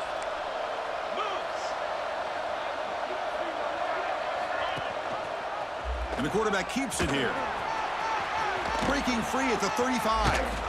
Scoots out of bounds after a I did not expect him to keep it. Longhorns looking to run some tempo here. That's what he likes to do. He knows he's a weapon out there, not just with his arm, but when he can pull it down on an option like this and pick up a big chunk of yards, it can leave any defense with their head spinning. This is the 6th play on the drive. Quarterback looking to pass here on second down. And he's hit right as he throws it. Incomplete. They're backed up here trying to make something happen on third and long. One way to slow down a very gifted quarterback is to be able to get pressure on him. Right now, the defense coordinator is doing a great job of mixing up the looks, and the defense is winning the line of scrimmage, and I think it's really impacting this quarterback's rhythm. Longhorns will line up to punt it away. Wait, no. Just let it go. Let it go. Oh, it lands just short of the goal line, but bounces in for a touchback. And the South Carolina offense is back out on the field. The last drive was a little demoralizing. They stalled and then a deep shot to the left side. That one is incomplete. Took a downfield shot on first down, but missed it. Chris, I love this throw downfield. He takes a shot. I thought he had a big completion, but instead the defender makes one heck of a play to be able to knock that ball away for the incompletion. You get him down, but that's a nice play. Moves the ball to the 33. This line getting set up. It's a first down play.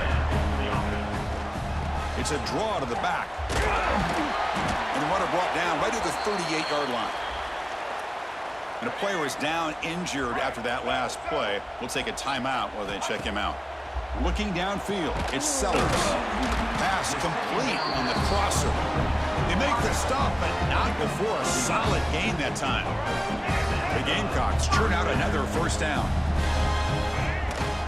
Using his legs, it's Knight. And that run produces a decent gain. Chris, it's the consistency of this back has given this defense fits. They've got to come up with some changes up front. This guy's already over 50 yards, and if he keeps running the way he is, not only is he having a great day, but it's going to give this quarterback a chance to hit some big plays downfield off play action. They're going to throw for it on 3rd and short. Oh, the pass is picked off. Oh, he's bringing it back. Steps out. That was my fault. Crucial takeaway. This could be a big turning point.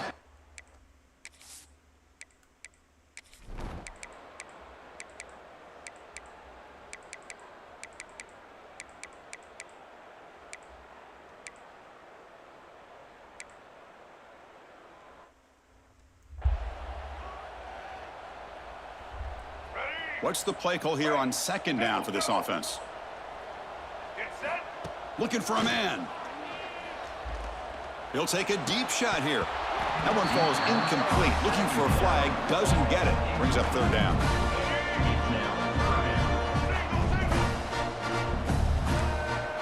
They'll change the pre-snap look now.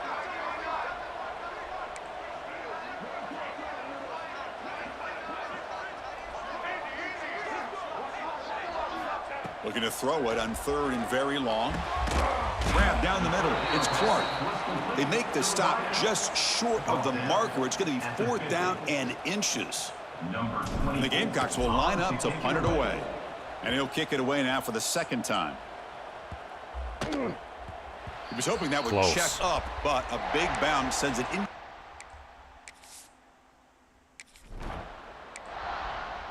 Oh, man. They came back.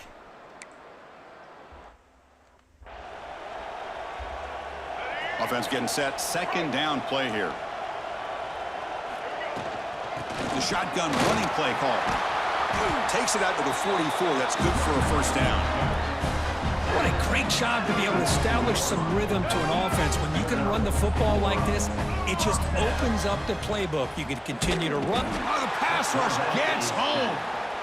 Man, I love to see these big fellas get a chance to make a play. Usually it's the guys on the edge, the linebackers, but here, the nose guard comes up with a sack. He'll throw it now. Not enough on that one. It falls incomplete. Boy, when this guy gets out of the pocket and starts to create, you kind of hold your breath knowing what he can do. But how about the defense here? They did a good job of forcing him to throw and taking away the scramble. The Gamecocks will have to kick it away. This is not good. We blew a 14-point lead.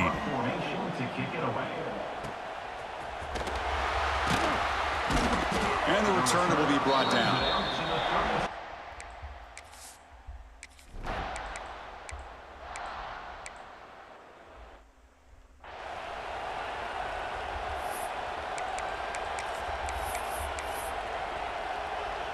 The Longhorns will look to convert here on 4th down. Needs a completion here on 4th down. Looking for a man deep on the right side. There's no way. Let's go. It's incomplete. The defense makes a big 4th down stop.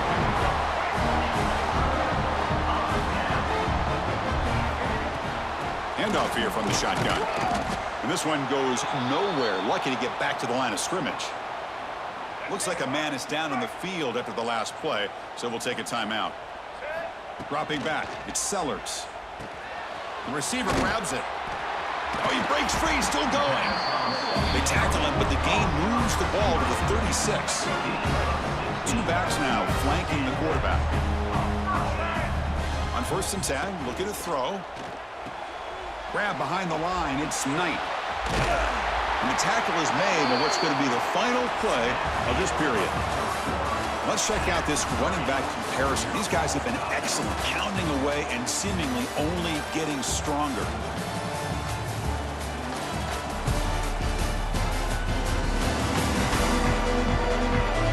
Let's see how this 4th quarter unfolds. Everything to play for here for both teams. Offense getting set for a 2nd down here to begin the quarter. Off the play fake, looking to throw the football. Oh, that was slow. Well, they trap him for a sack. I like the call here, but you can't run long, developing play-action passes like that if the offensive line is not going to give the quarterback time to throw. Drops back, looking to throw for it on 3rd down. Scrambling, now he'll make the throw. There we go. Makes the catch near the sideline and keeps the foot in bounds. That's enough for a 1st down. And the Gamecocks come to the line to start a fresh set of downs. Nice. They tackle him, but a solid gain down to around the 5-yard line. Looks like a player is down injured at that last play. We'll take a timeout while they check it out. The Gamecocks looking to finish the drive here. It's 1st and goal.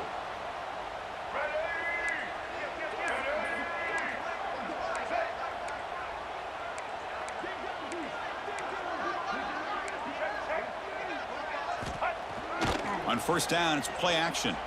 On the move now.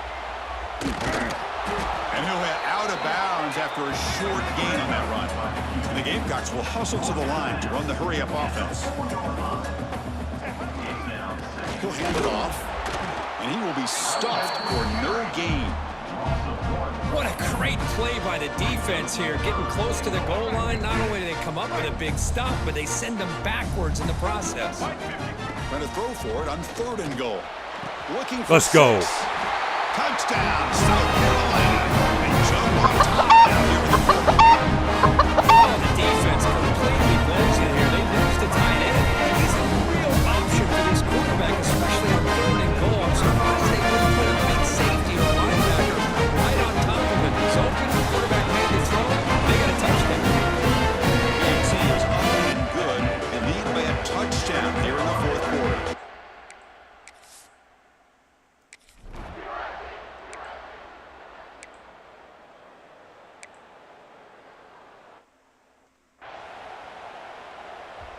The punt team making their way on the field.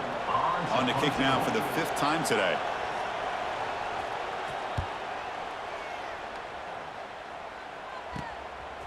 And the returner is brought down. And the Gamecocks offense is back out there on the field. Looking to throw. It's Sellers. Moves out of the pocket. Sack problems, man. Here's 2nd down. From the gun, he looks for an open man. He goes to his right side there for the completion. They bring him down quickly, a short pitch and catch to get a little bit closer to the marker. Important play right here. Close game, 4th quarter, 3rd and long. Out of the gun now on 3rd down. Incomplete. He was hit as he threw the ball. That's a big 3rd down defensive play. All right. The Gamecocks will line up. Gotta trust the defense. It's a rough drive for the offense. Punter comes on and booted away. No fair catch. Looking to make a return here. They finally get him down, but that's a solid return. Good work.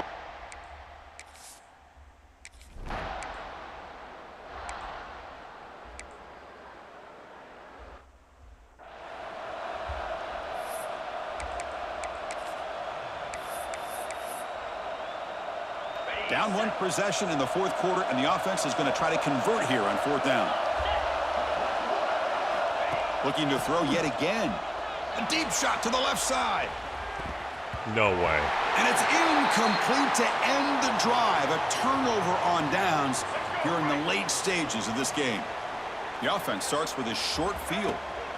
Grinding away on the ground. Gets the first and still running. We saw them at the 23. This offense is getting close to the red zone. Time winding down. This offense comes to the line trying to bleed out the clock. And then first down, right back to the running game.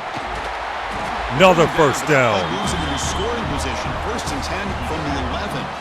Boy, this guy just keeps playing good football. He's like a bowling ball out there. Gets low pad support, running over top of defenders. Just a gritty runner, and a big part of the reason they're enjoying this lead here in the fourth quarter. And he's tackled down at the 4-yard line. Defense getting pushed back.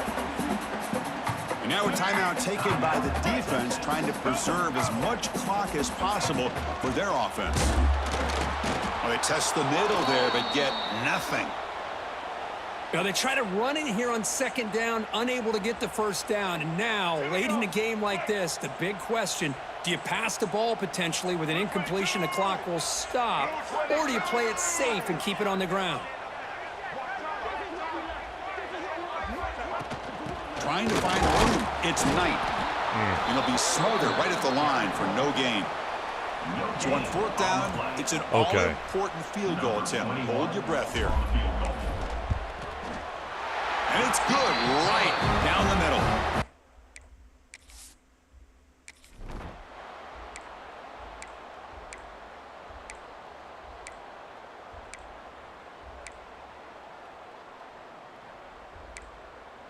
Yeah, they don't have a chance. Down by 10 with 2 seconds left. Yeah, they can't come back. First and long now after the penalty.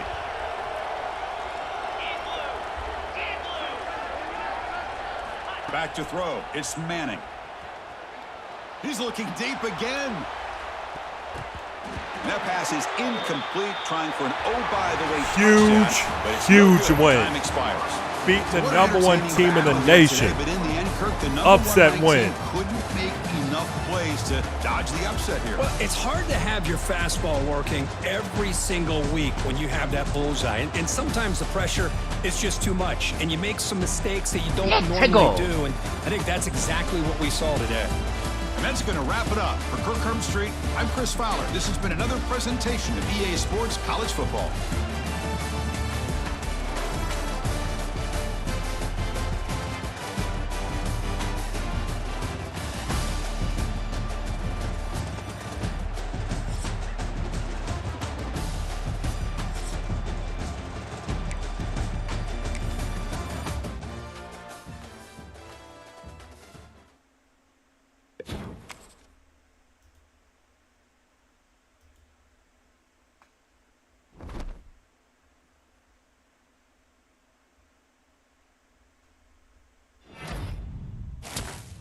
Cortez Smith.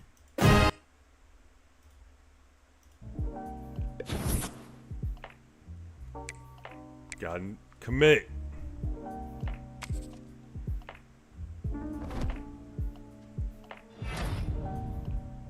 I just won?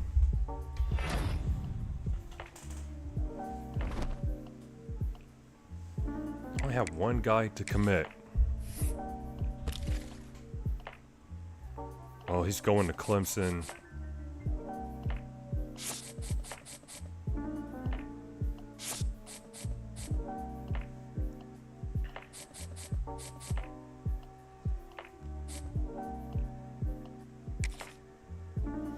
Okay, this guy has us in our top 5.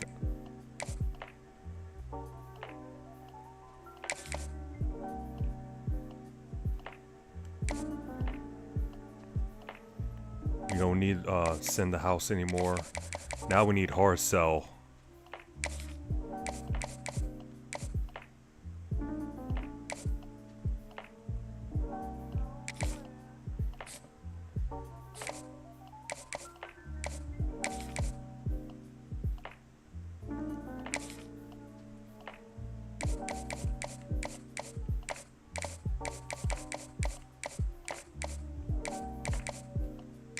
Yeah, we're gonna get this guy. All we got to do is just beat Georgia. And I think we got them.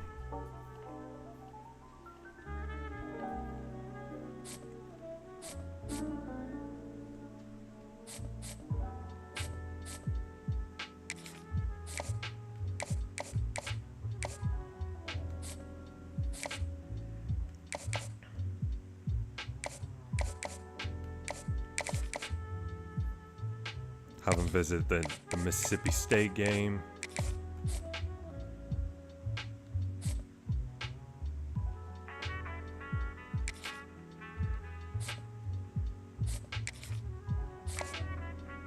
Oh, I want this guy too.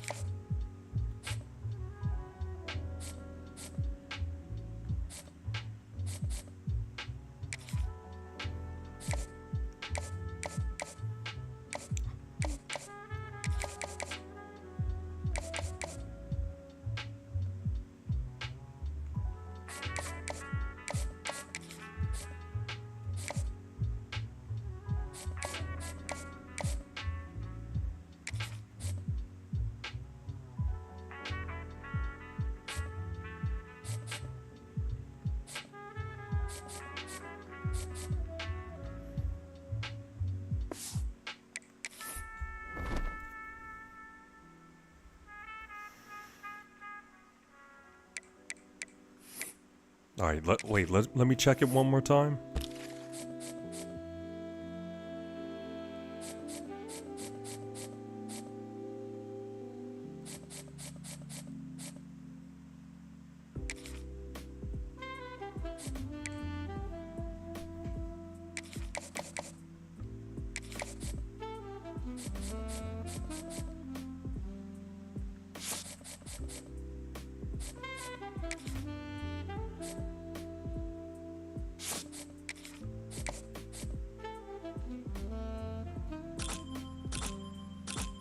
Okay, actually, I don't want this guy.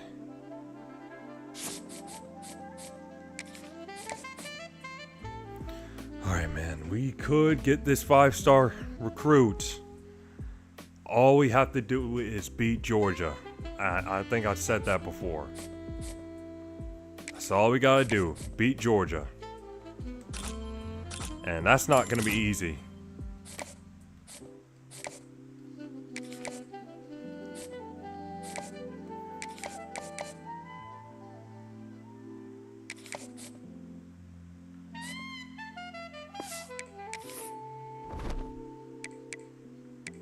Alright, no way we're losing this Kentucky game, right? There's no way.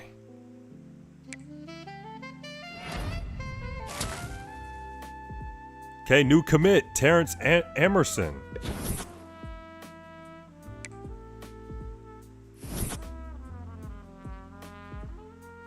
Alright, we got the dub. We got the W. Playing Tennessee next. Alright, guess that's enough college football for now. I'll be right back. I'll take a piss and then when I come back, I'll react to the new UDY video. Alright?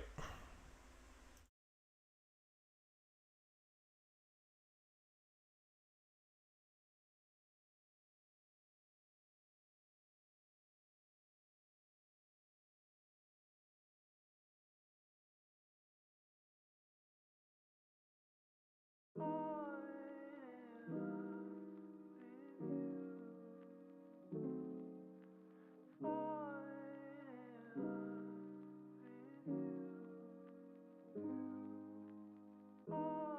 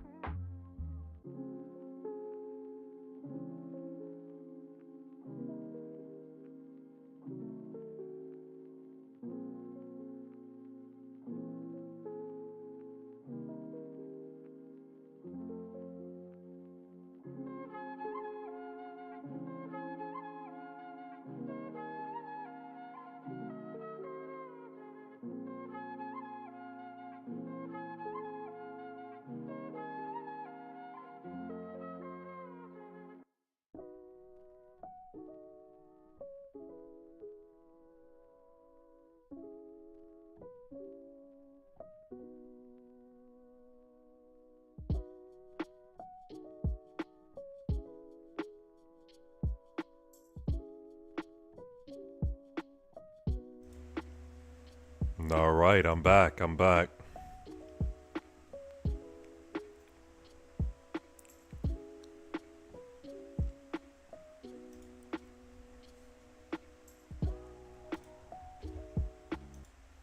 Pause. How you doing?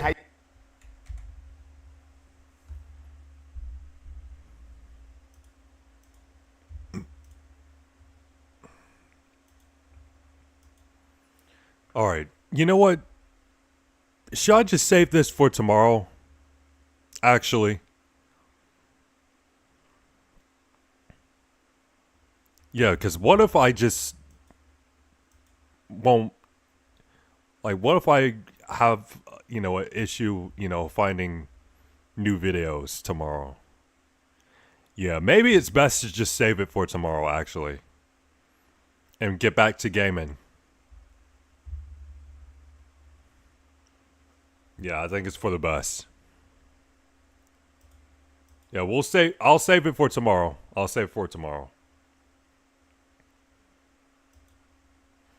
Save it for Christmas Eve.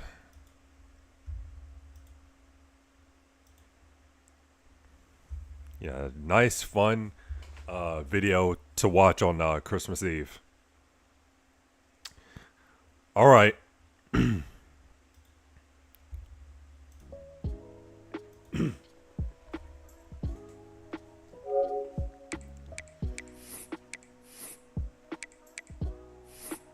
I'll just play like a few more games of college football. Play Tennessee. And I think we're playing Georgia after, I think.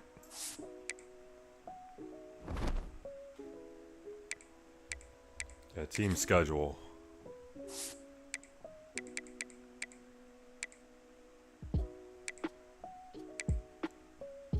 No, we're playing Arkansas after.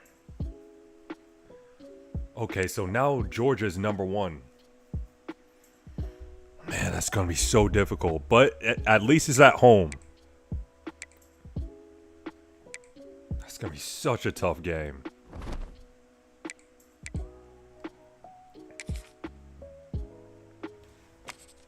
Okay, now playing Tennessee away from home.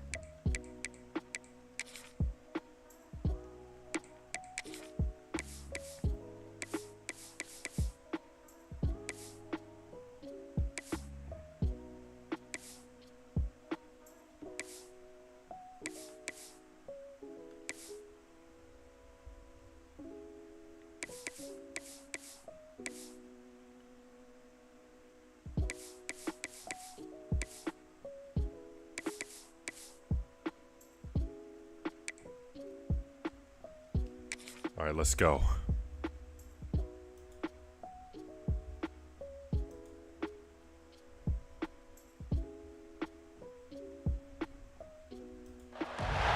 It is said the only constant is change in college football. Neyland Stadium. For more than 150 years, there have been some That's one of the stadiums I really want to visit. You have a chance to win, and boy, do we have guys who can do that in this one. I think Neyland Stadium is absolutely gorgeous. Tennessee River, Neyland Stadium, home of the Volunteers. As we'll see a participant from last year's playoff, the South Carolina Gamecocks, taking on the winners of 5 straight, the Tennessee Volunteers. For EA Sports College Football, Reese Davis with you alongside David Pollack and Jesse Palmer. And guys, can't wait to get this one started.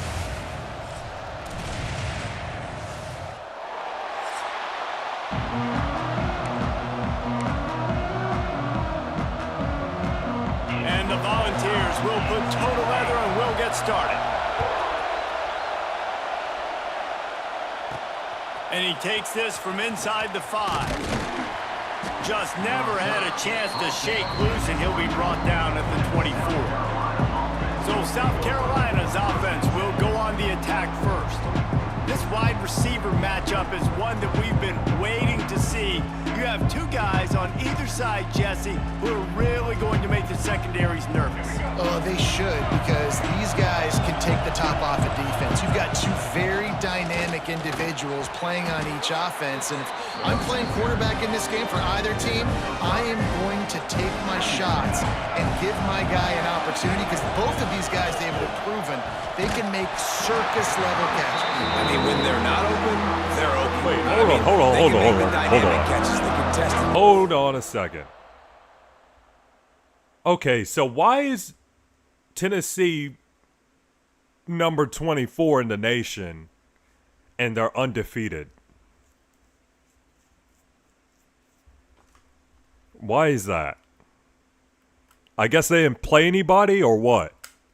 They have the speed. They are 2 of the best playmakers. That's weird. Why are they number 24 in the nation, even though they're 5-0?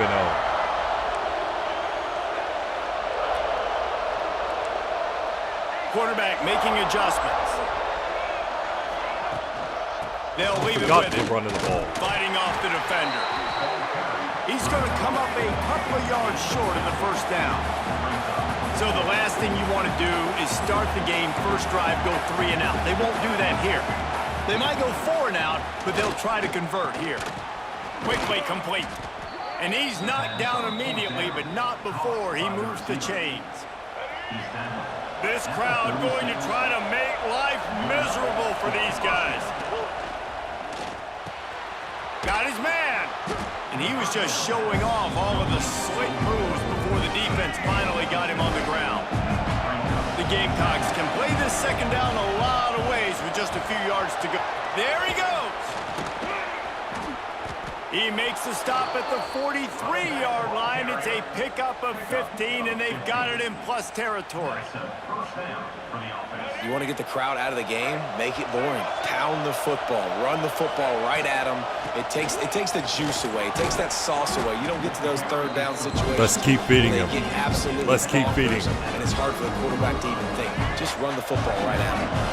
And the Gamecocks can really attack on this second and short. Stop just inside the 25. We'll mark it at the 24. Pickup of 10 and a first down. Here's this offense with a fresh set of downs. Gonna run it. It's nice. Not much working there. It'll be 2nd and 9. Went to the running game on first down. Now here they come again.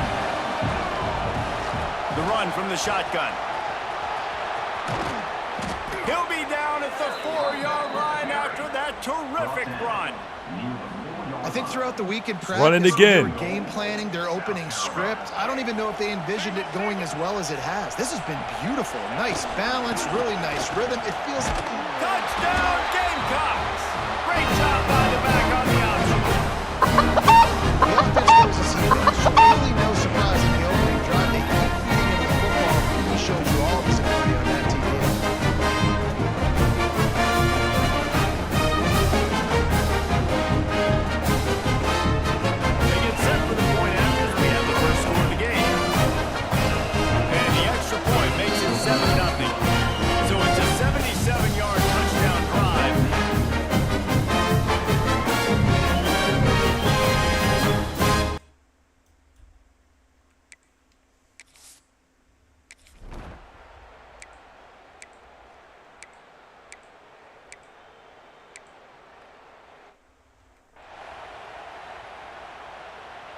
First play of the drive comes from the 22. The offense changing the play. Back to throw, it's Sellers. He hurls one deep down the left side. Oh, he dropped it. Dropped it. That deep ball was right on the money. You just have to make that catch. They're dealing with a second and long. Couldn't connect on first down. Now back to the air. And he drops it. Just took his eye off of it at the last minute. Neyland Stadium alive. A cauldron of orange noise on third down. Using his feet to buy time. Just what they were looking for to get this drive rolling. They're out to the 35. The Gamecocks getting set on 1st and 10. From the shotgun, they'll run it. Breaks the tackle.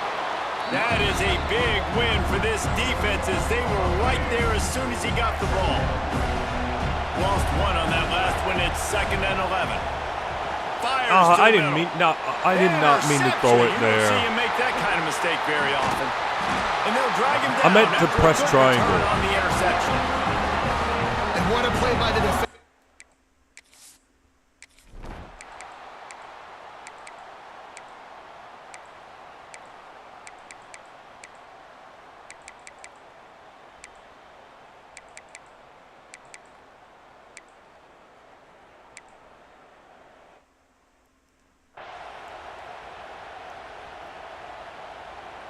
And the Gamecocks come to the ball trying to pick up this 3rd and short.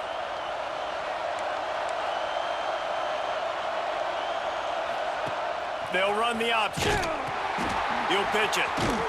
And that defensive penetration gave him no chance, and he is ridden out of bounds. The Gamecocks line up to punt it away. This will be the 2nd time they've had to kick it away. Not going to risk a return here.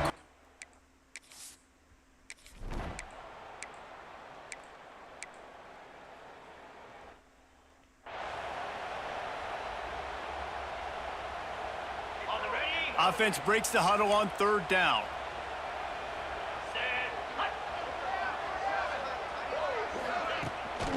They'll run it out of the shotgun. Spins away from the defender. Got enough for the first down. No There way. he goes. And he'll finish the run in the end zone. Touchdown ball. And how big is that for this offense? Put a nice drive together, get the touchdown, add What to just this lead happened? already. Everything right now, Palmer, going their way. Yeah, that was as good a 2-minute type situation as you could have offensively. And David, they've got so many weapons on this offense. They practice these situations all the time, and they put it to work here at the end of the first half. And with the extra point, they push the lead out a little further. They're ready to kick it away, and this crowd is buzzing after that last score. South Carolina, 7. He'll bring it back from inside his 5. Really disciplined job by the coverage unit to get down there and make the stop at the 19. So let's see how they play it in this final 30 seconds of the first half. Quarterback touch pass on the jet sweep. May not be the most memorable play of the day, but it's important as he gets them out to the 25-yard line. They'll use a timeout right before halftime. Maybe time for 1 or 2 more plays.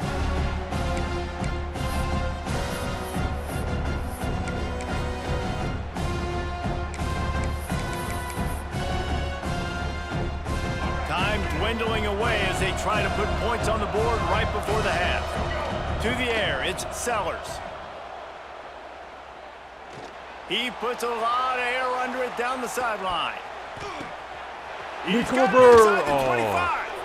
They finally get him stopped. Man, oh man, did he almost make a play to end this half, but stopped on a touchdown-saving tackle.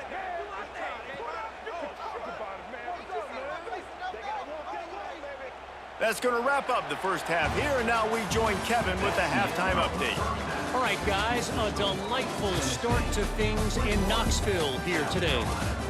And if you thought that was a quick first half, you'd be right on the money. 2 workhorse running backs who just kept pounding the rock behind offensive lines who look less like college kids and more like bulldozers. Call it ground and pound, call it pin and pummel. both sides have been dominant, and I'm curious to see if either defense can make an adjustment. With that said, let's send it back to the guys at Neyland Stadium.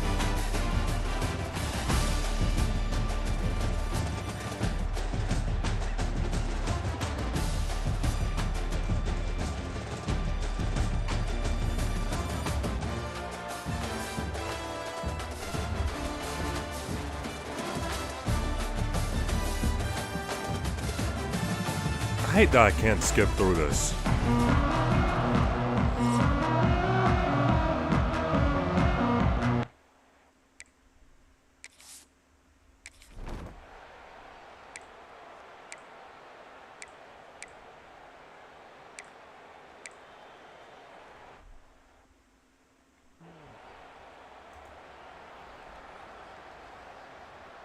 South Carolina ready to go on the attack in another offensive odyssey. They go to the ground. They'll pick up 4, 2nd and 6 coming. It's definitely too early to panic, but there's some bad feelings going on for this offense right now. You're way down on the scoreboard. I know we're still in the first half, but after that last play, it's pretty obvious. And the defense, got him at the 27. Now a lot of work to do to move the chains, keep this drive alive after that earlier sack. He'll try to do it himself. Smashes through the tackle. They'll make the stop about 3 yards short of the first down.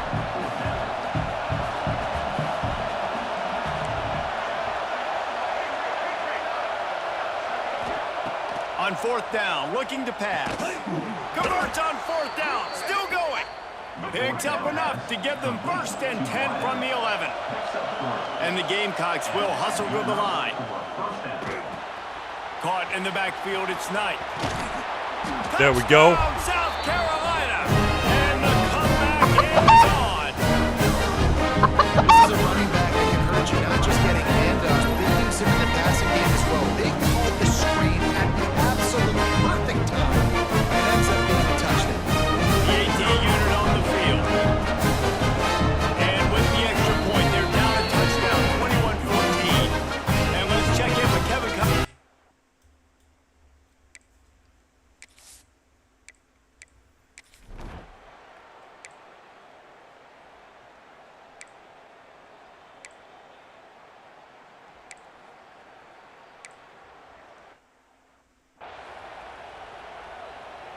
And the South Carolina offense is back on the field.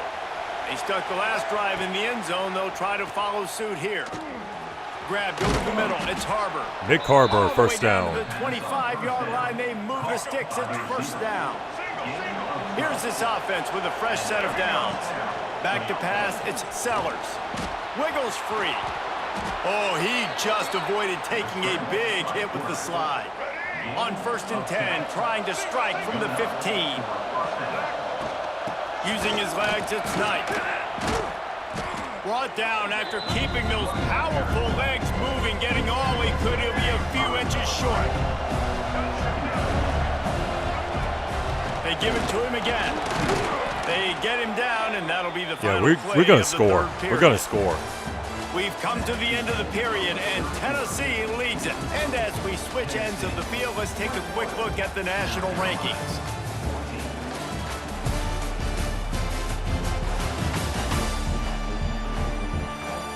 One more period to go to see who can make the winning plays and come home with the victory.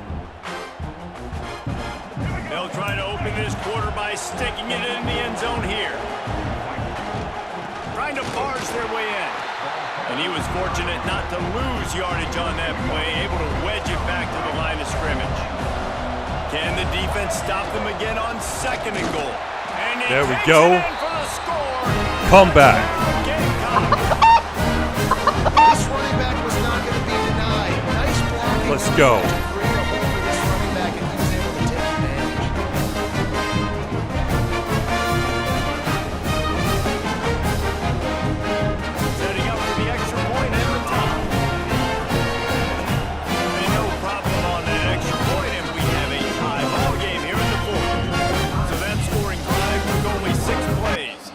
And it was closed out by the short yardage.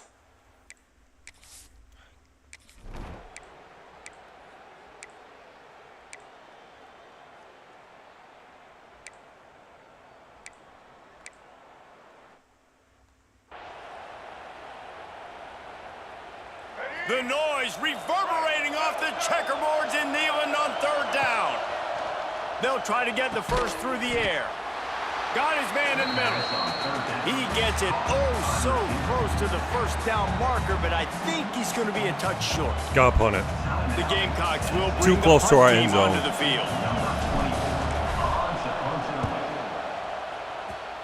Just got to trust the defense. Fair catch is brought in at the 43, and they are set.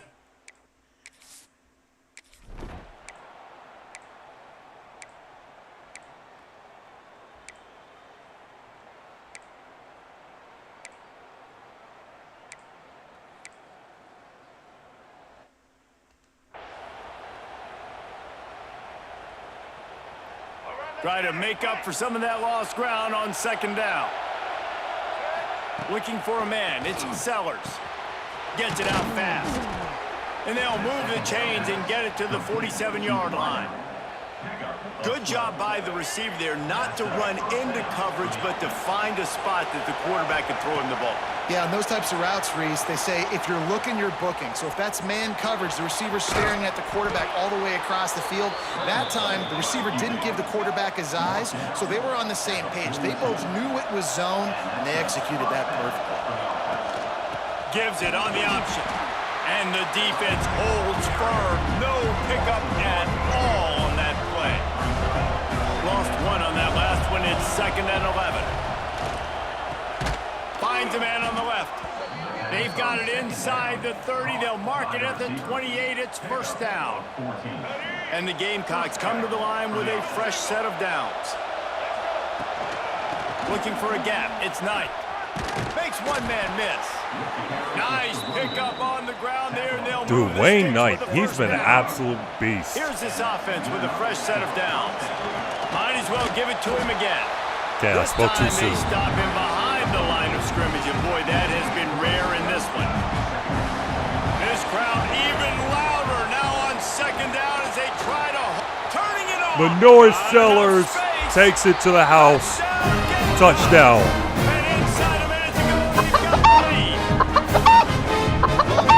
Shows you what they're made of. They're scoring the touchdown. They take the lead with only seconds to go, and now it's on the defense to ice this thing when they take the field.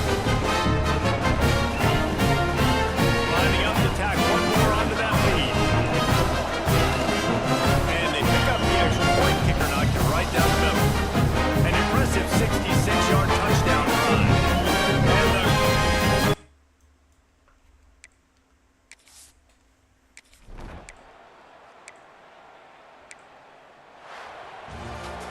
That's How it. much That's fun was game. that one? I mean, you just dream of having games like that every time you go into the booth. I'll watch those two teams play anytime. Yeah, that's what's fun about good teams. Really good teams squaring off. Like, there wasn't a lot Hat of trick of difference between touchdowns. these two squads. We could watch these every week. Love calling these games because they're competitive.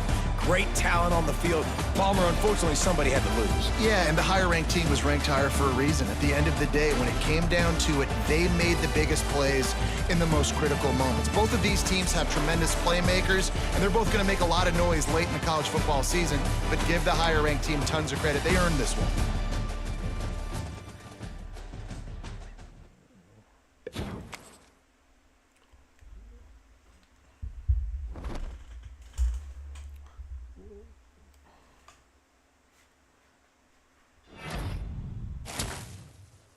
Five-star recruit, edge rusher from Florida, Ramon Coffee.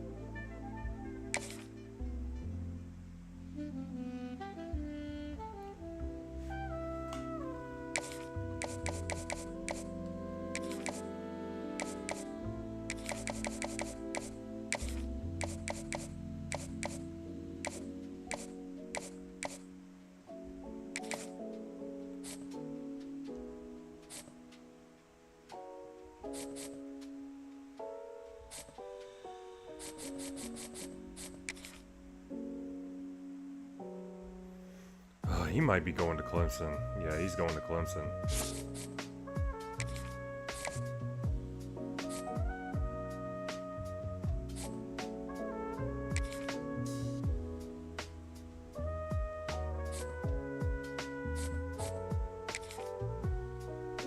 It's going to Auburn.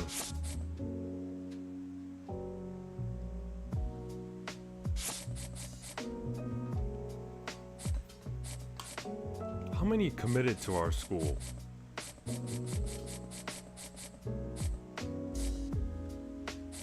Got 1, 2, 3.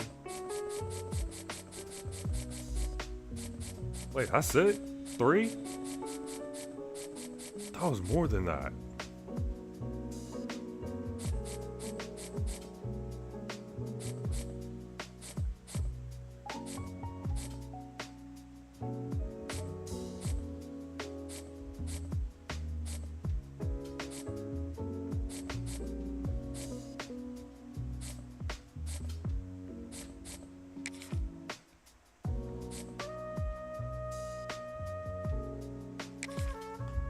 I actually thought that was more. Like, we had more players committed.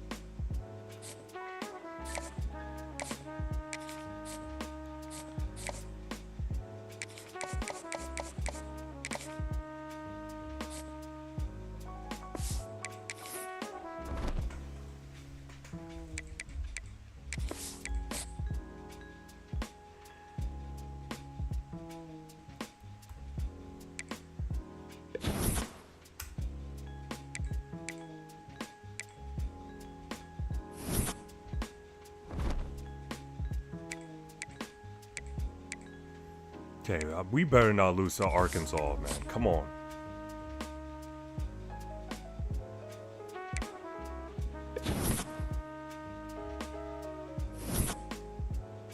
Alright. Alright, it's the big game. Our recruits are visiting this game.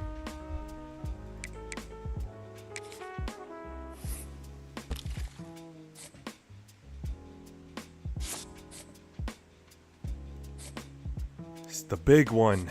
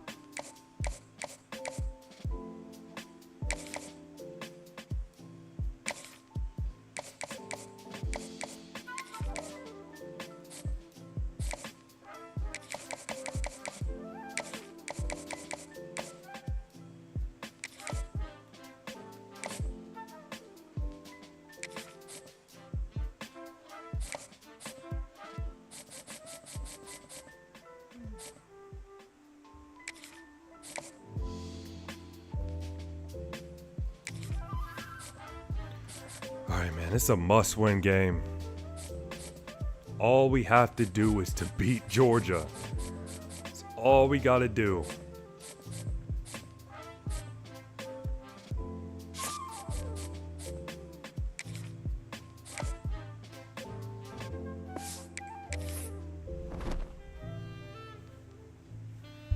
And that's gonna be tough. Looks like Georgia lost the game. They probably lost to Alabama.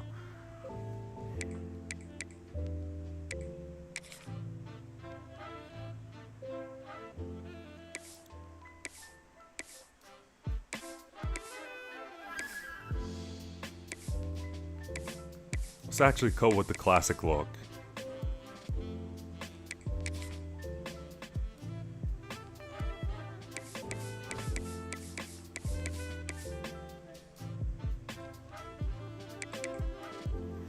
And Georgia is going to be tough, man. All we have to do is just be smart. Don't do anything stupid. And we'll probably be fine. High-stakes collision, a game late in the year featuring two teams ranked in the top 25, each looking to make a move up and strengthen their playoff case. Welcome to Williams-Brice Stadium, home field of the South Carolina Gamecocks.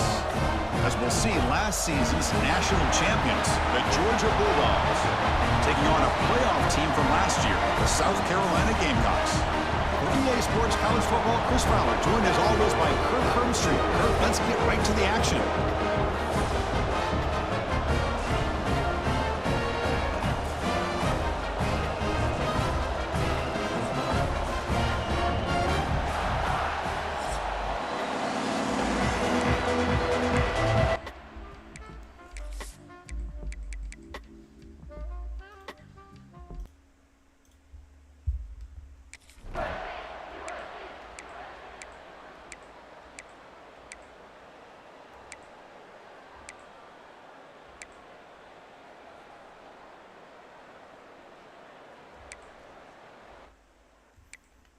Alright, who's Georgia's quarterback now, since they lost Gunnar Stockton?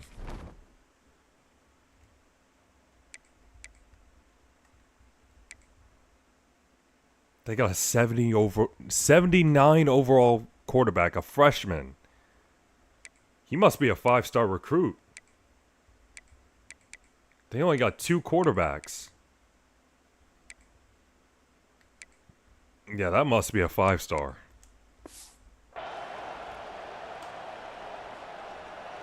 Important second down play coming up. Handoff from the shotgun. Offense will try to convert a 3rd and long from the 27. We'll see if the defense brings the blitz. Back to pass. It's Sellers. And he dumps it off to the tight end. And he's brought down just short of the mark. Okay, not a good start. Good job by the defense to prevent the first down. And the Gamecocks will bring their punt team onto the field.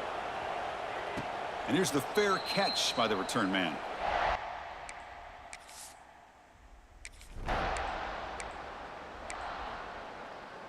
What?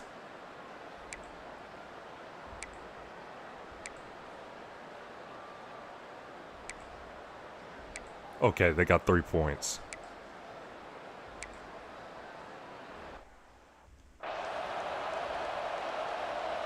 Well, a serious challenge for this offense. You don't want to be in 3rd and long inside your own 20. How much of a risk will they take to try to pick up this first down? Can't hold on. Good defensive play brings up a 4th down. The Gamecocks bring their punt team onto the field. Looking to kick it away for the second time. Oh, I thought that was about to get blocked. And a fair catch made right on the midfield stripe.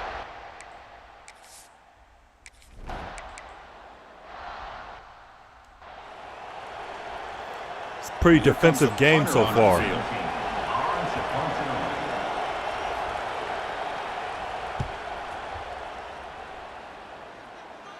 And he puts it out of bounds, so no return. And the South Carolina offense is back out on the field. Last time was a quick 3 and out. Can they get a drive going this time? Both these teams told us they're eager to prove a point. Here we are mid-season. They both earned their spot in the rankings, but we expect tight competitive battle today. Well, that's the beauty of these top 25 matchups in the middle of the year. A little bit of a better handle on who these teams are. Love the fact that we get these two teams on the field. May the better team win, and hopefully it's a close one all the way to the end. Out of the shotgun, he hands it off. He's wrapped up nicely there by the freshman. See, that's how you limit what an offense wants to do. This time, the defense just won the battle up front at the line of scrimmage, not giving up any big plays. Everybody's gap sound, and it's really solid defense on that play. They bring him down to the 45 and a solid gain to keep this drive going. Chris, how about this? I mean, there's nobody open initially. He rolls out to be able to get out of the pocket and away from the pressure, and eventually finds the big tight end for those positive yards and that first down. Try to run it up the middle, but get nothing. Second down after that previous play. Scanning the field, it's Sellers. Nick Arbor. Makes the grab with plenty of room to run. Touchdown. Gamecocks. There was no catching at that time. They were backed up to start the drive. It's great execution. It's easy to just kind of pull your horns in and get conservative when you're pushed way back close to the goal line, but not this offense.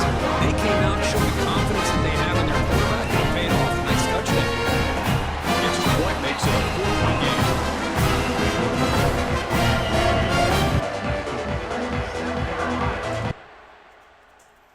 All right, 7-3.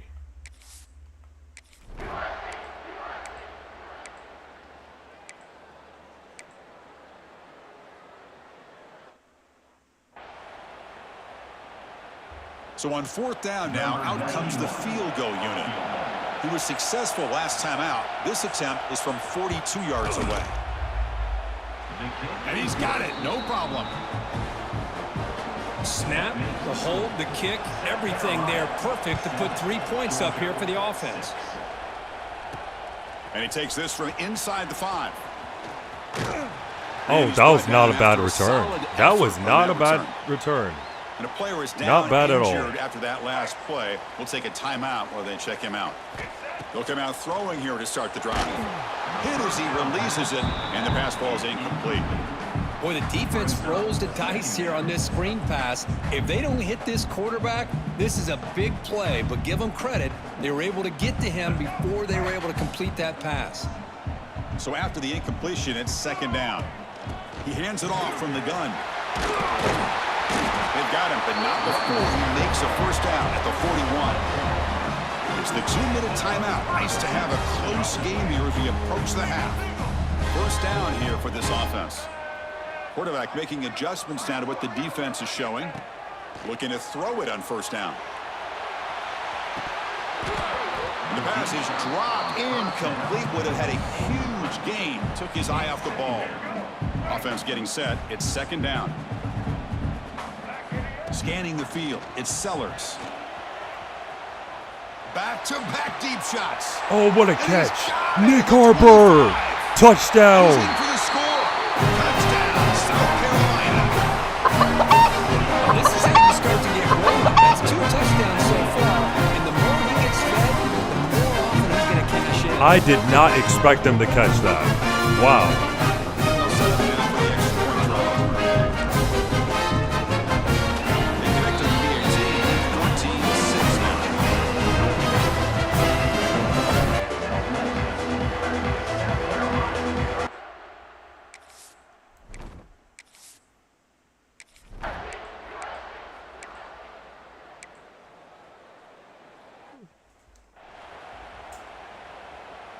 And the punt team makes its way onto the field. And he'll kick it away now for the second time.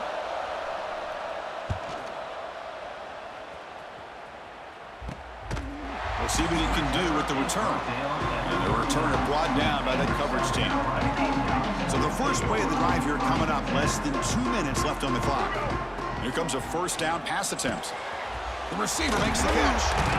Brought down, but the gain moves the ball all the way to the plus 42. How about the offense here dialing up a good zone beater? Let's give credit to the coordinator for calling the right play at the right time and the receiver finding the hole in that zone. They'll try and run it. There's the running back. And the defense smothers him for no gain. Here's the second down play.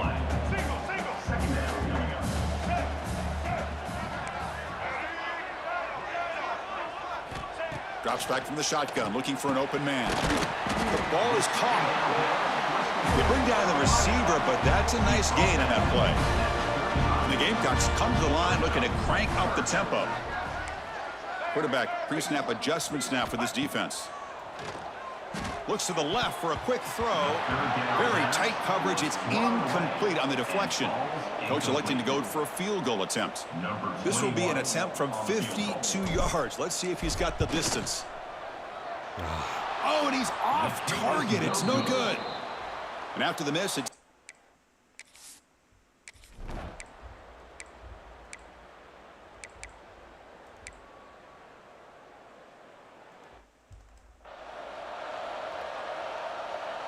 so ball at the 30. This is a manageable third down play for the offense.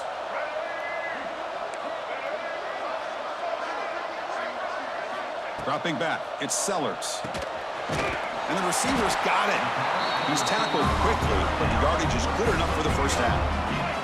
The Gamecocks come to the line to start a fresh set of downs. They'll run it here. Running back has the ball, and he's tackled right at the 40-yard line. Hat on a hat up front. Good job opening up the holes. Anytime you can get positive yards on first down, that's a win. Escapes the pocket. And the junior decides to pick up the first down himself.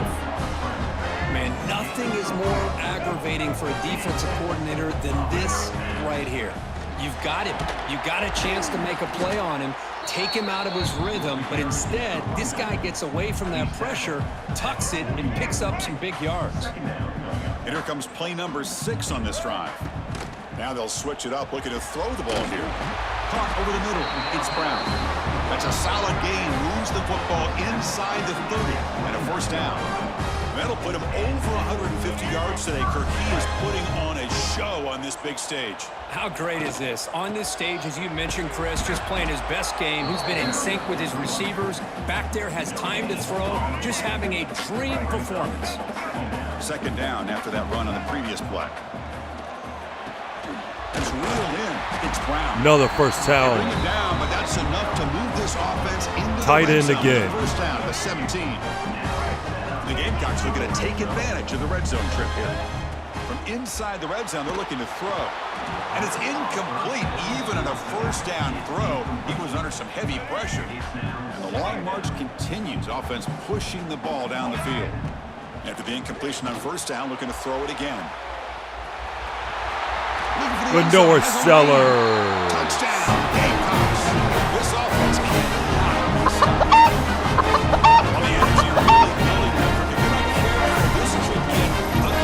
Chris, this offense has been impressive the entire game. One of the great things about rivalry is you will never forget this kind of performance. And now they'll set up for the win.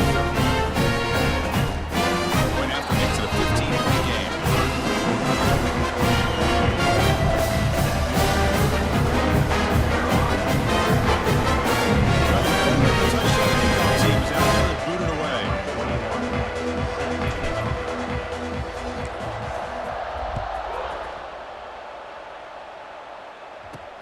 Fields it just outside the goal line. He'll be tackled at the 18. That's good coverage there.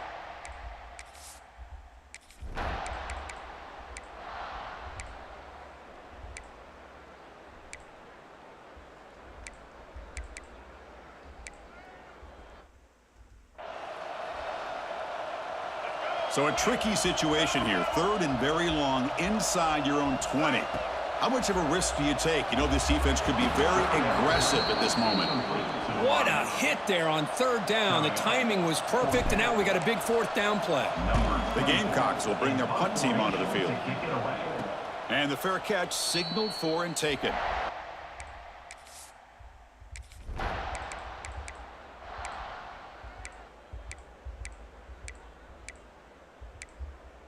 Scored.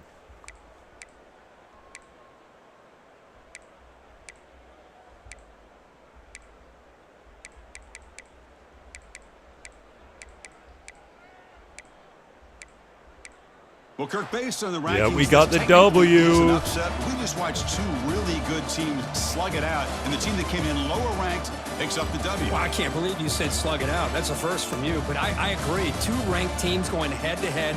Really a fun game to watch. And now let's see how they respond after the results of this game. That could be very interesting to their season. And that is going to do it. We enjoyed being here for Kirk Herbstreit.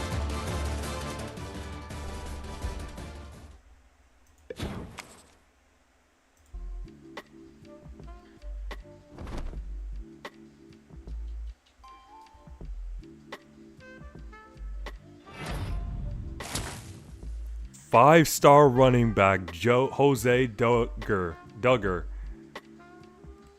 commits to our school. Five-star quarterback Eric Moffitt, all the way from Colorado.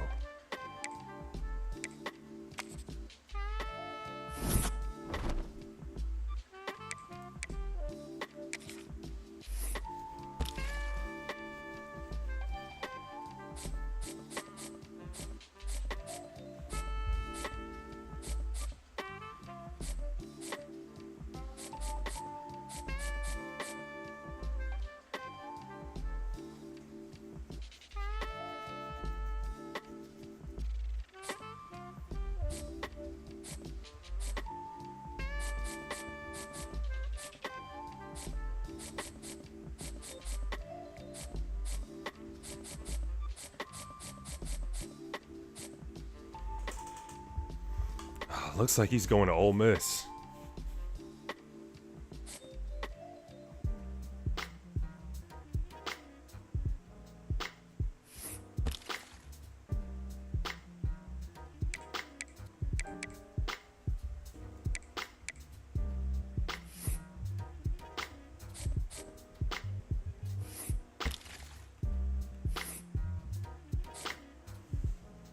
Got two running backs to commit. And we got a five-star quarterback on our team. I can't believe we got him. And he's a gem.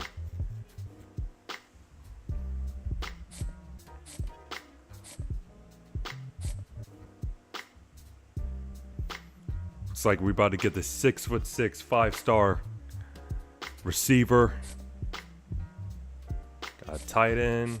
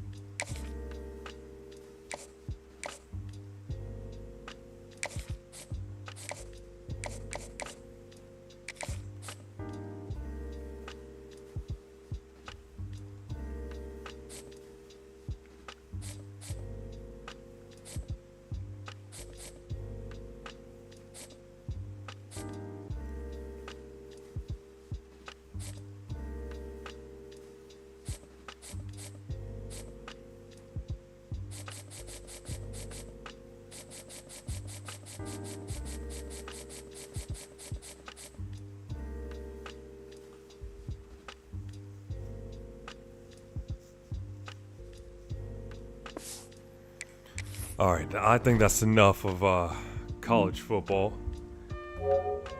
When we come back to it, gotta play Auburn. All right, I think it's time to play just a little bit of Batman: The Enemy Within.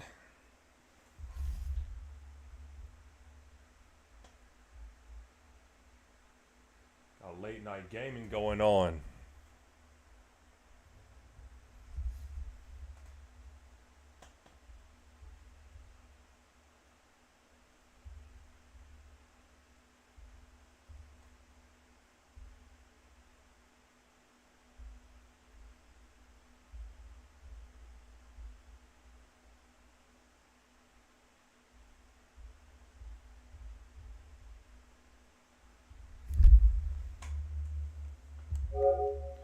Alright, let's play some Batman.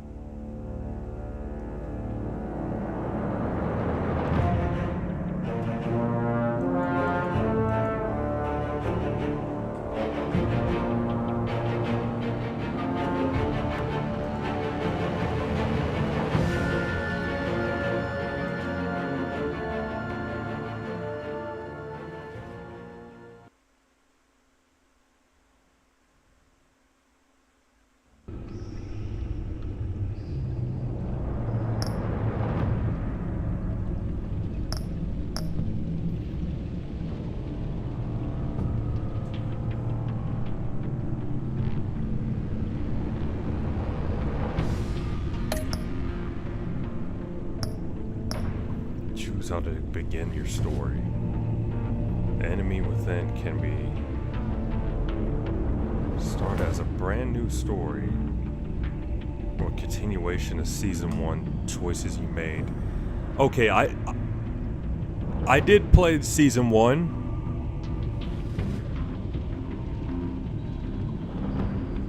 And I don't remember what choices I made in season 1. So I might just go with default. Yeah. Go with default, because I don't even remember.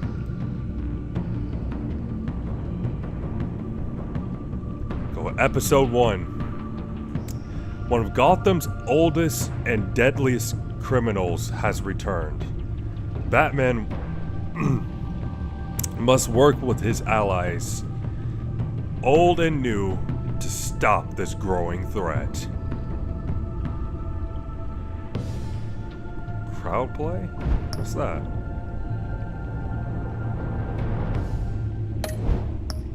Okay, we don't need none of that. No. Alright, let's go. Just slider.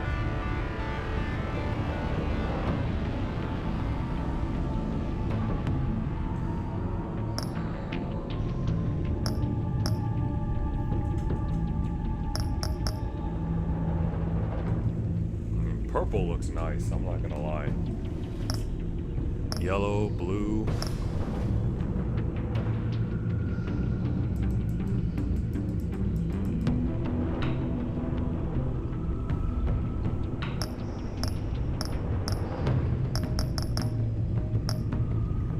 Purple looks nice, though. I don't know.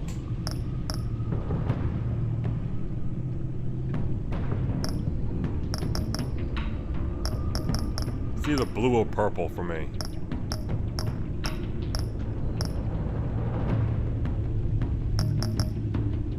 I'll just go with purple.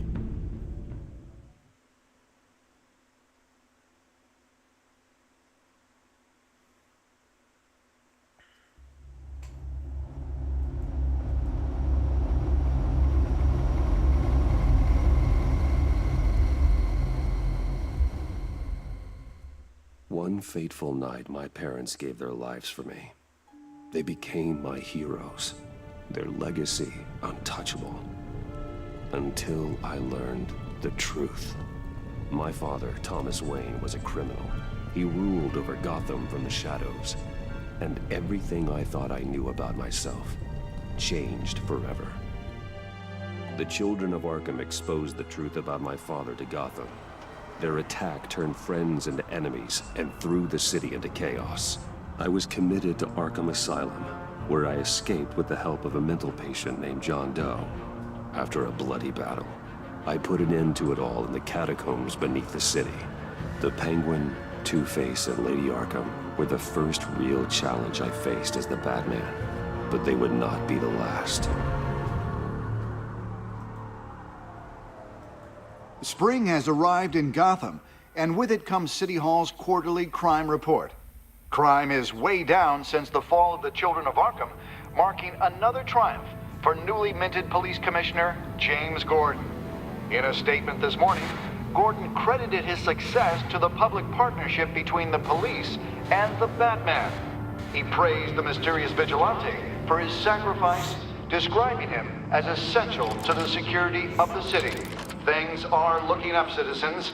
After the long, dark winter comes this must be the Riddler. Now, if only the Knights could win again, everyone would be happy.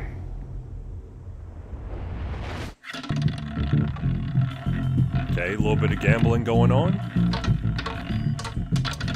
Lucky 13! There it is. Rumi Mori, import-export magnate, one-time Pipex CEO, international arms dealer. The world sees Mori as a legitimate businessman, a philanthropist who gives to charity, not a criminal getting rich off the suffering of innocence. A masterful performance. I wonder, if a man hides in plain sight for that long, does he forget who he really is? What do you think, Master Bruce? Must be hard to stay true to yourself. I don't. I never forget what drives me. Protecting the innocent from people like Mori. That stays the same no matter what mask I wear. Don't I know? Masks are hard to maintain. If there are cracks in Mori's, we'll find them. The GCPD already bugged his penthouse and found nothing. Meaning that if he's doing arms deals in Gotham... They happen on the casino floor. I need to find a way to hear what Mori is saying. Standing by for support. Look for something with a microphone. The Bat computer can intercept his... He certainly enjoys the good life, doesn't he? Made a fortune running guns during the Arab Spring. Diversified into biotech shortly after. From what I understand, he's not one for pinching pennies.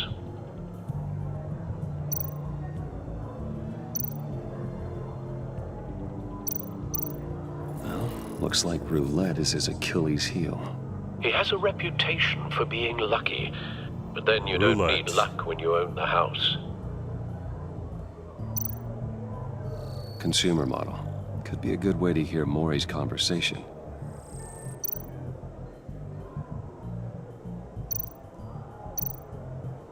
Hotel security are guarding him particularly close. A man like Mori counts more enemies than friends. I wonder why that is. Al, I'm hacking into Mori's phone. Encrypting your signal. Last thing we want is for him to know you're here. We're in. You should be able to pick up audio from Mori's phone. Is everyone enjoying themselves? Don't worry. I won't tell anyone with a badge. He's on a roll. It's only a matter of time before he gets too chatty. Try to blend in.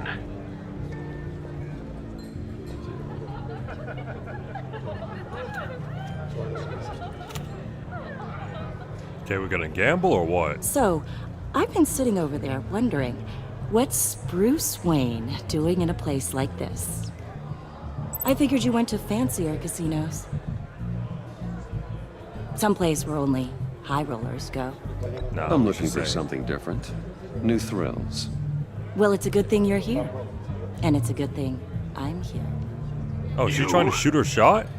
What in the hell are you doing here? Stop me if you've heard this one before. I begin and have no end. And I end all that begins. Who am I? I don't give a damn.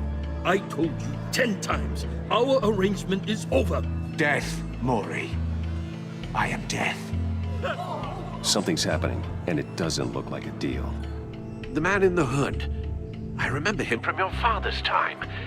I think that's Riddler. The Riddler.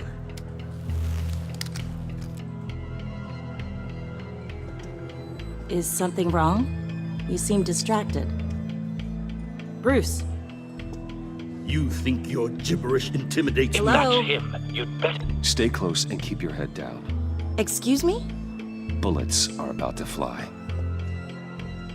Okay. No one threatens me in my own casino. Security! Sir, it's time to leave. For you? An easy one. What question can you never answer yes to? I don't give a crap. Let's go. Wrong. The correct answer is, are you dead? Oh, slit his throat. No, he's done.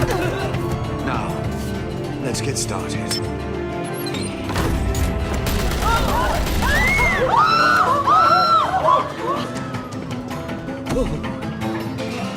Get out of there. Get your suit.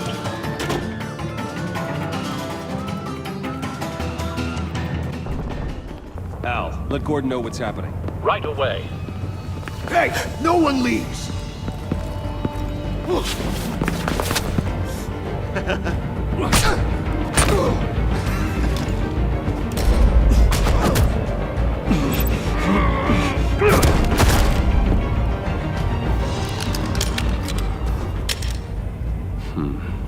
Easy. Too easy. You okay?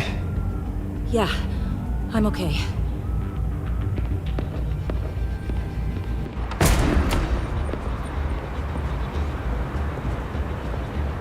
Run, now. What you did to that man. Knocking him out like that. How did you do that? I had a different impression of you from TV. You never seemed that capable. Keep this quiet. Why don't you just keep that to yourself? Every man needs a little mystery, don't you think? Yeah, don't worry about image it. Of a dissolute playboy to maintain. Gotta stay mysterious. Your secret's safe with me. Thank you. She might tell everybody. Commissioner Gordon on the line. Scrambling audio now. Gordon. Batman, what's the status? Batman?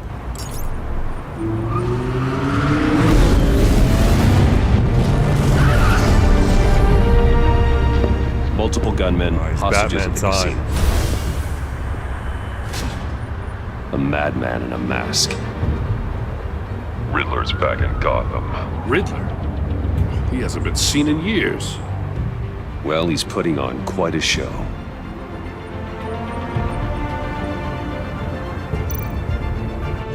Time to suit up. There's a squad on the way. They'll be there shortly. Be ready for a fight.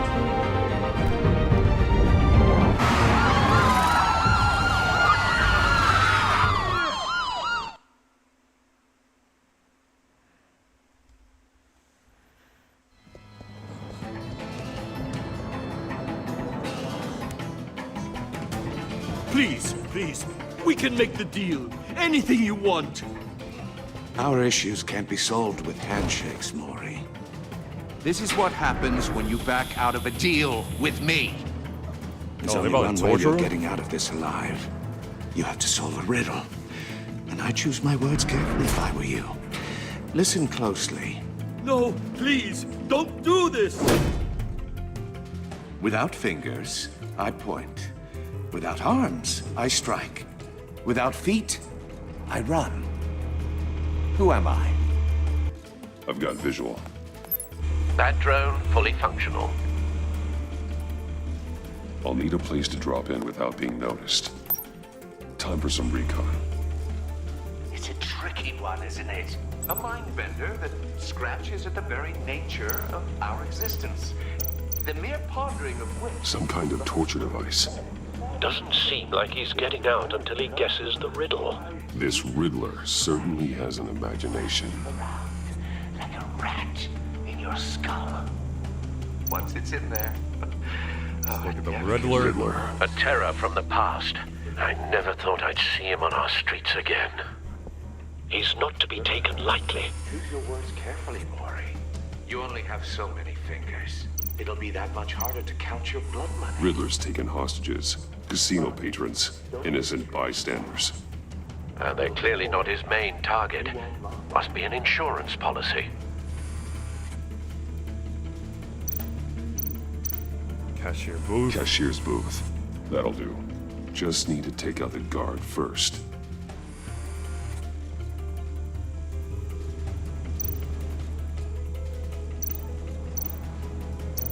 Audio Distract the playback guard. fully functional. Time for a distraction. What the?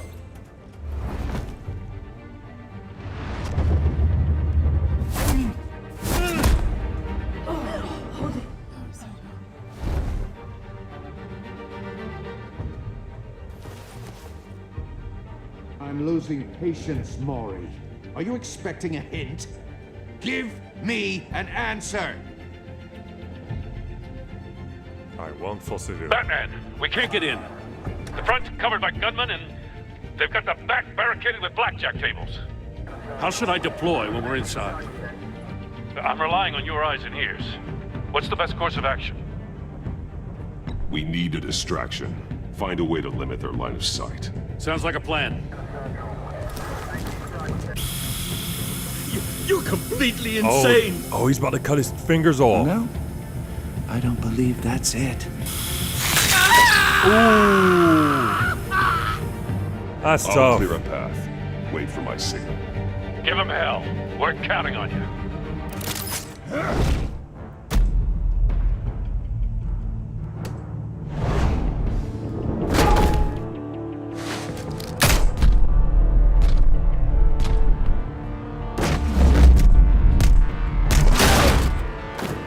Batman!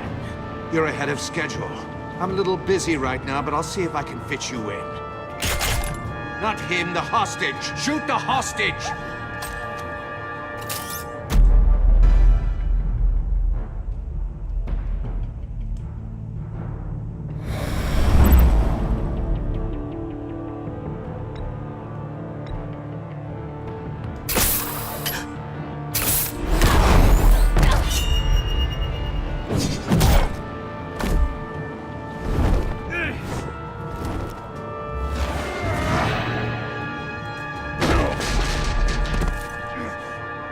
Hiya, Bats.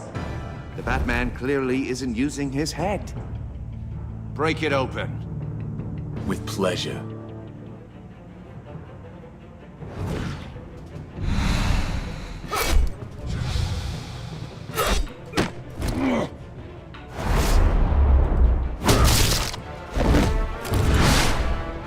Okay, kick to the body. Jab to the body. Nice uppercut. Shock him.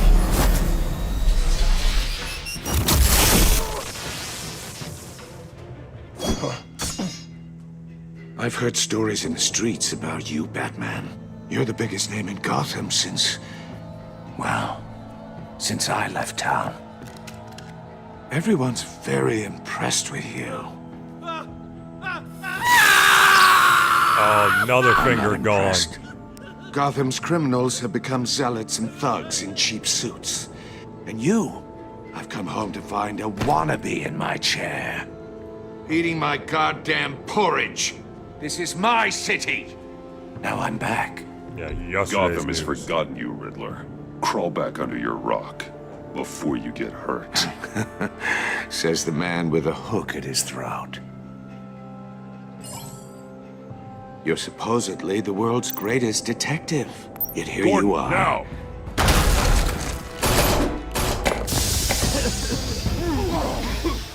Oh, you have to be kidding. Clever.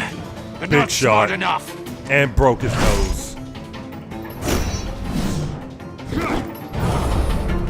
Let me show you how it was done back in the day.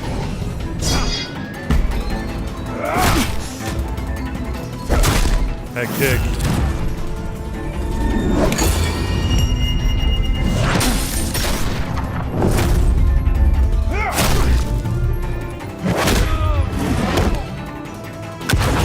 Alright, we took out the Riddler. Brawling like a common street Well, we didn't take him out yet. It just doesn't But he's do hurt. it for me.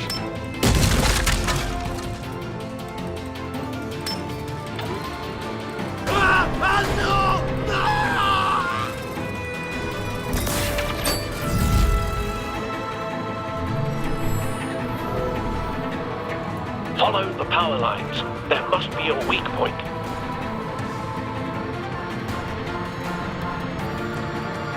Where's the weak? Oh, okay, there it is. No! Oh! I messed up. My bad, my bad, my bad.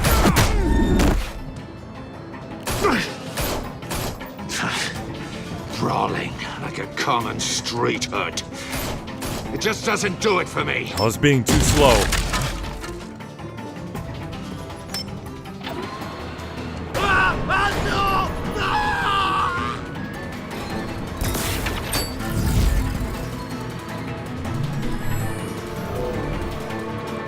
Follow the power lines. There must be a weak point.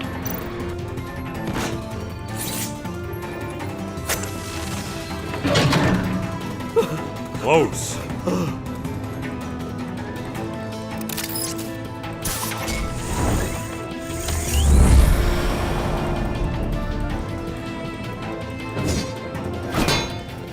You broke the cage. That's cheating. Think I care about your rules? I'd heard you were a man who followed a code. Why would you save that dirtbag's life? Maury made his money running guns, trading off the suffering of war. I save people. It's what I do. My job. Your naivete is just embarrassing. I save people. You should concentrate on saving yourself.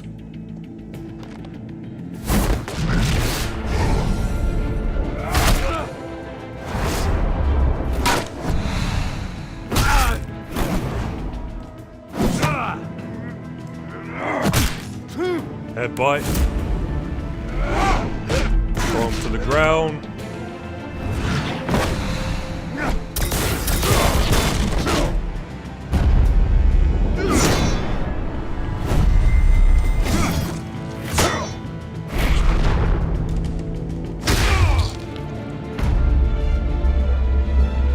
Roundhouse.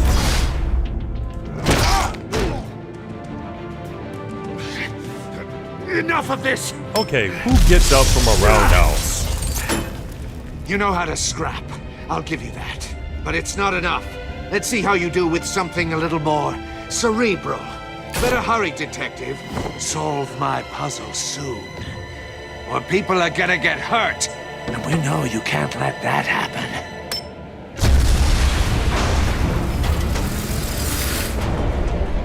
And he escapes.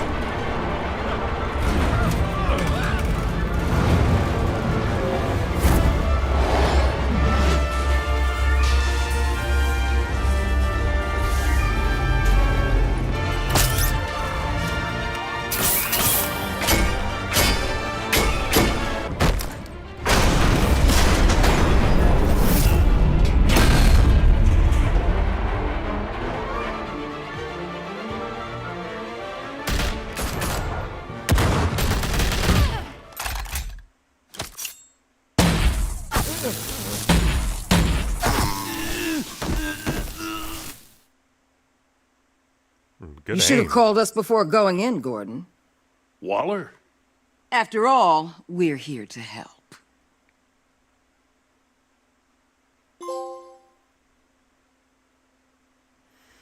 All right.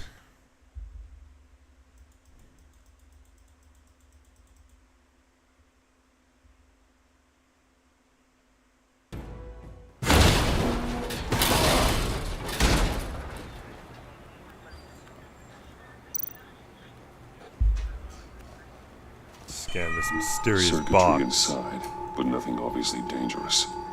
The back computer will be able to analyze further.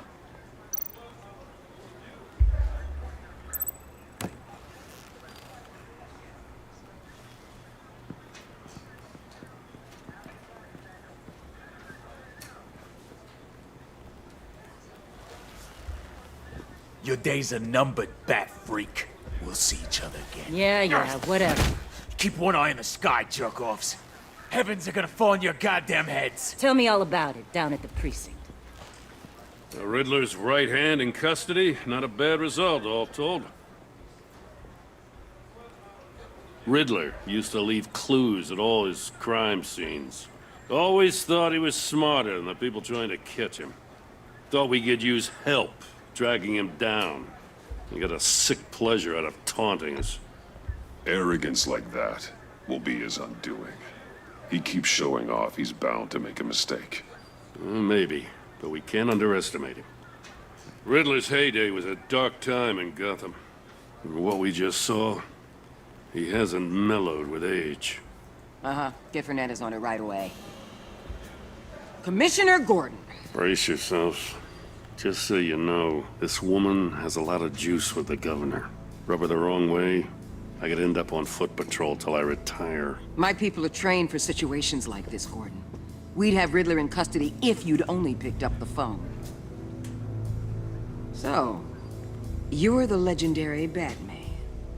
I've heard a great deal about you. So much so, I don't know if I should believe the hype. I don't know who you think you are, but I don't like your attitude. I don't like that Who attitude. I think I am?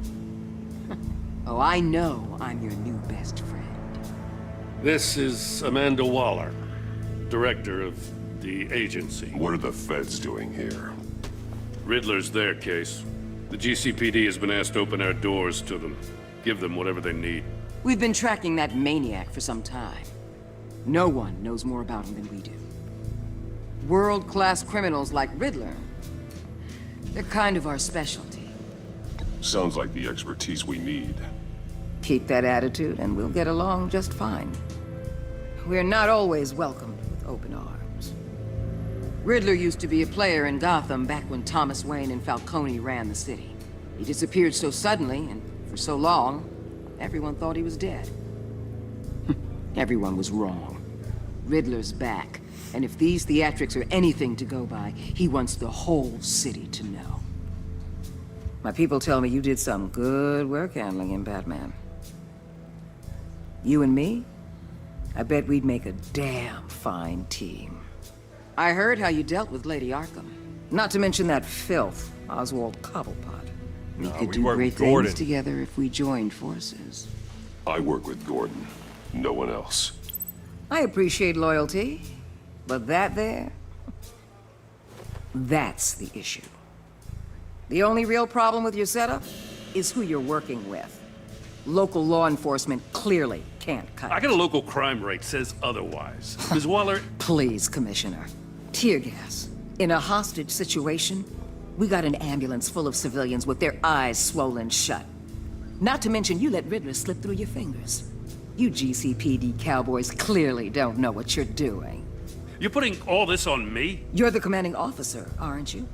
Or are those stars purely I made the call. show? You can't put this on Jim. I called for a distraction. Then maybe you're not as impressive as I thought. I'm here to prevent this incompetence in the future.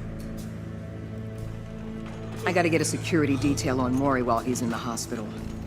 Agent Avesta will fill you in on what we know so far, as a token of interdepartmental cooperation. The nerve on her. Don't tell these people a thing, especially about that puzzle. This is our town. We're the ones that'll catch Riddler. Ooh, I thought you was gonna bite your head off for a second. I'd like to see her try.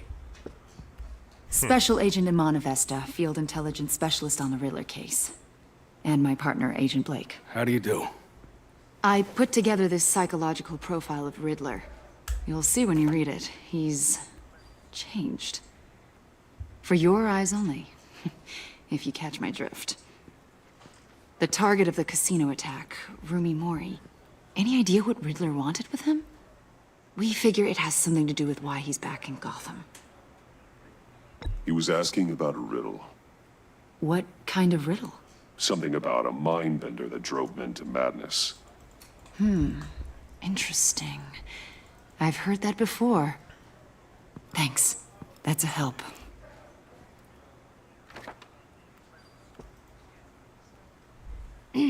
I'm Gotham born and raised, you know. My dad ran a store in the shadow of City Stadium. I just wanted to say it's a real honor to meet you. I do have something I want to ask, though. The criminally insane. You're drawn to them, aren't you? There's something in you that pulls you towards the danger. The chaos, the energy. You can't go 2 city blocks in Gotham without tripping over criminal scum. Most people just get up and run away. I'm not most people. I think I know you a little better now. Note in a file. I'll be in touch. Agent. Batman, before you go, Gotham's your city. I respect that. But you should know I don't have to play nice. I'm letting you hunt the Riddler for now. You better share everything you find. Or this courtesy call is gonna become something you really won't like. You get me? There's a lot of ways this could go. Full disclosure, Riddler left me this puzzle. What is it? I don't know yet. He said I had to solve it or people would get hurt. Then you best get on it. Let's keep being honest with each other.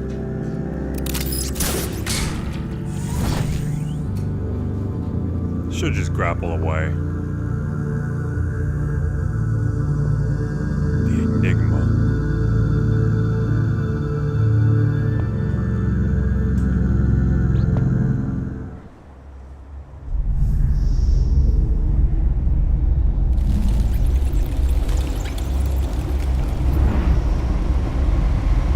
Okay, the Batcave.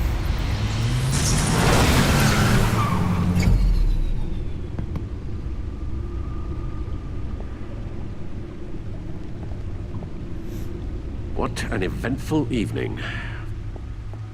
I've taken the liberty of preparing some refreshments. Thanks, Al. I need to focus. Maybe music will help.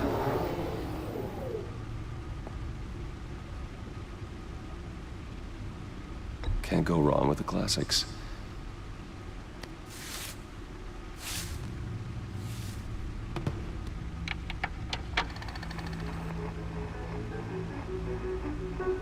The computer is finished scanning the Riddler's puzzle box.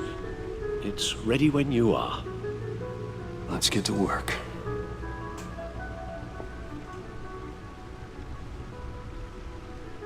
Alright, what am I supposed to do?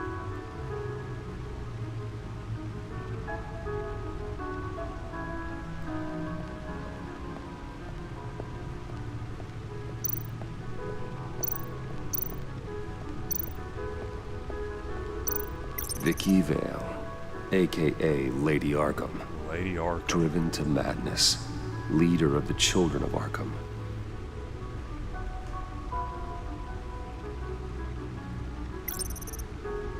Penguin.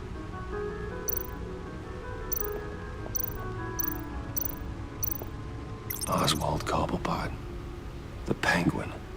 My oldest friend.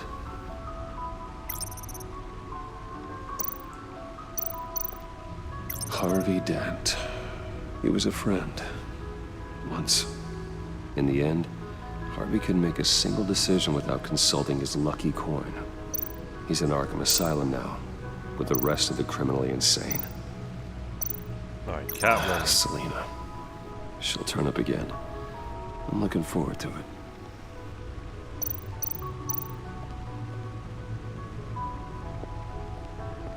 No explosives detected, no radioactivity. Nothing dangerous at all so far. Computer, run another scan. I want to be absolutely sure this thing is safe. Also, I took the liberty of digging up everything I could find on the agency. There's plenty here. Know your enemy and all that.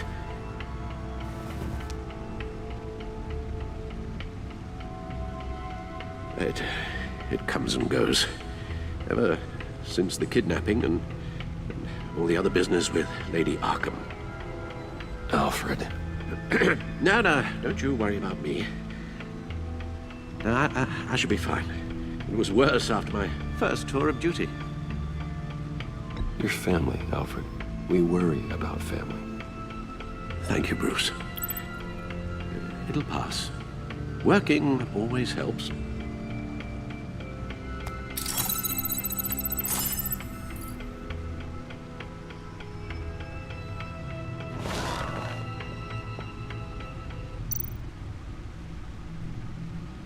The agency.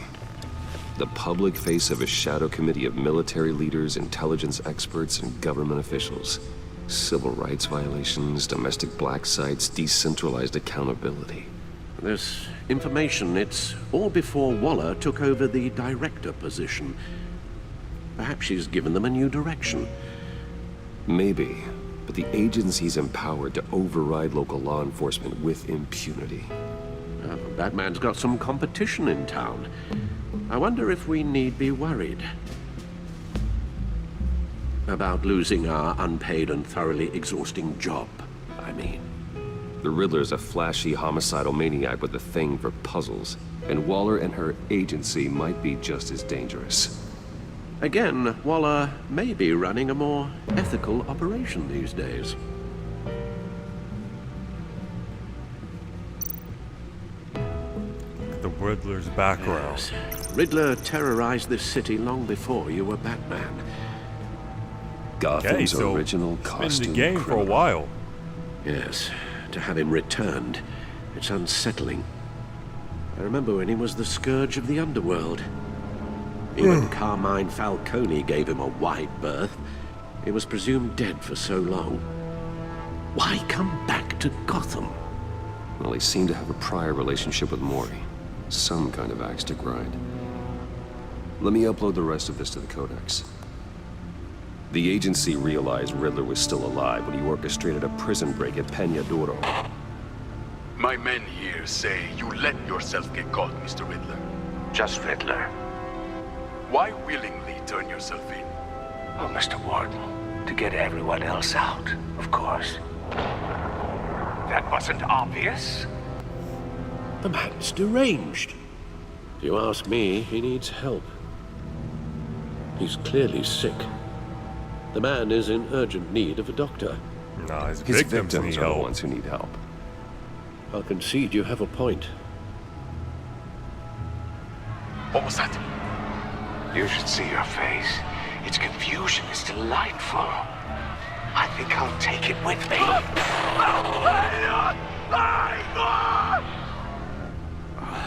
I take everything back.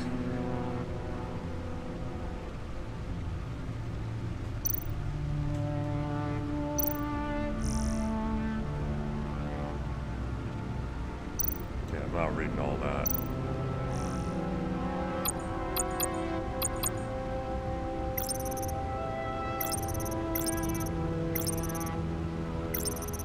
Lucius Fox. Alfred.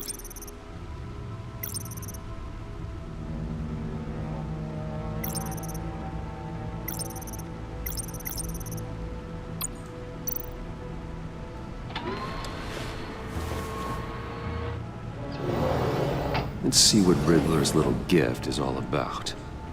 Solve my puzzles soon, or people will get hurt. Riddler's MO hasn't changed in all these years.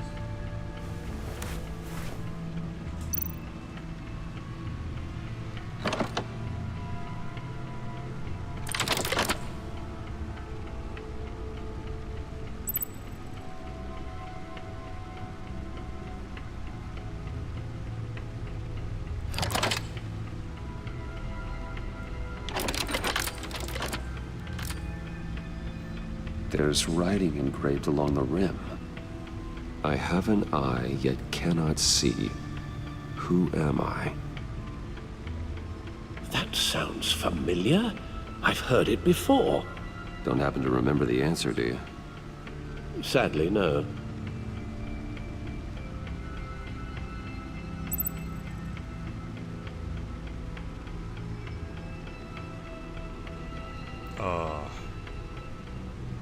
Is it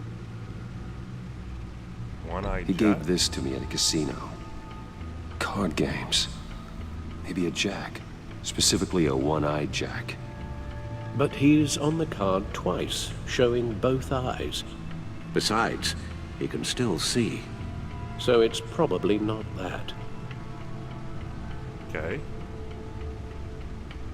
Is it Eye of a Hurricane? Eye of a hurricane. It fits the description in the riddle, but I'm not sure how it helps us. Even if there were hurricanes in Gotham, it's hard to imagine one helping us with the object in question. If that is indeed the key. Okay, that's not right. Blind Justice. How it relates to Batman, maybe. Lady Justice is blindfolded to show she's impartial. She has 2 eyes under the blindfold, though, not 1. So it's something else. The eye of a needle. But how does that relate to the object in question? Maybe it's telling us how to use it. Sounds very plausible. Look at these strange grooves.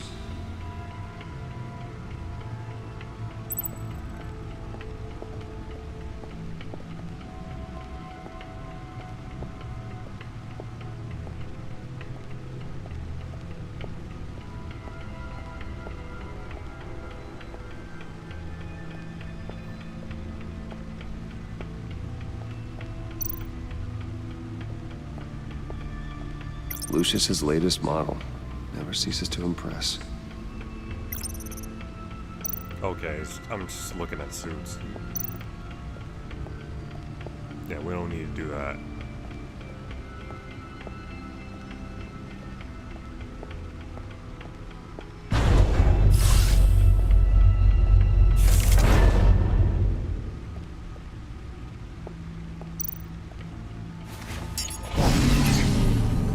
Oh, that's the stuff.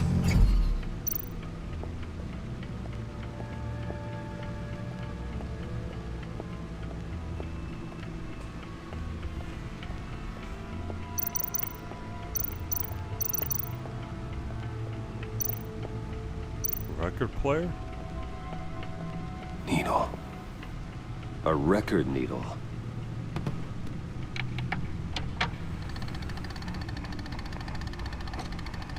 Halfway there, Batman. Means you got half a chance of stopping a whole lot of pain. To be honest, you're already doing better than I thought. But don't sit around feeling pleased with yourself. Unless you want to see me tear this city apart. I suppose you're going to look in there. An open invitation from the Riddler? Of course. Huh. Looks like I'm manipulating radio bands or waveforms. Something.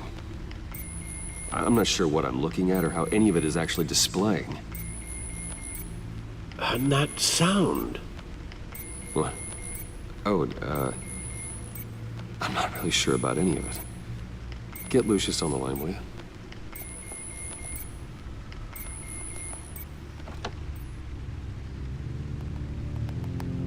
Hey, Alfred. Good morning, Lucius. I hope we're not interrupting your breakfast.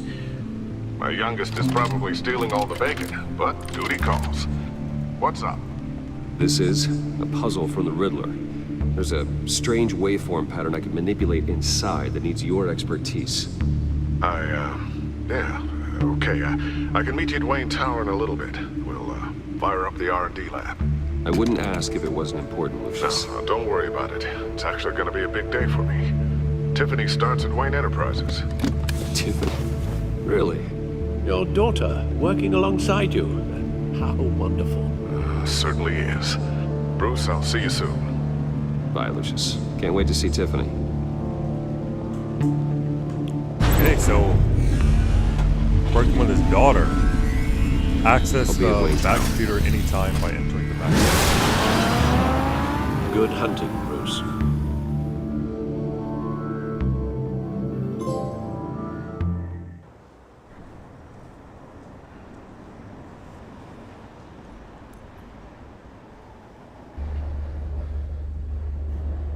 It's crazy. We had like no sleep at all.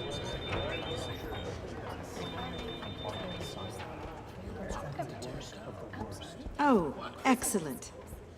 Glad I caught you. I have some good news to share. Good to hear it, Regina. It's what I've come to expect, with you as Wayne Enterprises chairperson. I just talked to the board, and they couldn't be more pleased with how our partnership with GCPD is going. Seems like you made the right call when you decided to take that contract over the Arkham remodel. The Gazette's running a piece about it. Look, I would love to hear all the details, but I've got a meeting with Lucius I've got to run to. Well, I don't mean to pry, but what's in that case? Seems like an odd thing to be carrying around the office. Oh, this? No. This is just something for Lucius. I see. Well, I've got a meeting I've got to run to. We'll pick up this conversation this afternoon. Sounds great. Just being nosy.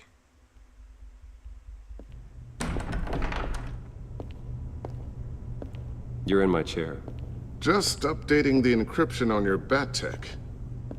Yeah, but what are you if doing you on want me to stop, my chair? The seat is all yours. This is the thing you were talking about? One of Riddler's puzzles. Some kind of test. Show me. Any idea what he's planning? Not yet. That's why I need your help. If his history is anything to go by, he left us a clue. A psychological profile of Riddler. Knowing how his mind works, this should come in handy. No sign of explosives or poison. Already scanned for that in the cave.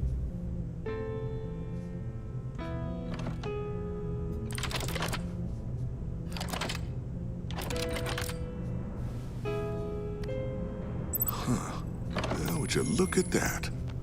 Micropulse waveform. And the sound it's giving off.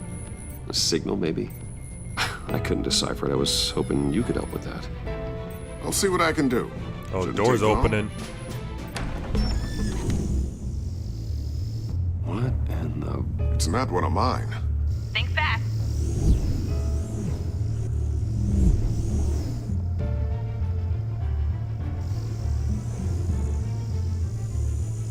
Hi, Dad. Tiffany? Oh, that's his daughter. Hey, Bruce. My God, Tiffany. It's been a while. Sneaking out of orientation your first day? I just wanted to say hi to my new boss. I got you a present. A micro-drone prototype I developed in my spare time. High-end AV, stealth black shell, programmable for autonomous observation. Small, quiet, and super smart. Just like its designer. Not bad, huh? You always had a thing for toys. So hard to know what to get a man who has everything. I love it. Thanks, Tiffany. Well, I guess it's not bad. Not bad.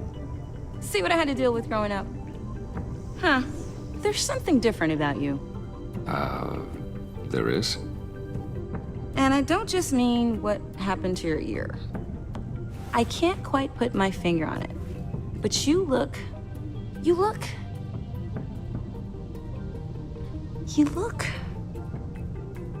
I think the word you're looking for is badass. No. That is definitely not what I meant. I'm the resident badass around here. Thank you very much. You just said that out loud. See, Bruce? It's her first day, and I'm already embarrassing her. Interesting. Don't. Too late. Already touching. Just be careful. What a strange thing. The circuitry design. It's elaborate and unorthodox. Almost intentionally so.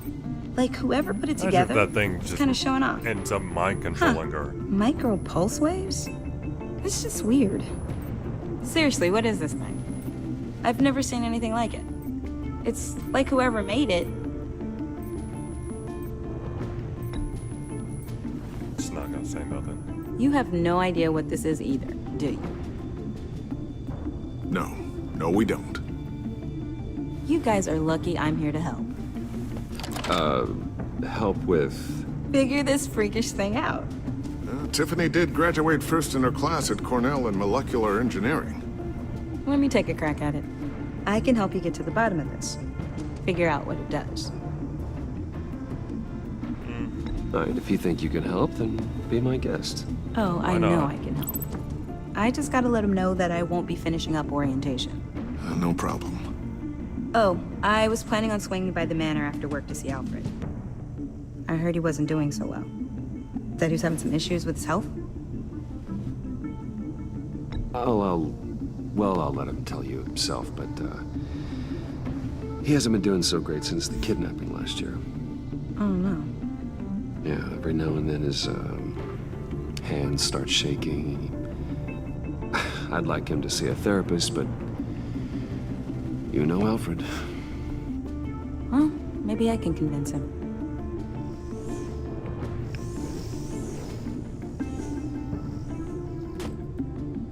Catch you guys later. Welcome aboard, Tiffany. Thanks, boss. All right then. Time to crack this puzzle. I never told her, you know. Told her what I really do at Wayne Enterprises. What, we do. If you're willing to pull her into this Riddler project, why not consider bringing her into the fold? Into the mission? We're going to need help if we're going to be dealing with the likes of Riddler. And we can trust her. Yeah, might as well. She's anything like you. She's better than me. Okay, then let's give her a shot. Great. I'll start thinking about how we can broach the subject with her. In the meantime, Riddler's puzzle will be a fine start. Well, shall we go down to the lab? Actually, the equipment we need is down in my office. We'll get this taken care of in no time. Mr. Wayne. Yes? I'm Special Agent Avesta. This is my partner, Special Agent Blake. Well, I guess I'll see you in a bit. I'll be down in my office. Whenever you, get done here? Keep me in the loop about that, thing? Will do.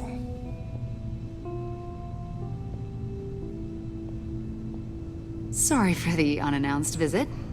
We're with the agency's Behavioral Analysis Unit. We just came by to ask a few questions.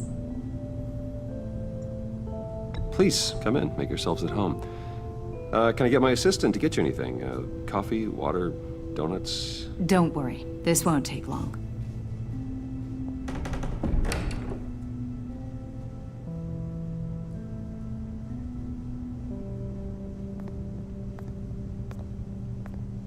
This office, it really represents you.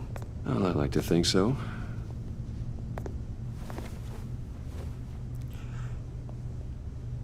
Is this you? Yeah. How old? I don't know, 7, 8, maybe? So happy.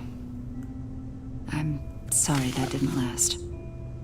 After everything you've been through, I don't know how you still do it. Do what, exactly?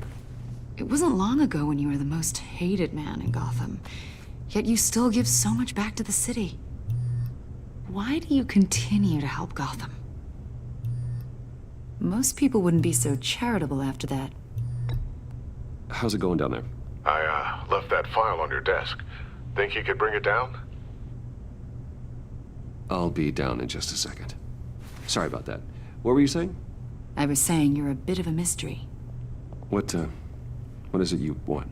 The agency recently brought me in to draft a psychological portrait of the Riddler. We've been tracking him for months, but haven't been able to find him. Riddler? That psycho from the news?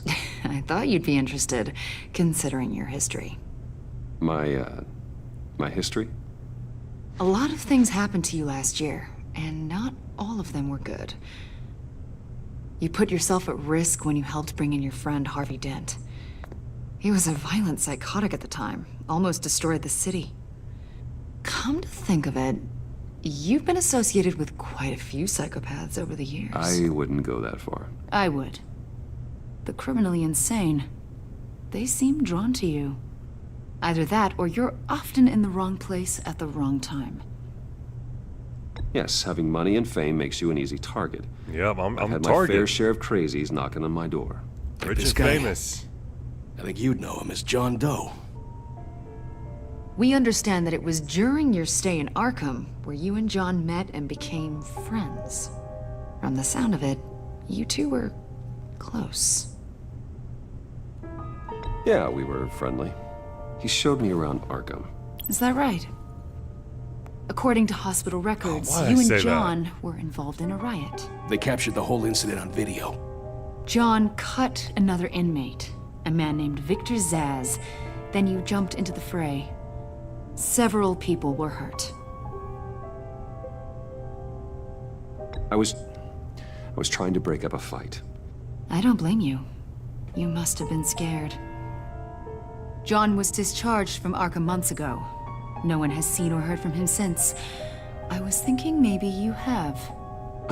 Why would you think that? He listed you as his emergency contact. Sounds like you two were pretty close to me. I did not agree to that. Why would he write down my name? It's obvious. You're important to him. Well, I haven't seen or heard from him, so... I just sound guilty now. Did he do something wrong? He's a person of interest. You see, we've got a wall in the office with a bunch of photos pinned to it. Two-Face, Penguin, Lady Arkham, you know, Gotham's most notorious. They've got all these little strings connecting them to one another, like a web. And you, my friend, are at the center. You keep pretty strange company for someone who wants everyone to think they're such a stand-up guy. I'm sorry, are you accusing me of something? Should we be? You know more than you're letting on, Mr. Wayne. Maybe you're afraid. Maybe you don't trust us. Or maybe you're a criminal, like your father. Maybe you're not the hero people think you are. I am calling my lord. That's an evacuation warning. Trying to accuse me It's of time being for a you to criminal? leave. That's wild.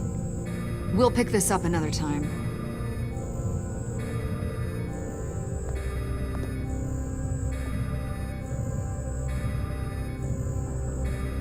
Bruce, get my daughter out of the building. Get yourself out. What are you talking? What did you figure out? I've solved the Riddler's puzzle, Bruce. Riddler really pulled a good one over on us. Lucius, please tell me what's wrong. Tell Tiffany that I love her. Oh. And I'm sorry I wasn't around more. Wait, he's about to blow up? Lucius! We really made a difference, didn't we, Batman? Oh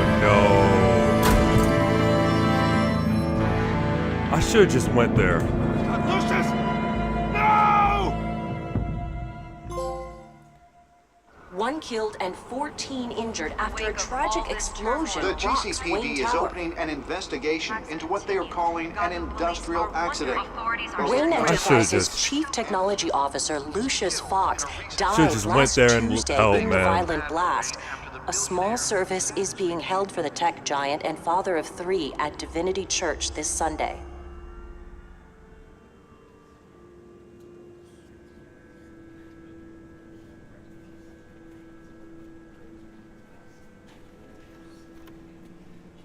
Oh God, Lucius. You're at the center of everything we do. Man, that was stupid, dude. I should just one of a kind. should just went there and I don't try to know what help. we'll do Stop without him. asking questions. Just stop yapping. Just went there Lucius and helped helped. raise you, Bruce. Stupid. It was family. That was just Riddler's stupid. attack on the casino was one thing, but this is personal. We can't let him get away with it. Riddler struck at the heart of our operations and tore a family apart in the process. Yeah, he's gonna suffer. Riddler will pay for what he's done. I swear to you, I will make him suffer. Maybe it's what's called for, given the circumstances. You gotta get him. Of You course. gotta get him for that, man. It won't bring poor Lucius back. I can't imagine how devastated she must be. To lose her father in such a violent way.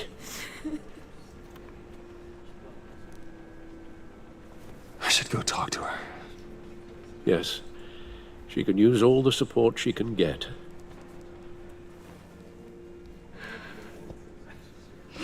Hey, Tiffany. I still can't believe he's gone. None of this feels real.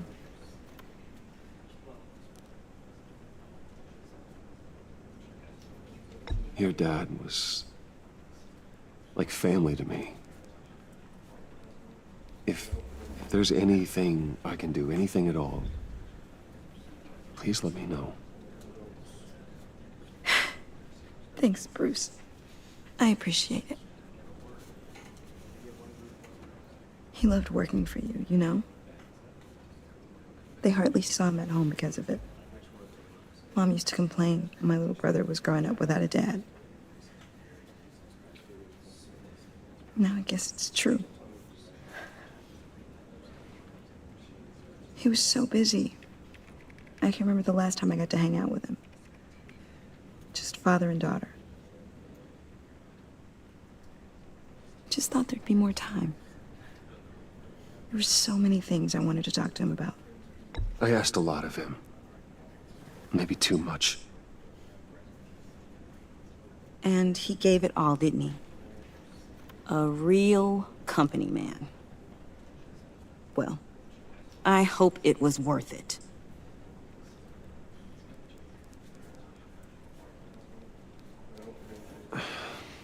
Tiffany. I'm sorry. I know I shouldn't blame you. Hey, it's okay. It's okay. Just let it out. I'm just trying to wrap my head around it all. I saw his remains, Bruce.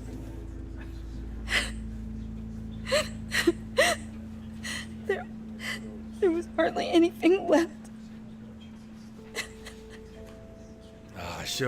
I should have just went there. What were you guys working on that could have caused that? It just immediately helped. It doesn't quite add up.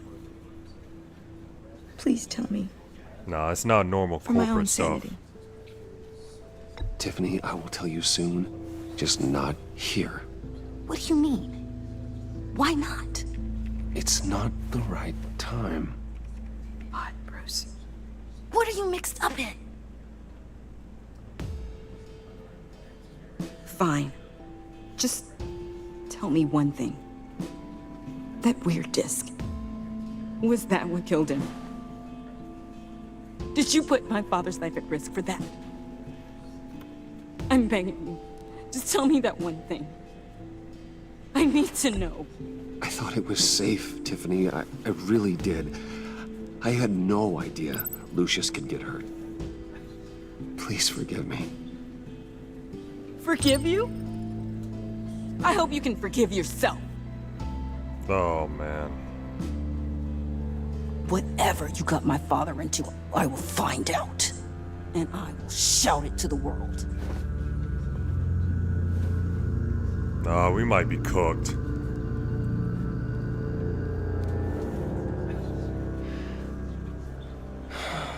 Now it is our fault. So sorry, really. It's such a shame. At least he went out with a bang, right? Joker. Yeah, for that, we can all be grateful. You knew my father. Well, no, but judging by all... Hey, how about giving Tiffany some space? Huh? Bruce! Hey, buddy! It's good to see you. Come on, man. She's been through a lot. You're absolutely right. Enjoy the rest of your day.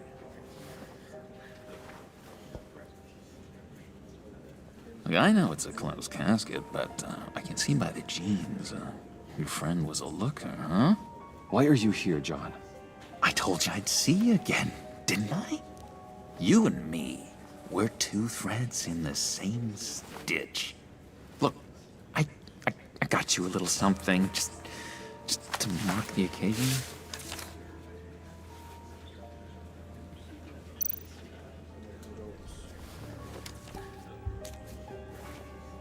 Get well soon. I knew you'd be hurting, see? I thought it might make you feel better. You think this is funny? My friend is dead. I got it wrong, didn't I? Damn it! Hey, keep it down. Gotta be quiet as church mice, right? It hasn't been easy for me out here, you know? I'm the new guy now. It's the freedom that gets to you. There's so damn much you hardly know what to do with it. It's not like Arkham. Sometimes I miss those padded walls. You knew where the lines were drawn. Which ones not to cross. Yeah, How he did probably you get broke out. Oh my god, did you escape? Yeah, he escaped. Didn't have to. Dr. Leland signed the papers herself. She always had a soft spot for me. Cap. If everyone could please take their seats, we will begin. Would you just sit down? Today we gather to honor the memory of Lucius Fox. He was a friend, a father, a husband, a leader. You are crashing my friend's funeral, John.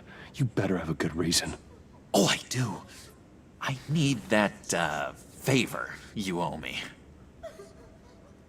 For settling the score with Zsasz, and, you know, getting you out of Arkham. You're gonna do right by me, aren't you? I know you're a man of your word. Whatever I said in Arkham, it doesn't matter now. The deal is off. I got into a lot of trouble for what we did, Bruce. You saw that place. Saw those doctors. A vital link in our chain has left us. But Matthew tells us... You see, I met some inspiring people out here. Made some new friends. Made a kind of pact. They're amazing, Bruce. That special breed who live by their own rules. They remind me of you. Of your father. So who are they? You'll find out when you meet them. They're looking to bring someone like you into the fold. Maybe you will meet them for me, won't you? Please, I've got a lot writing on this. I already told them you would. Please don't let me down. Not a chance, John. I don't know what you're mixed up in, but I am not getting involved. Disappointing.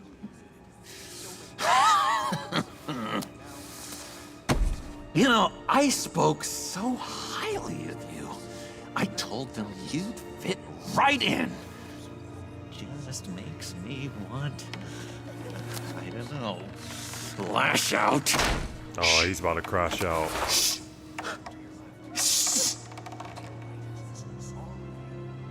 We're here to mourn. Please. You shush me again. You'll be mourning the loss of your teeth. Whoa, easy, easy, John. Take a deep breath, okay? Calm down. You're right.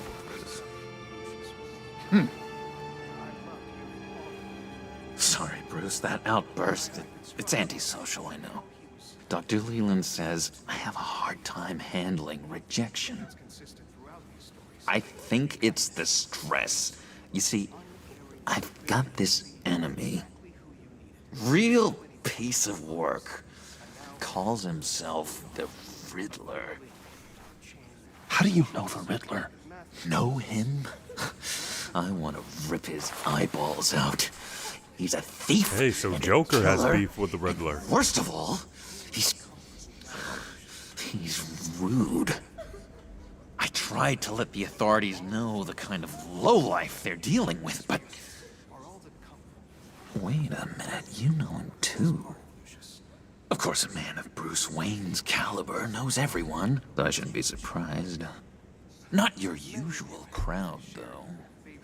Or so I thought. If I ever get my hands on him, I will tear him apart. Oh, you don't know how glad that makes me, Bruce. You and me, we've got the same taste in people. If I had my way, that smarmy know-it-all would never leave his hole. You mean his hole? You know where he is. No, not exactly, no. Maybe I said too much.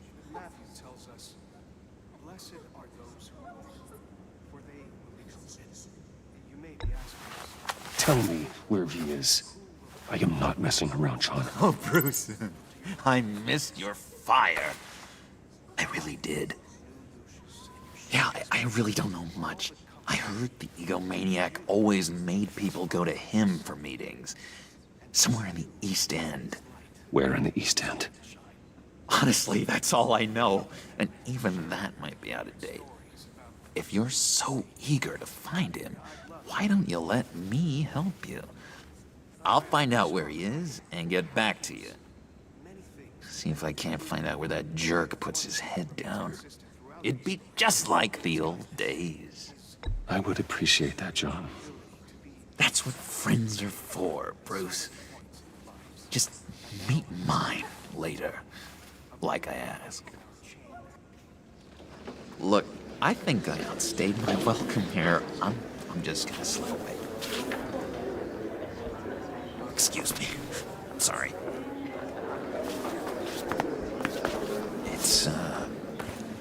It's been so nice catching up, Bruce. I miss this trust between us. I know we'll see each other again soon. Be in touch. Goodbye, Bruce. Until next time. Intriguing fellow. Certainly not one for decorum. Well, I don't think that outburst went unnoticed. Tiffany has. Whatever you say about Lucius. John. Okay, so Lucius' daughter has beef with us now.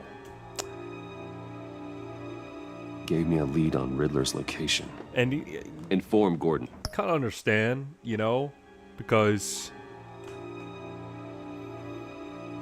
it's basically our fault that her dad died.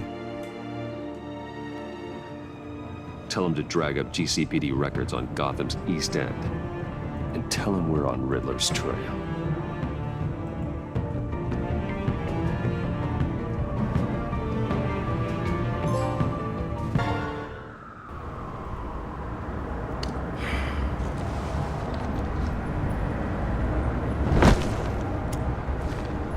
Enjoying the view. Hard to do these days. There's one thing for the bad parts of town to get uglier. But when places like Wayne Tower start falling apart, makes you wonder what's next. All right. Alright,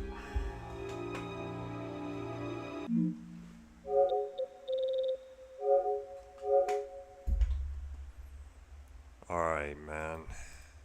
It's getting late. That was a nice...